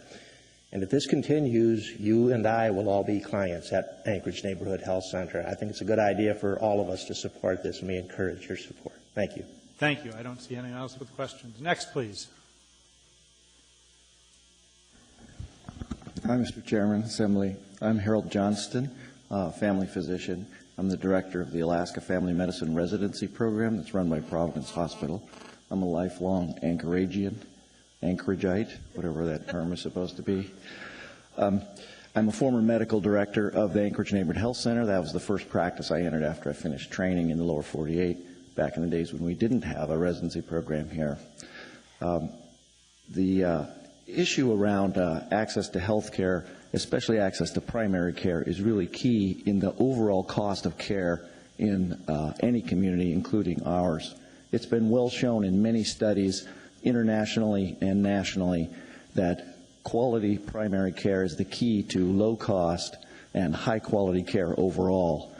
In Anchorage, we're in particularly difficult straits right now because we have a serious shortage of primary care physicians. And that shortage is manifest by the increasing cost of care, the increasing number of visits to the emergency room, and the consequent increase in high cost of health insurance premiums to all of us. The Anchorage Neighborhood Health Center, being the only community clinic that's now accepting more Medicare patients, really needs to expand the numbers of doctors available. It's hard to find doctors to come to Alaska at all, particularly hard to find doctors to come and start taking Medicare patients. This new proposal of the Neighborhood Health Center will expand their physician capacity by 25%, which will add thousands of visits per year to the access for Medicare and underserved patients in the community. So I want to voice my strongest support for the proposal. Thank you very much. No one has questions. Next, please. Thank you and good evening. I'm Tom Hunt. I'm the medical director at the Anchorage Neighborhood Health Center. I've been with the center for 13 years, medical director for 7. I'm the guy who has to hire these new clinicians. We have no room. I have good news. I've hired 2 new excellent clinicians, just started work this week. They're in the audience here. The bad news is with their addition, I'm effectively out of examination rooms for them to work. So I can't grow. I can't see the extra clientele that we need to see. With respect to the facility location, I'd point out that effectively across the street from the proposed location is the Anchorage Rescue Mission. So the poor, the medically needy, they're amongst us everywhere throughout the community. So please give us the opportunity to continue to serve the community. I can't grow unless we've got the space. Thank you. Thank you, and I would just note, Dr. Hunt, that you and I have spoken about the challenge of hiring physicians, and I'm pleased to hear you've hired 2 more. Anyone else wishing to be heard on this? My name is Jed Whitaker, and I just want to know, what is the municipality going to do once they, if this resolution goes through, what is the municipality going to do with the existing Anchorage Neighborhood Health Center? Seems to me like it serves a purpose right where it is, and then you'd have to maintain it if you didn't use it for said purpose, as it is being used now. And so it seems to me that the Anchorage Neighborhood Health Center is coming before you as a supplicant and offering, they so badly want this deal, to give away this existing clinic. But what are you going to use it for? So I would just say let them keep the clinic and give them the land outright. Thank you. Thank you, Mr. Whitaker. Anyone else wishing to be heard on this? Mr. Mayor, you're not getting up to speak on this. All right, hearing and seeing no one, the public hearing on this is closed. What is the wish of the body? Second. Mr. Gutierrez, go ahead. Thank you, Mr. Chairman. A couple of things struck me listening to some of the public testimony, and the doctor who spoke before, Mr. Whitaker, out of examination rooms to work. My initial reaction was, then you shouldn't have given up the Mountain View site. You'd have had some rooms there. But I do understand the issue, and I am slowly coming around. I'm still fairly skeptical, though, which brings me to the second point that I think I want to make. I heard several people say we need to approve this so we can start construction. Approving this resolution isn't going to start construction. Look at the title of the resolution is approving a preliminary conceptual plan. Looking at the meat of it, subject to submission and approval of an ordinance as a preliminary step. Subject to submission and approval of an ordinance setting out the specific terms and conditions, subject to appropriate planning and land use regulations, yada, yada, yada. Approving this resolution tonight doesn't mean construction starts tomorrow. There's still an awful lot of work to do. And I'm coming around because I know this is going to come back to us at the Assembly after all of this work has been done, and we'll have a clearer picture of what this deal is really going to look like, both for the municipality and for the Anchorage Neighborhood Health Center. So anyway, thank you, Mr. Chairman. I just wanted to make that clear to folks. Thank you. Ms. Osiander. My concern about this all along has been public process. Ideally, I would have liked to have seen the city say, we have this property, what's the best use for it? And then proposers from all over town could have come and given us their idea of what's best, and we could have had some sort of a filtering process where everybody got the same equal chance to talk about it, and then we could pick the best one. Basically, this is a property that's worth a little over $3 million, and with the trade, it's basically, I see it a donation to this particular organization of about $1.5 million. I'm going to support this, principally because of the yada yada Mr. Gutierrez mentioned. And that is that there is another opportunity for public process to interject itself. It's our responsibility, as been mentioned several times tonight, to balance public good with the desire of many citizens to limit our budget. This whole issue of supporting public health care is actually a big step forward from what we've done in the past, and I'm just treading cautiously as we move forward. I want to explain my concern. I've talked to several of you over the phone, and it's not with the value of what's done with the organization. I have nothing but utmost respect for the board and the people that work for this organization. Thank you. You're great folks, and you do a badly needed service. But my concern is also being fair public process, giving everybody equal chance, and really moving forward, Mr. Chairman. Sorry. I set the 2 minutes on. I set the 2 minutes on, but I forgot to turn the beeper off, and I apologize, Ms. Osiander. Continue, but we're trying to keep the 2 minutes. You know, you think he's hard on you, right? I've completely lost my train of thought, Mr. Klain. If you want to take a pause, I'll let somebody else go, and you can come back. No, I will end here.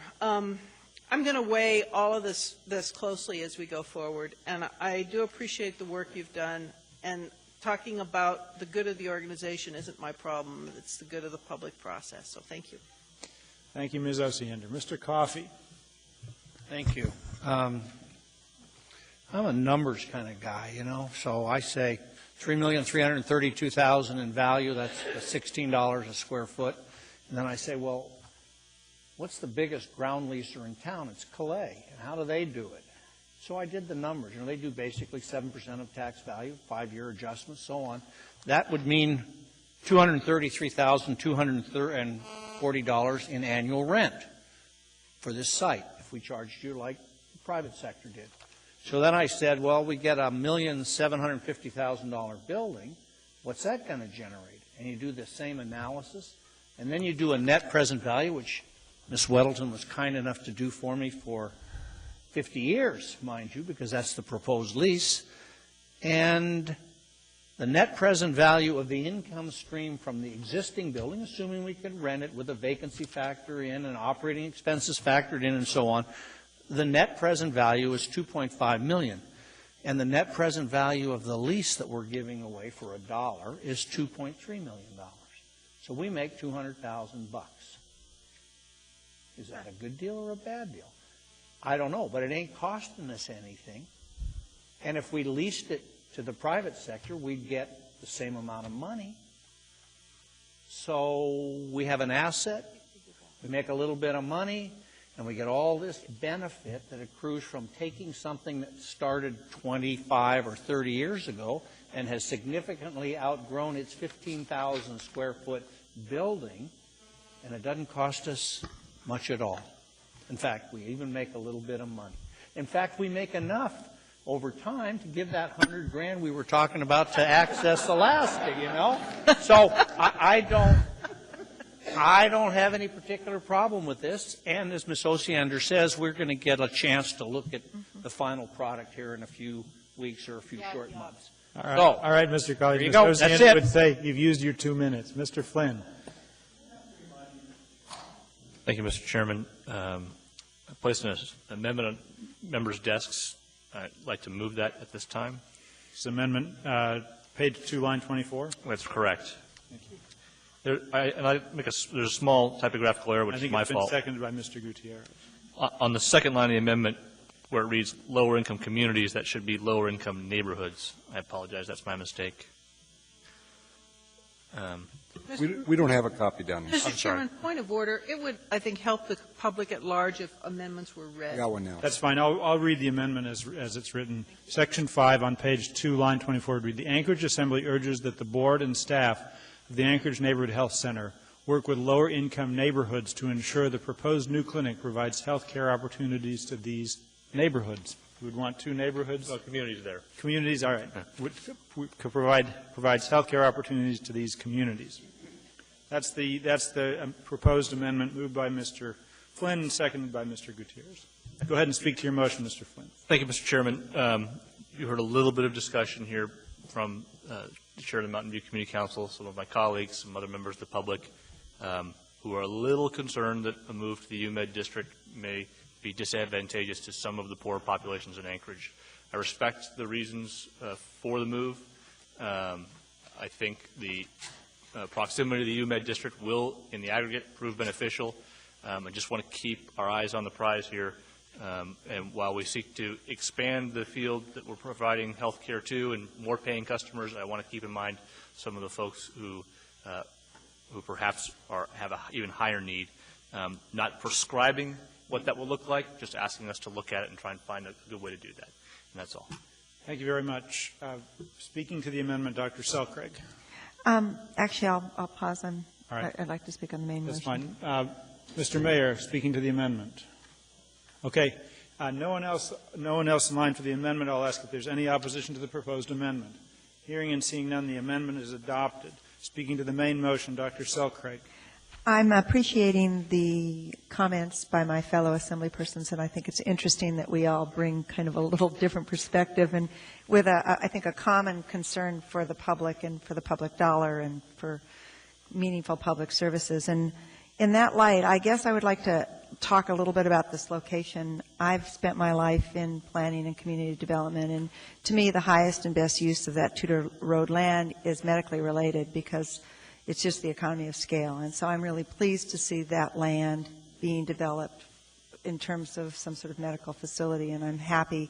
And it seems to me it's a really good site. I think it's well sited for transportation. It's well sited for your doctors and that are going to be available to you and want to work maybe part-time at the clinic and also part-time in another facility. So I really like the location. The other thing is I was really struck by Ms. Osiander's comment about how this is a big step, and I'm really appreciative of that. I value Ms. Osiander's thoughtfulness on many occasions, her carefulness. And I think where we are, it is a big step. And I think that this is a big step not only that we're going to be seeing here, but we understand nationally. And if you look historically at how municipal governments have gotten into public services, it's been because there's been an overarching public need that isn't met that has to do with the welfare of the community. And that's how we got into fire, and that's how we got into police, and that's how we got into building codes. I mean, we get into these things when the need is so great and it isn't being met, and it begins to put our population at risk. And county hospitals have been around for a long time, and they've failed in many, many ways because they couldn't be funded. But community clinics are a thing that are being born all across the country.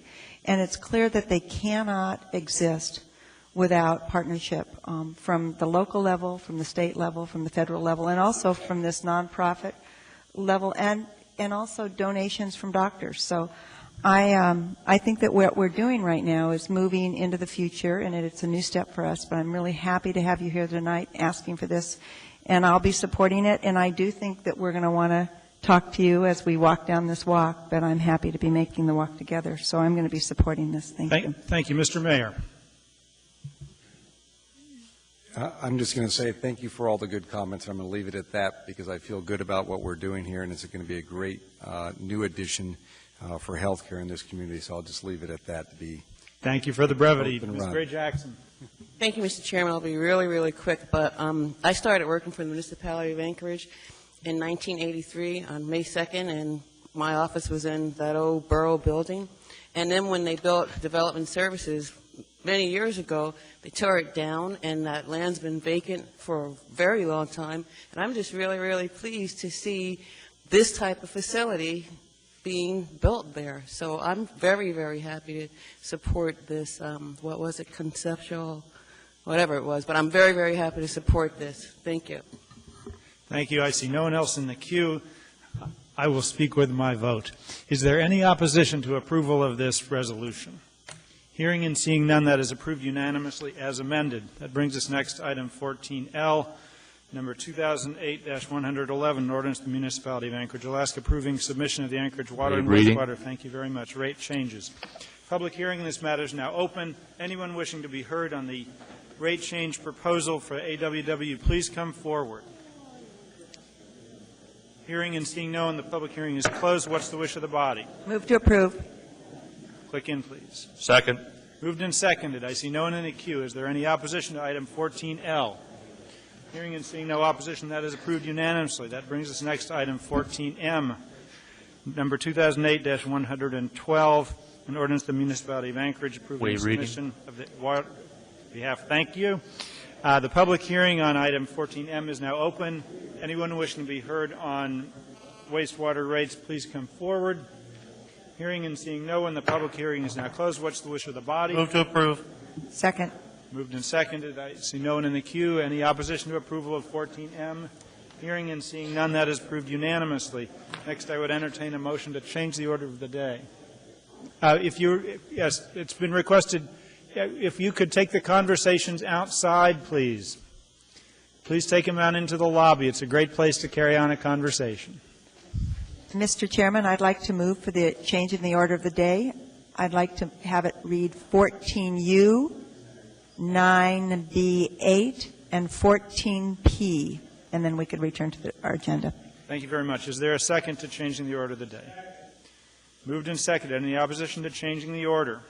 Hearing and seeing none, we're changing the order. Next is item 14U, AR number 2008-244, a resolution of the Municipality of Anchorage appropriating $383,187 as a grant from the U.S. Department of Health and Human Services, Substance Abuse and Mental Health Services Administration to the Federal Category Grants Fund 241. Waive reading. Thank you very much. Public hearing on this matter is now open. Anyone wishing to be heard, please come forward. Anybody? Seeing no one, public hearing is closed. What's the wish of the body? Move to approve. It's stuck. But Mr. Coffey could second and we would be the same. All right, we seem to be there. Okay. It's moved and seconded. I see no one in the queue. Is there any opposition to the approval of item 14U? Hearing and seeing no opposition, that is approved unanimously. That brings us next to item 9, Bravo 8. Go ahead and clear the board. 9, Bravo 8. This was pulled by Ms. Johnston. Go ahead, Ms. Johnston. Yes, I pulled this because this is the second item that we've had in a month where we've been asked to approve grants to the Alaska Energy Authority for power generation. And as we're trying to have a South Central plan and as we're looking at MLNP and Chugach plan, I just hope that we're working together in some of these grants as far as generation. I'll ask you off the record about this, but I just want to make sure that this is something that we're, as I say, that we have this one. We also are looking for a grant, solid waste services out at Highland, and I just want to make sure there's some element of cooperation on these applications. Okay, doesn't sound like that needs a response yet, because it's going to happen offline. I see no one else in the queue. I will ask if is there any opposition to approval, item 9B8. Hearing and seeing none, that item is approved unanimously. That brings us next to item 14P, as in Paul. 14P as in Paul. Mr. Chairman. Mr. Flynn. I'd like to declare a potential conflict of interest. Let me at least introduce it first. AR 2008-240, and 2008-248, a resolution of the Municipality of Anchorage approving an alcoholic beverage conditional use in the B3 General Business. Waive reading. Thank you very much. This is about Spenard Roadhouse. Before I open the public hearing, Mr. Flynn, go ahead about the potential conflict. Thank you, Mr. Chairman. The ownership group of this institution shares many members in common, including one of the managing partners, Ms. Lael Fairbairn, with an ownership group of another establishment, Snow City Cafe, in which I am a minor partner, vocal silent partner. And so I just wanted to put that on the record and subject myself to any questioning you deem necessary. The question I have is, do you have, as a result of your partnership interest in Snow City Cafe, Do you have any financial interest that will be impacted in that ownership through what's going on at Spenard Roadhouse? There may be, if I understand correctly, some intermingling of equipment leases. You should just not vote on it, it's easier. And if there is some intermingling of equipment leases, how will that impact? Can you articulate a manner in which that will impact you financially?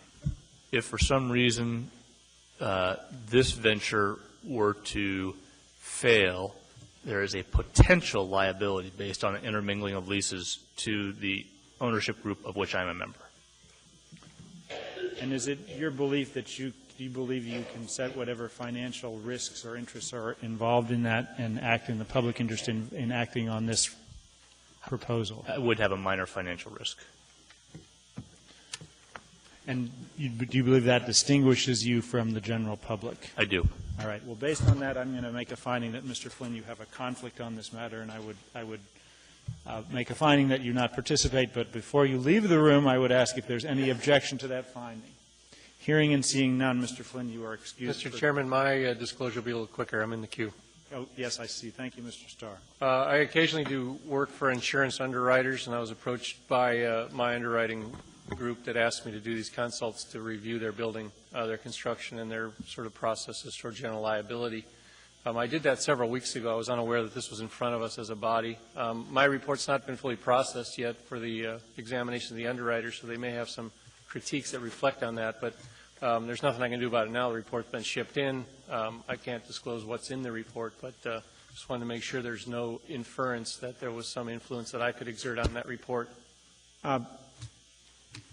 General liability insurance would cover to sort of the liquor liability in a roundabout way. Traditionally, there's liquor liability policies, but in this case, it could be intermixed. So I just want to put that out there.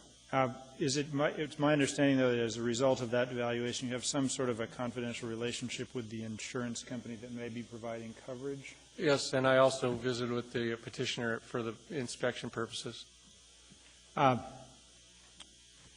Do you have information about this as a result of that at this point couldn't be disclosed to the public? No. Nothing confidential. All right. And do you personally have any economic interest? No, and I can't control the outcome of the underwriter. And so it's a report you basically submitted, and they do with it what they will? Absolutely. And do you believe, to the extent you prepared this, you can set whatever personal interest aside and act in the public interest? I can if they can. I'm going to find that there's no conflict. Is there any objection to that finding? Hearing and seeing none, you will participate. You just want to ask the petitioner if they want me to resign. I mean, I can resolve myself, but if it's your judgment. It's actually a call for I believe it's a decision for the body and not for the petitioner. Just being fair. Thank you. Thank you. Mr. Coffey. Thank you. We're in a declaring mood. About a week ago, 2 weeks ago, I'm in my office and Mr. Ernhoff comes in and says to me, I have a situation here, and describes the situation to me and asked what methods we could use to structure this situation. I gave him my opinion on how you might do certain things that have nothing to do with this conditional use, but have something to do with the way in which the business is structured and financed. Obviously, I can't go into any details. I didn't, until I read this, understand that I didn't recognize it as the Spenard Roadhouse. Now I see that the Spenard Roadhouse is what he is talking about, and the people are involved. So I gave some advice on financial structure. And this is a financial, or in which you're being paid for your services. Yes. By these owners. Actually, no, by the firm who sought my advice, but they are being paid by these owners. All right. So there's a contractual relationship with these owners in which you're receiving money that comes from them at some point. Yes, it comes from them to the old law firm and then to me for my share. All right. I'm going to find that you have a financial interest in this and that I think you should not participate. Just so it's understood, the success or failure of this is not dependent upon my being paid. But I understand what you're saying. I understand that, but I believe that at this point, because you have at least at some level an attorney-client relationship with the people that are involved in this.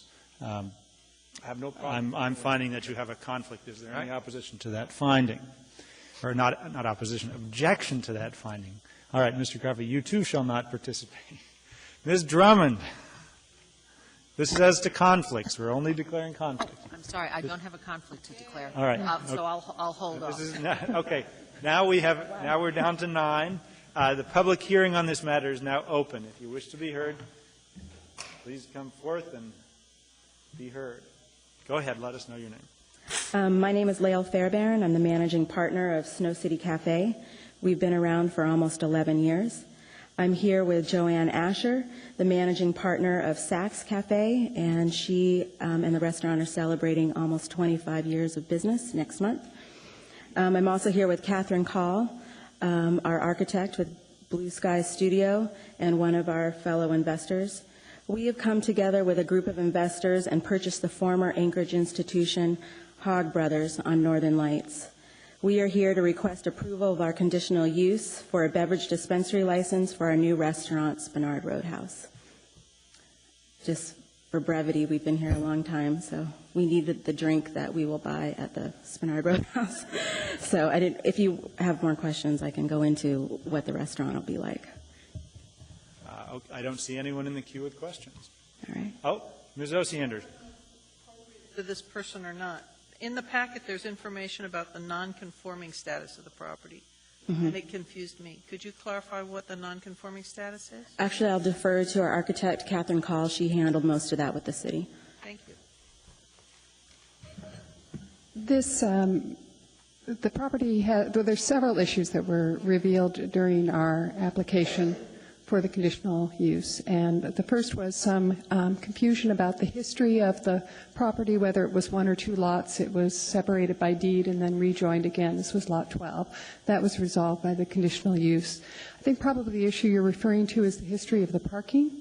And, well, there's several things which we applied for a non-conforming determination for to establish our rights to existing conditions, since it has been a restaurant and continues to be a restaurant. And those were parking, the lack of arterial landscaping along Northern Lights, the conflict with the arterial setbacks, which were established after the restaurant was built, and then the lack of what is now required for parking lot landscaping. So the parking lot is in the same configuration that it was originally. There were, in the original submittal for the restaurant, there were 60 parking spaces allowed, but there was no place for having screened dumpsters, and there was no handicap parking. So we came back and we submitted a landscape and parking plan to traffic and to the zoning department, and we proposed reducing the number of parking spaces slightly to accommodate a better traffic pattern within the site, to accommodate the screen dumpsters, and to accommodate handicap parking. By the current Title 21 standards, we would be required to provide 50 parking spaces, and we did provide 49. So the determination by the zoning department and by the traffic department was that we were moving in the direction of conformity, and that they would approve I don't know if I'm using the right word, but administratively they felt that we were doing everything we could to improve the situation and not moving in the direction of nonconformity. So this joint parking agreement takes care of that problem and allows you to screen the dumpsters and provide the handicap. Okay. The other thing that confused me is you said there were 2 lots and you resolved that issue. Oh, I'm sorry. There are 2 lots. There's Lot 11B and Lot 12. But what was uncovered during this whole process of the conditional use process was that there was some confusion as to the history of Lot 12. It was subdivided by deed into Lot 12E and Lot 12W, and it still exists that way in the tax records, but we have uncovered the deed that put it back together as one Lot 12. It was sold as Lot 12 to the Hogg Brothers. It was sold as Lot 12 to us, and we just have to get that cleared up with the property tax department. Is that a condition to this? No, it was not. They asked us to work with the tax department to get their records straightened out, but it was covered in the nonconforming determination that it is indeed Lot 12 and Lot 11B, and we have filed a parking agreement between those 2 properties. There is no Lot 12E and no Lot 12W. that was a confusion in the part of the municipal record. So, Unfortunately, I don't see anybody here from the planning department staff, but I guess I'm still just a little confused. I hesitate to approve a conditional use for a business that's located on two different lots. well, the parking agreement has been recorded. No, parking agreement, I understand joint parking agreement. And the building is on one lot. Everyone is in agreement. Yeah, the building is on lot 12, and the extra parking is on lot 11B. Okay. And you are going to resolve that whole... The last little bit of the tax record, we're happy to work with the tax department to show them the deeds and make sure that it gets cleared up. Thank you. I see no one else in the queue. Anyone else wishing to be heard as to this restaurant or this beverage permit? Thank you very much for coming down. I see one more coming. Go ahead.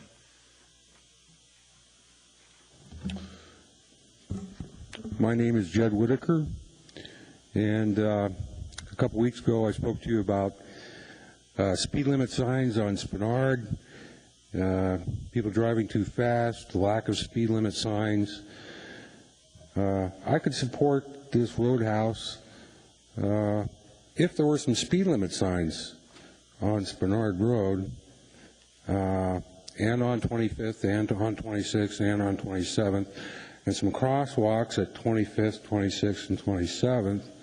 As I see it, this establishment is going to potentially bring more inebriated drivers to my neighborhood, and it already is infested with people who cruise, people who look for trouble, people who drive too fast, people who have no respect for pedestrians. So that's my 2 cents. Thank you. Thank you very much. Anyone else wishing to be heard?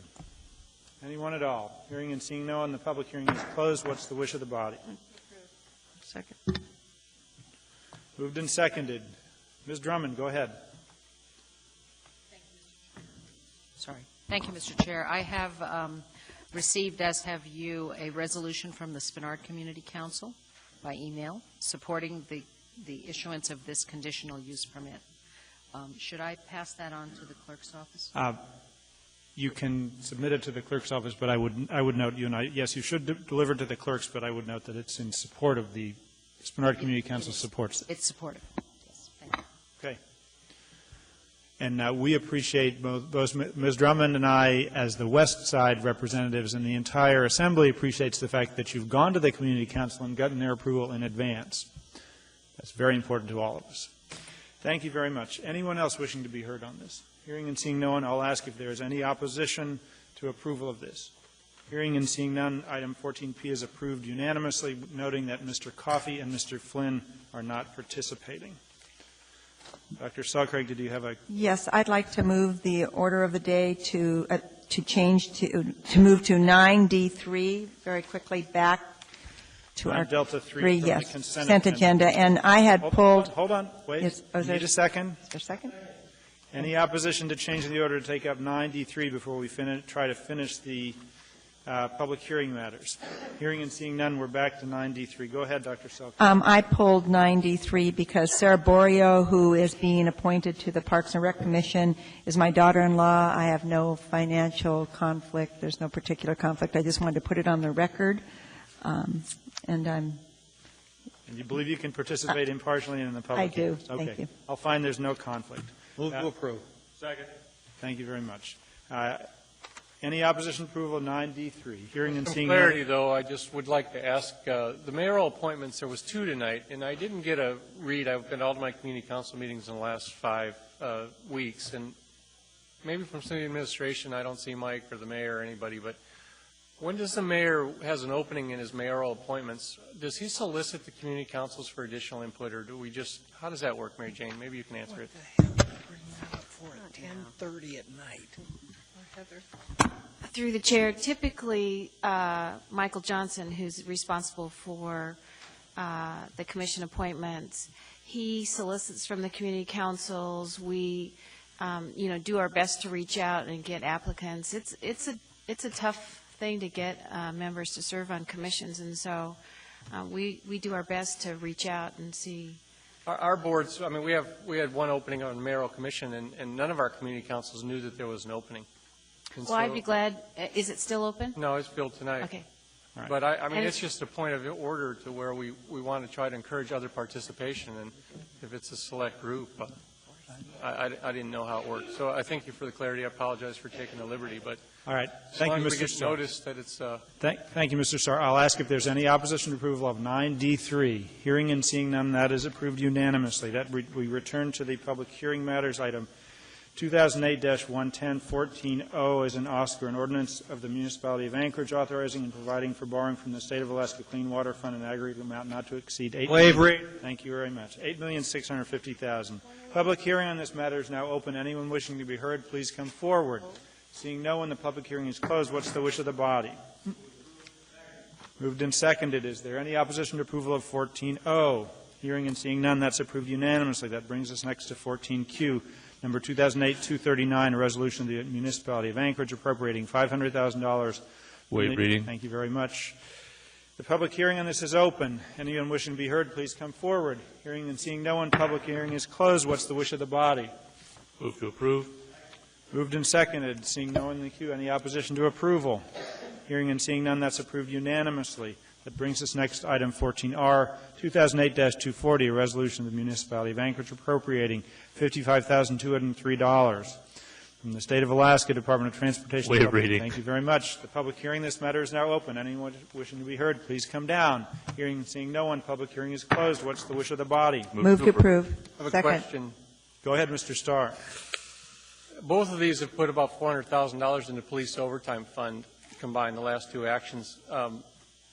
I don't see the CFO, but Mike, do we adjust the budget of the police overtime every time we do one of these?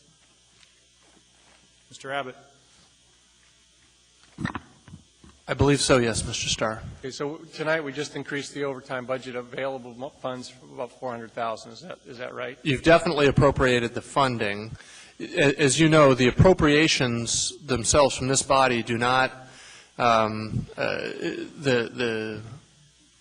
something like overtime, an allocation within an appropriation is not an assembly approval item. Well, I just refer to the listing of the funding where the destinations are going here, and we got 360 on that one and 400,000 or 40,000 on this one. So, I mean, if you're going to say they're going to overtime, do they? I believe the budget is increased as per this. This is essentially a budget amendment. Okay.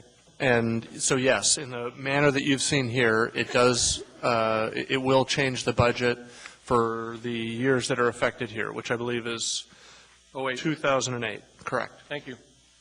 Thank you. I see no one else with questions or in the queue. Any opposition to approval of 14R? Hearing and seeing no opposition, that's approved unanimously. That brings us to 14S, 2008-241, a resolution of the municipality of Anchorage appropriating $152,398 from the U.S. Department of Justice. Waive reading. Thank you very much. The public hearing on this is now open. Anyone wishing to be heard, please come forward. Hearing and seeing no one, the public hearing is closed. What's the wish of the body? Move to approve.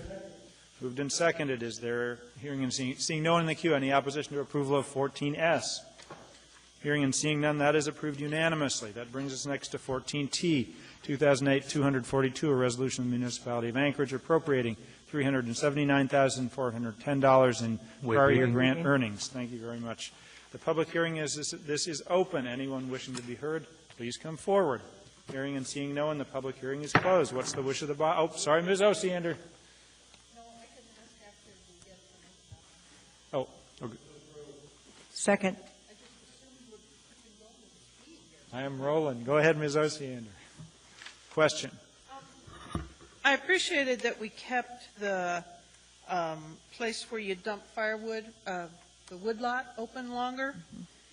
And I'm hoping, this doesn't really talk about what priorities are going to be, but I'm hoping, and I don't see anybody from the fire department here, that that woodlot is included. It talks about public land hazardous fuel load removal.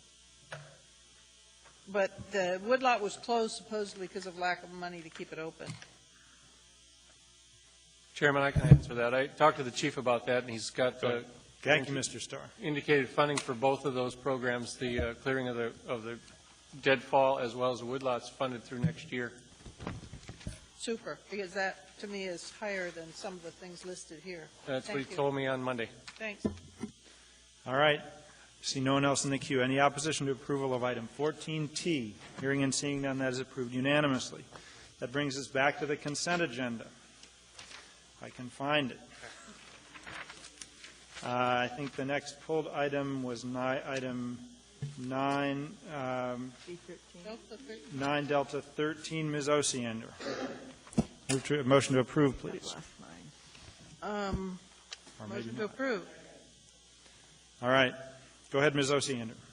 My concern with this is if we grant this money, we don't have this is money to plan the buildings, but we don't have the money to build the buildings. And my experience with the school district is it gets really expensive if you have a plan and then you don't have enough money to build it because it sits on the shelf and then you have to redo it to bring it up to the current standards. I'd like some reassurance that we're not going to expend money for planning before there's some certainty for when the construction money comes in. I submitted a question and was told that there was a plan to do a $4 million bond for a police facility, but it was primarily the shooting range. And yet this appears to be money for building a property and evidence building. Well, I see Mr. Abbott is in the queue, Good. so Clarify. let him answer. Mr. Abbott. Thank you, Mr. Chairman. Ms. Osiander, the $4 million that's in the capital budget is roughly split $2.5 million for the headquarters expansion and $1.5 million for the shooting range. That both of those amounts are designed to match significantly larger anticipated contributions from state grants. Last year, the legislature appropriated $17 million for the APD headquarters. The governor vetoed it. Since, in conversations with the administration and legislative leadership, we have what we believe to be good reason to believe that the funds will be appropriated again and that the governor will not veto them. So that is the primary funding source for the APD headquarters expansion, would be a small portion of of local bond and a significant portion of state grant. Okay, if I could pursue a minute. Yep, that's fine. This talks about giving money to this architectural and engineering company to design 4 different projects, right? 4 buildings. Yes, I believe that's correct. And when I submitted that question, you came back and told me that there was construction money coming for projects, a little bit for the headquarters and the rest, I thought, for the shooting range. Yeah, right. Right. I'm tired. But not for these. I want, I guess, some kind of reassurance that we're not going to draw up plans that are just going to sit there. And I'm unclear if I got that answer or not. Mr. Chairman, Madam Osiander, I'd be glad to speak with you offline, and I can give you greater detail on the funding plans for all of the projects that are in this design award. Before I vote yes, I have to know that it's not going to, a plan isn't going to sit on the shelf for 5 to 10 years while you're waiting to get the money to build it. And which are the projects that you're particularly concerned that may not be? You've mentioned the headquarters building. Right. Do we have money to build or foresee getting the money to build the property and evidence building? That is the headquarters expansion. That's a piece of the headquarters expansion. The headquarters expansion project is the building a new property and evidence building adjacent to the current headquarters and remodeling the existing headquarters building. So all of these, work project A, B, C, and D is Headquarters expansion. The headquarters expansion. Yes, ma'am. The total cost for the headquarters expansion project is about what? $35 million. And out of that, you are anticipating getting grant funding for how much, you said? 30 to 35 million, and then $2 to $3 million of local bond funds. Okay, I think I've got it. Okay. Mr. Coffey. When I read this, and this is for Mr. Abbott, when I read this, Mr. Abbott, I thought what you were trying to do with this project was show us what we complain about all the time, not knowing that next year there's going to be more and there's going to be more and there's going to be more. So what I assumed was that GDM Inc. responded to a request for proposal or something like that, and then you've allocated over the next 4 years, 4 years or 3 years, what is it? 4 years, no, 3, it's 8, 9, and 10. You're telling us now that come next year, we're going to spend $3,375,000 for the same people on the same deal, but all you're asking for us now is to authorize the first one. Is that what's happening here? I believe that is correct, Mr. Chairman, Mr. Coffey. The subsequent elements of the design phase would not be authorized or until they're funded. And we have approximately, there was an initial bond offering 3 years ago to begin the project development. That was for $1.5 million.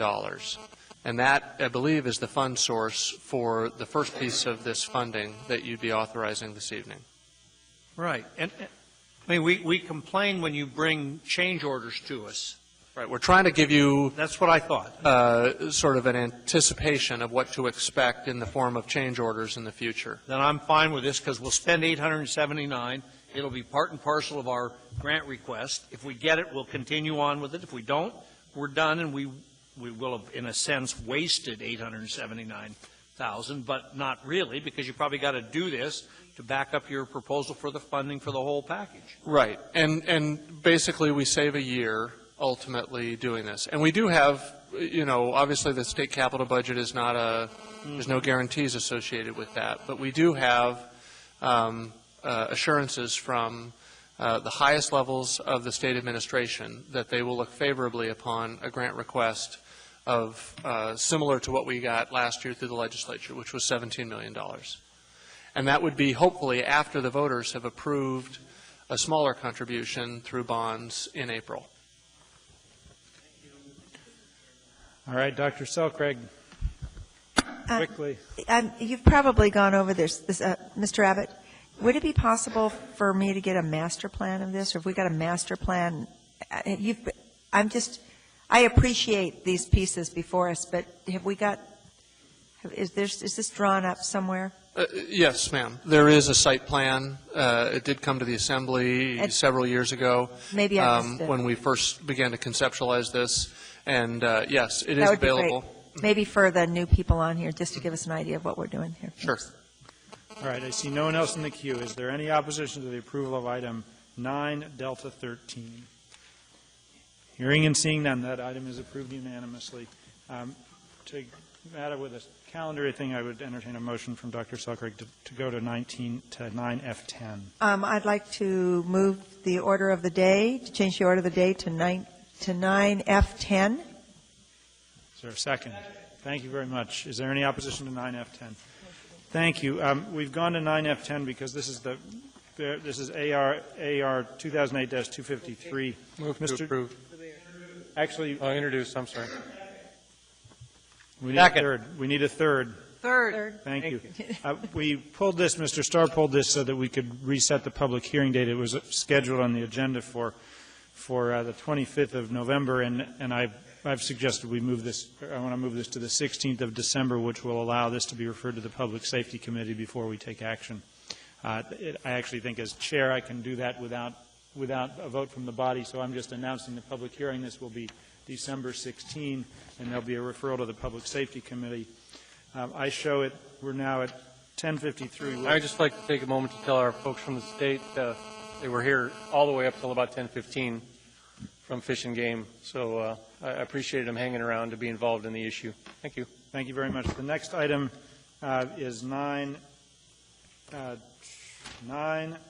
Delta 17, and that was pulled by Ms. Osiander. I'd like to move to postpone. Can we do that? There's Go ahead, Ms. 4 Osiander. Speak to it before you make a motion, because I think that you may not be. It would help, I think, the rest of the body to know there are 4 Assembly people who represent this area, and we've probably all heard from folks who have some concern one way or the other.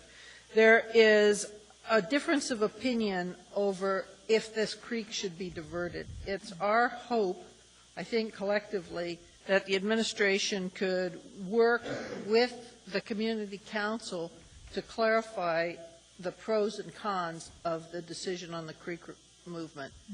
So that was what you're really requesting, is that we not take action on this today, Yes. and this roll onto the consent agenda for November 18? Yes, and, well, I and don't think that needs action. If we take no action on this, then it would just automatically roll over. Oh, I It'll guess- roll to unfinished business. That's fine. Right. Old business, excuse me. However, with that provision, I'd like the administration to acknowledge what we're hearing from the community council. And I've asked the project manager on this job in the project management department, it'll be Russ Oswald, supervised by Jerry Hansen, to reach out to Dr. Selcraig, and I can include others in that request as well, to meet with you and discuss what we're hoping to accomplish via this recommendation of award. Thank you. Thank you very much. Because there's been no motion taken, that we can now get to 9 Echo 1. We only have a couple of minutes. That was pulled by Ms. Osiander. It's an information memorandum. Go ahead. I was concerned that... Move to accept. Move to accept. Thank you. Go ahead, Ms. Osiander. I was concerned about the language that said that our grants may be at risk because of that audit of the child care assistance.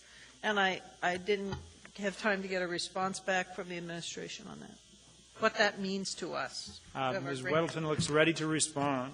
My apologies for the delay in responding to your request.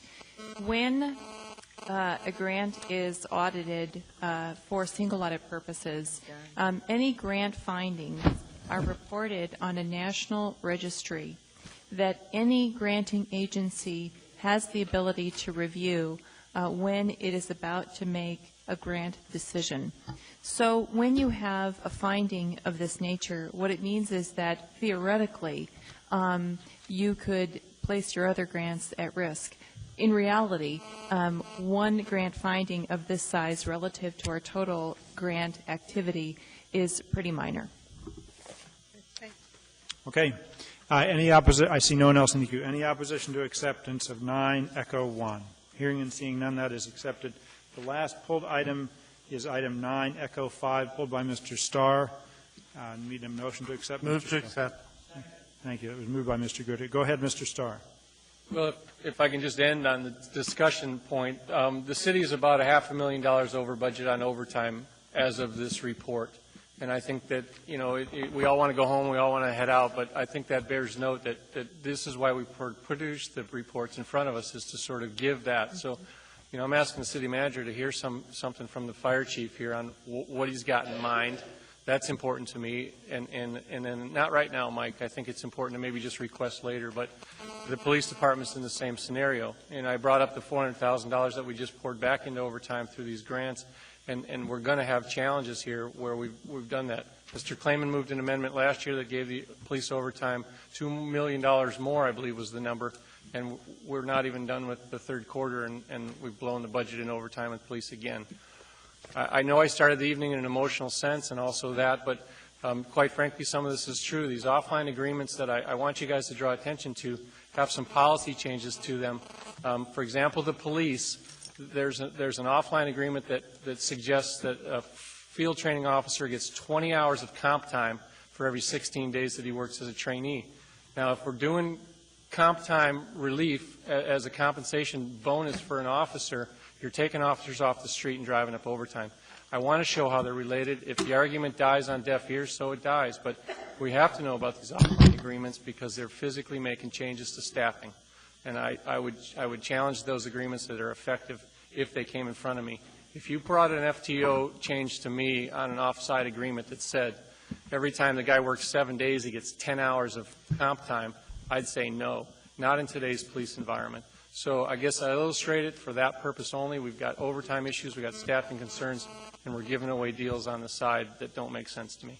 So I'll end it for that, and I appreciate you guys listening to me all night. Thank you. All right. Mr. Coffey. Thank you. I just want to ask one quick question. When would it be appropriate to have a discussion on this? In the course of the budget, Mr. Abbott? Would that be the best place for it? To have a discussion on overtime? Well, no, just the report. I mean, there's things in here that... Sure. At your discretion. Actually, you know what? As chair, we have less than 30 seconds. I'm going to have to... He just answers in the budget, then I'm fine. My recommendation would be that you send us individual questions. If that isn't satisfactory, then a work session. I don't think the 09 budget is the right place to be talking about '08 actuals. But we'll use whatever process you guys want. But if you give us specific questions, you'll get timely responses. Okay. Well, I see us as about 10:59 and 45 seconds, and so there's a motion to adjourn. I hear no opposition. We are adjourned by rule and by motion, all at the same 11 o'clock. No, time's out.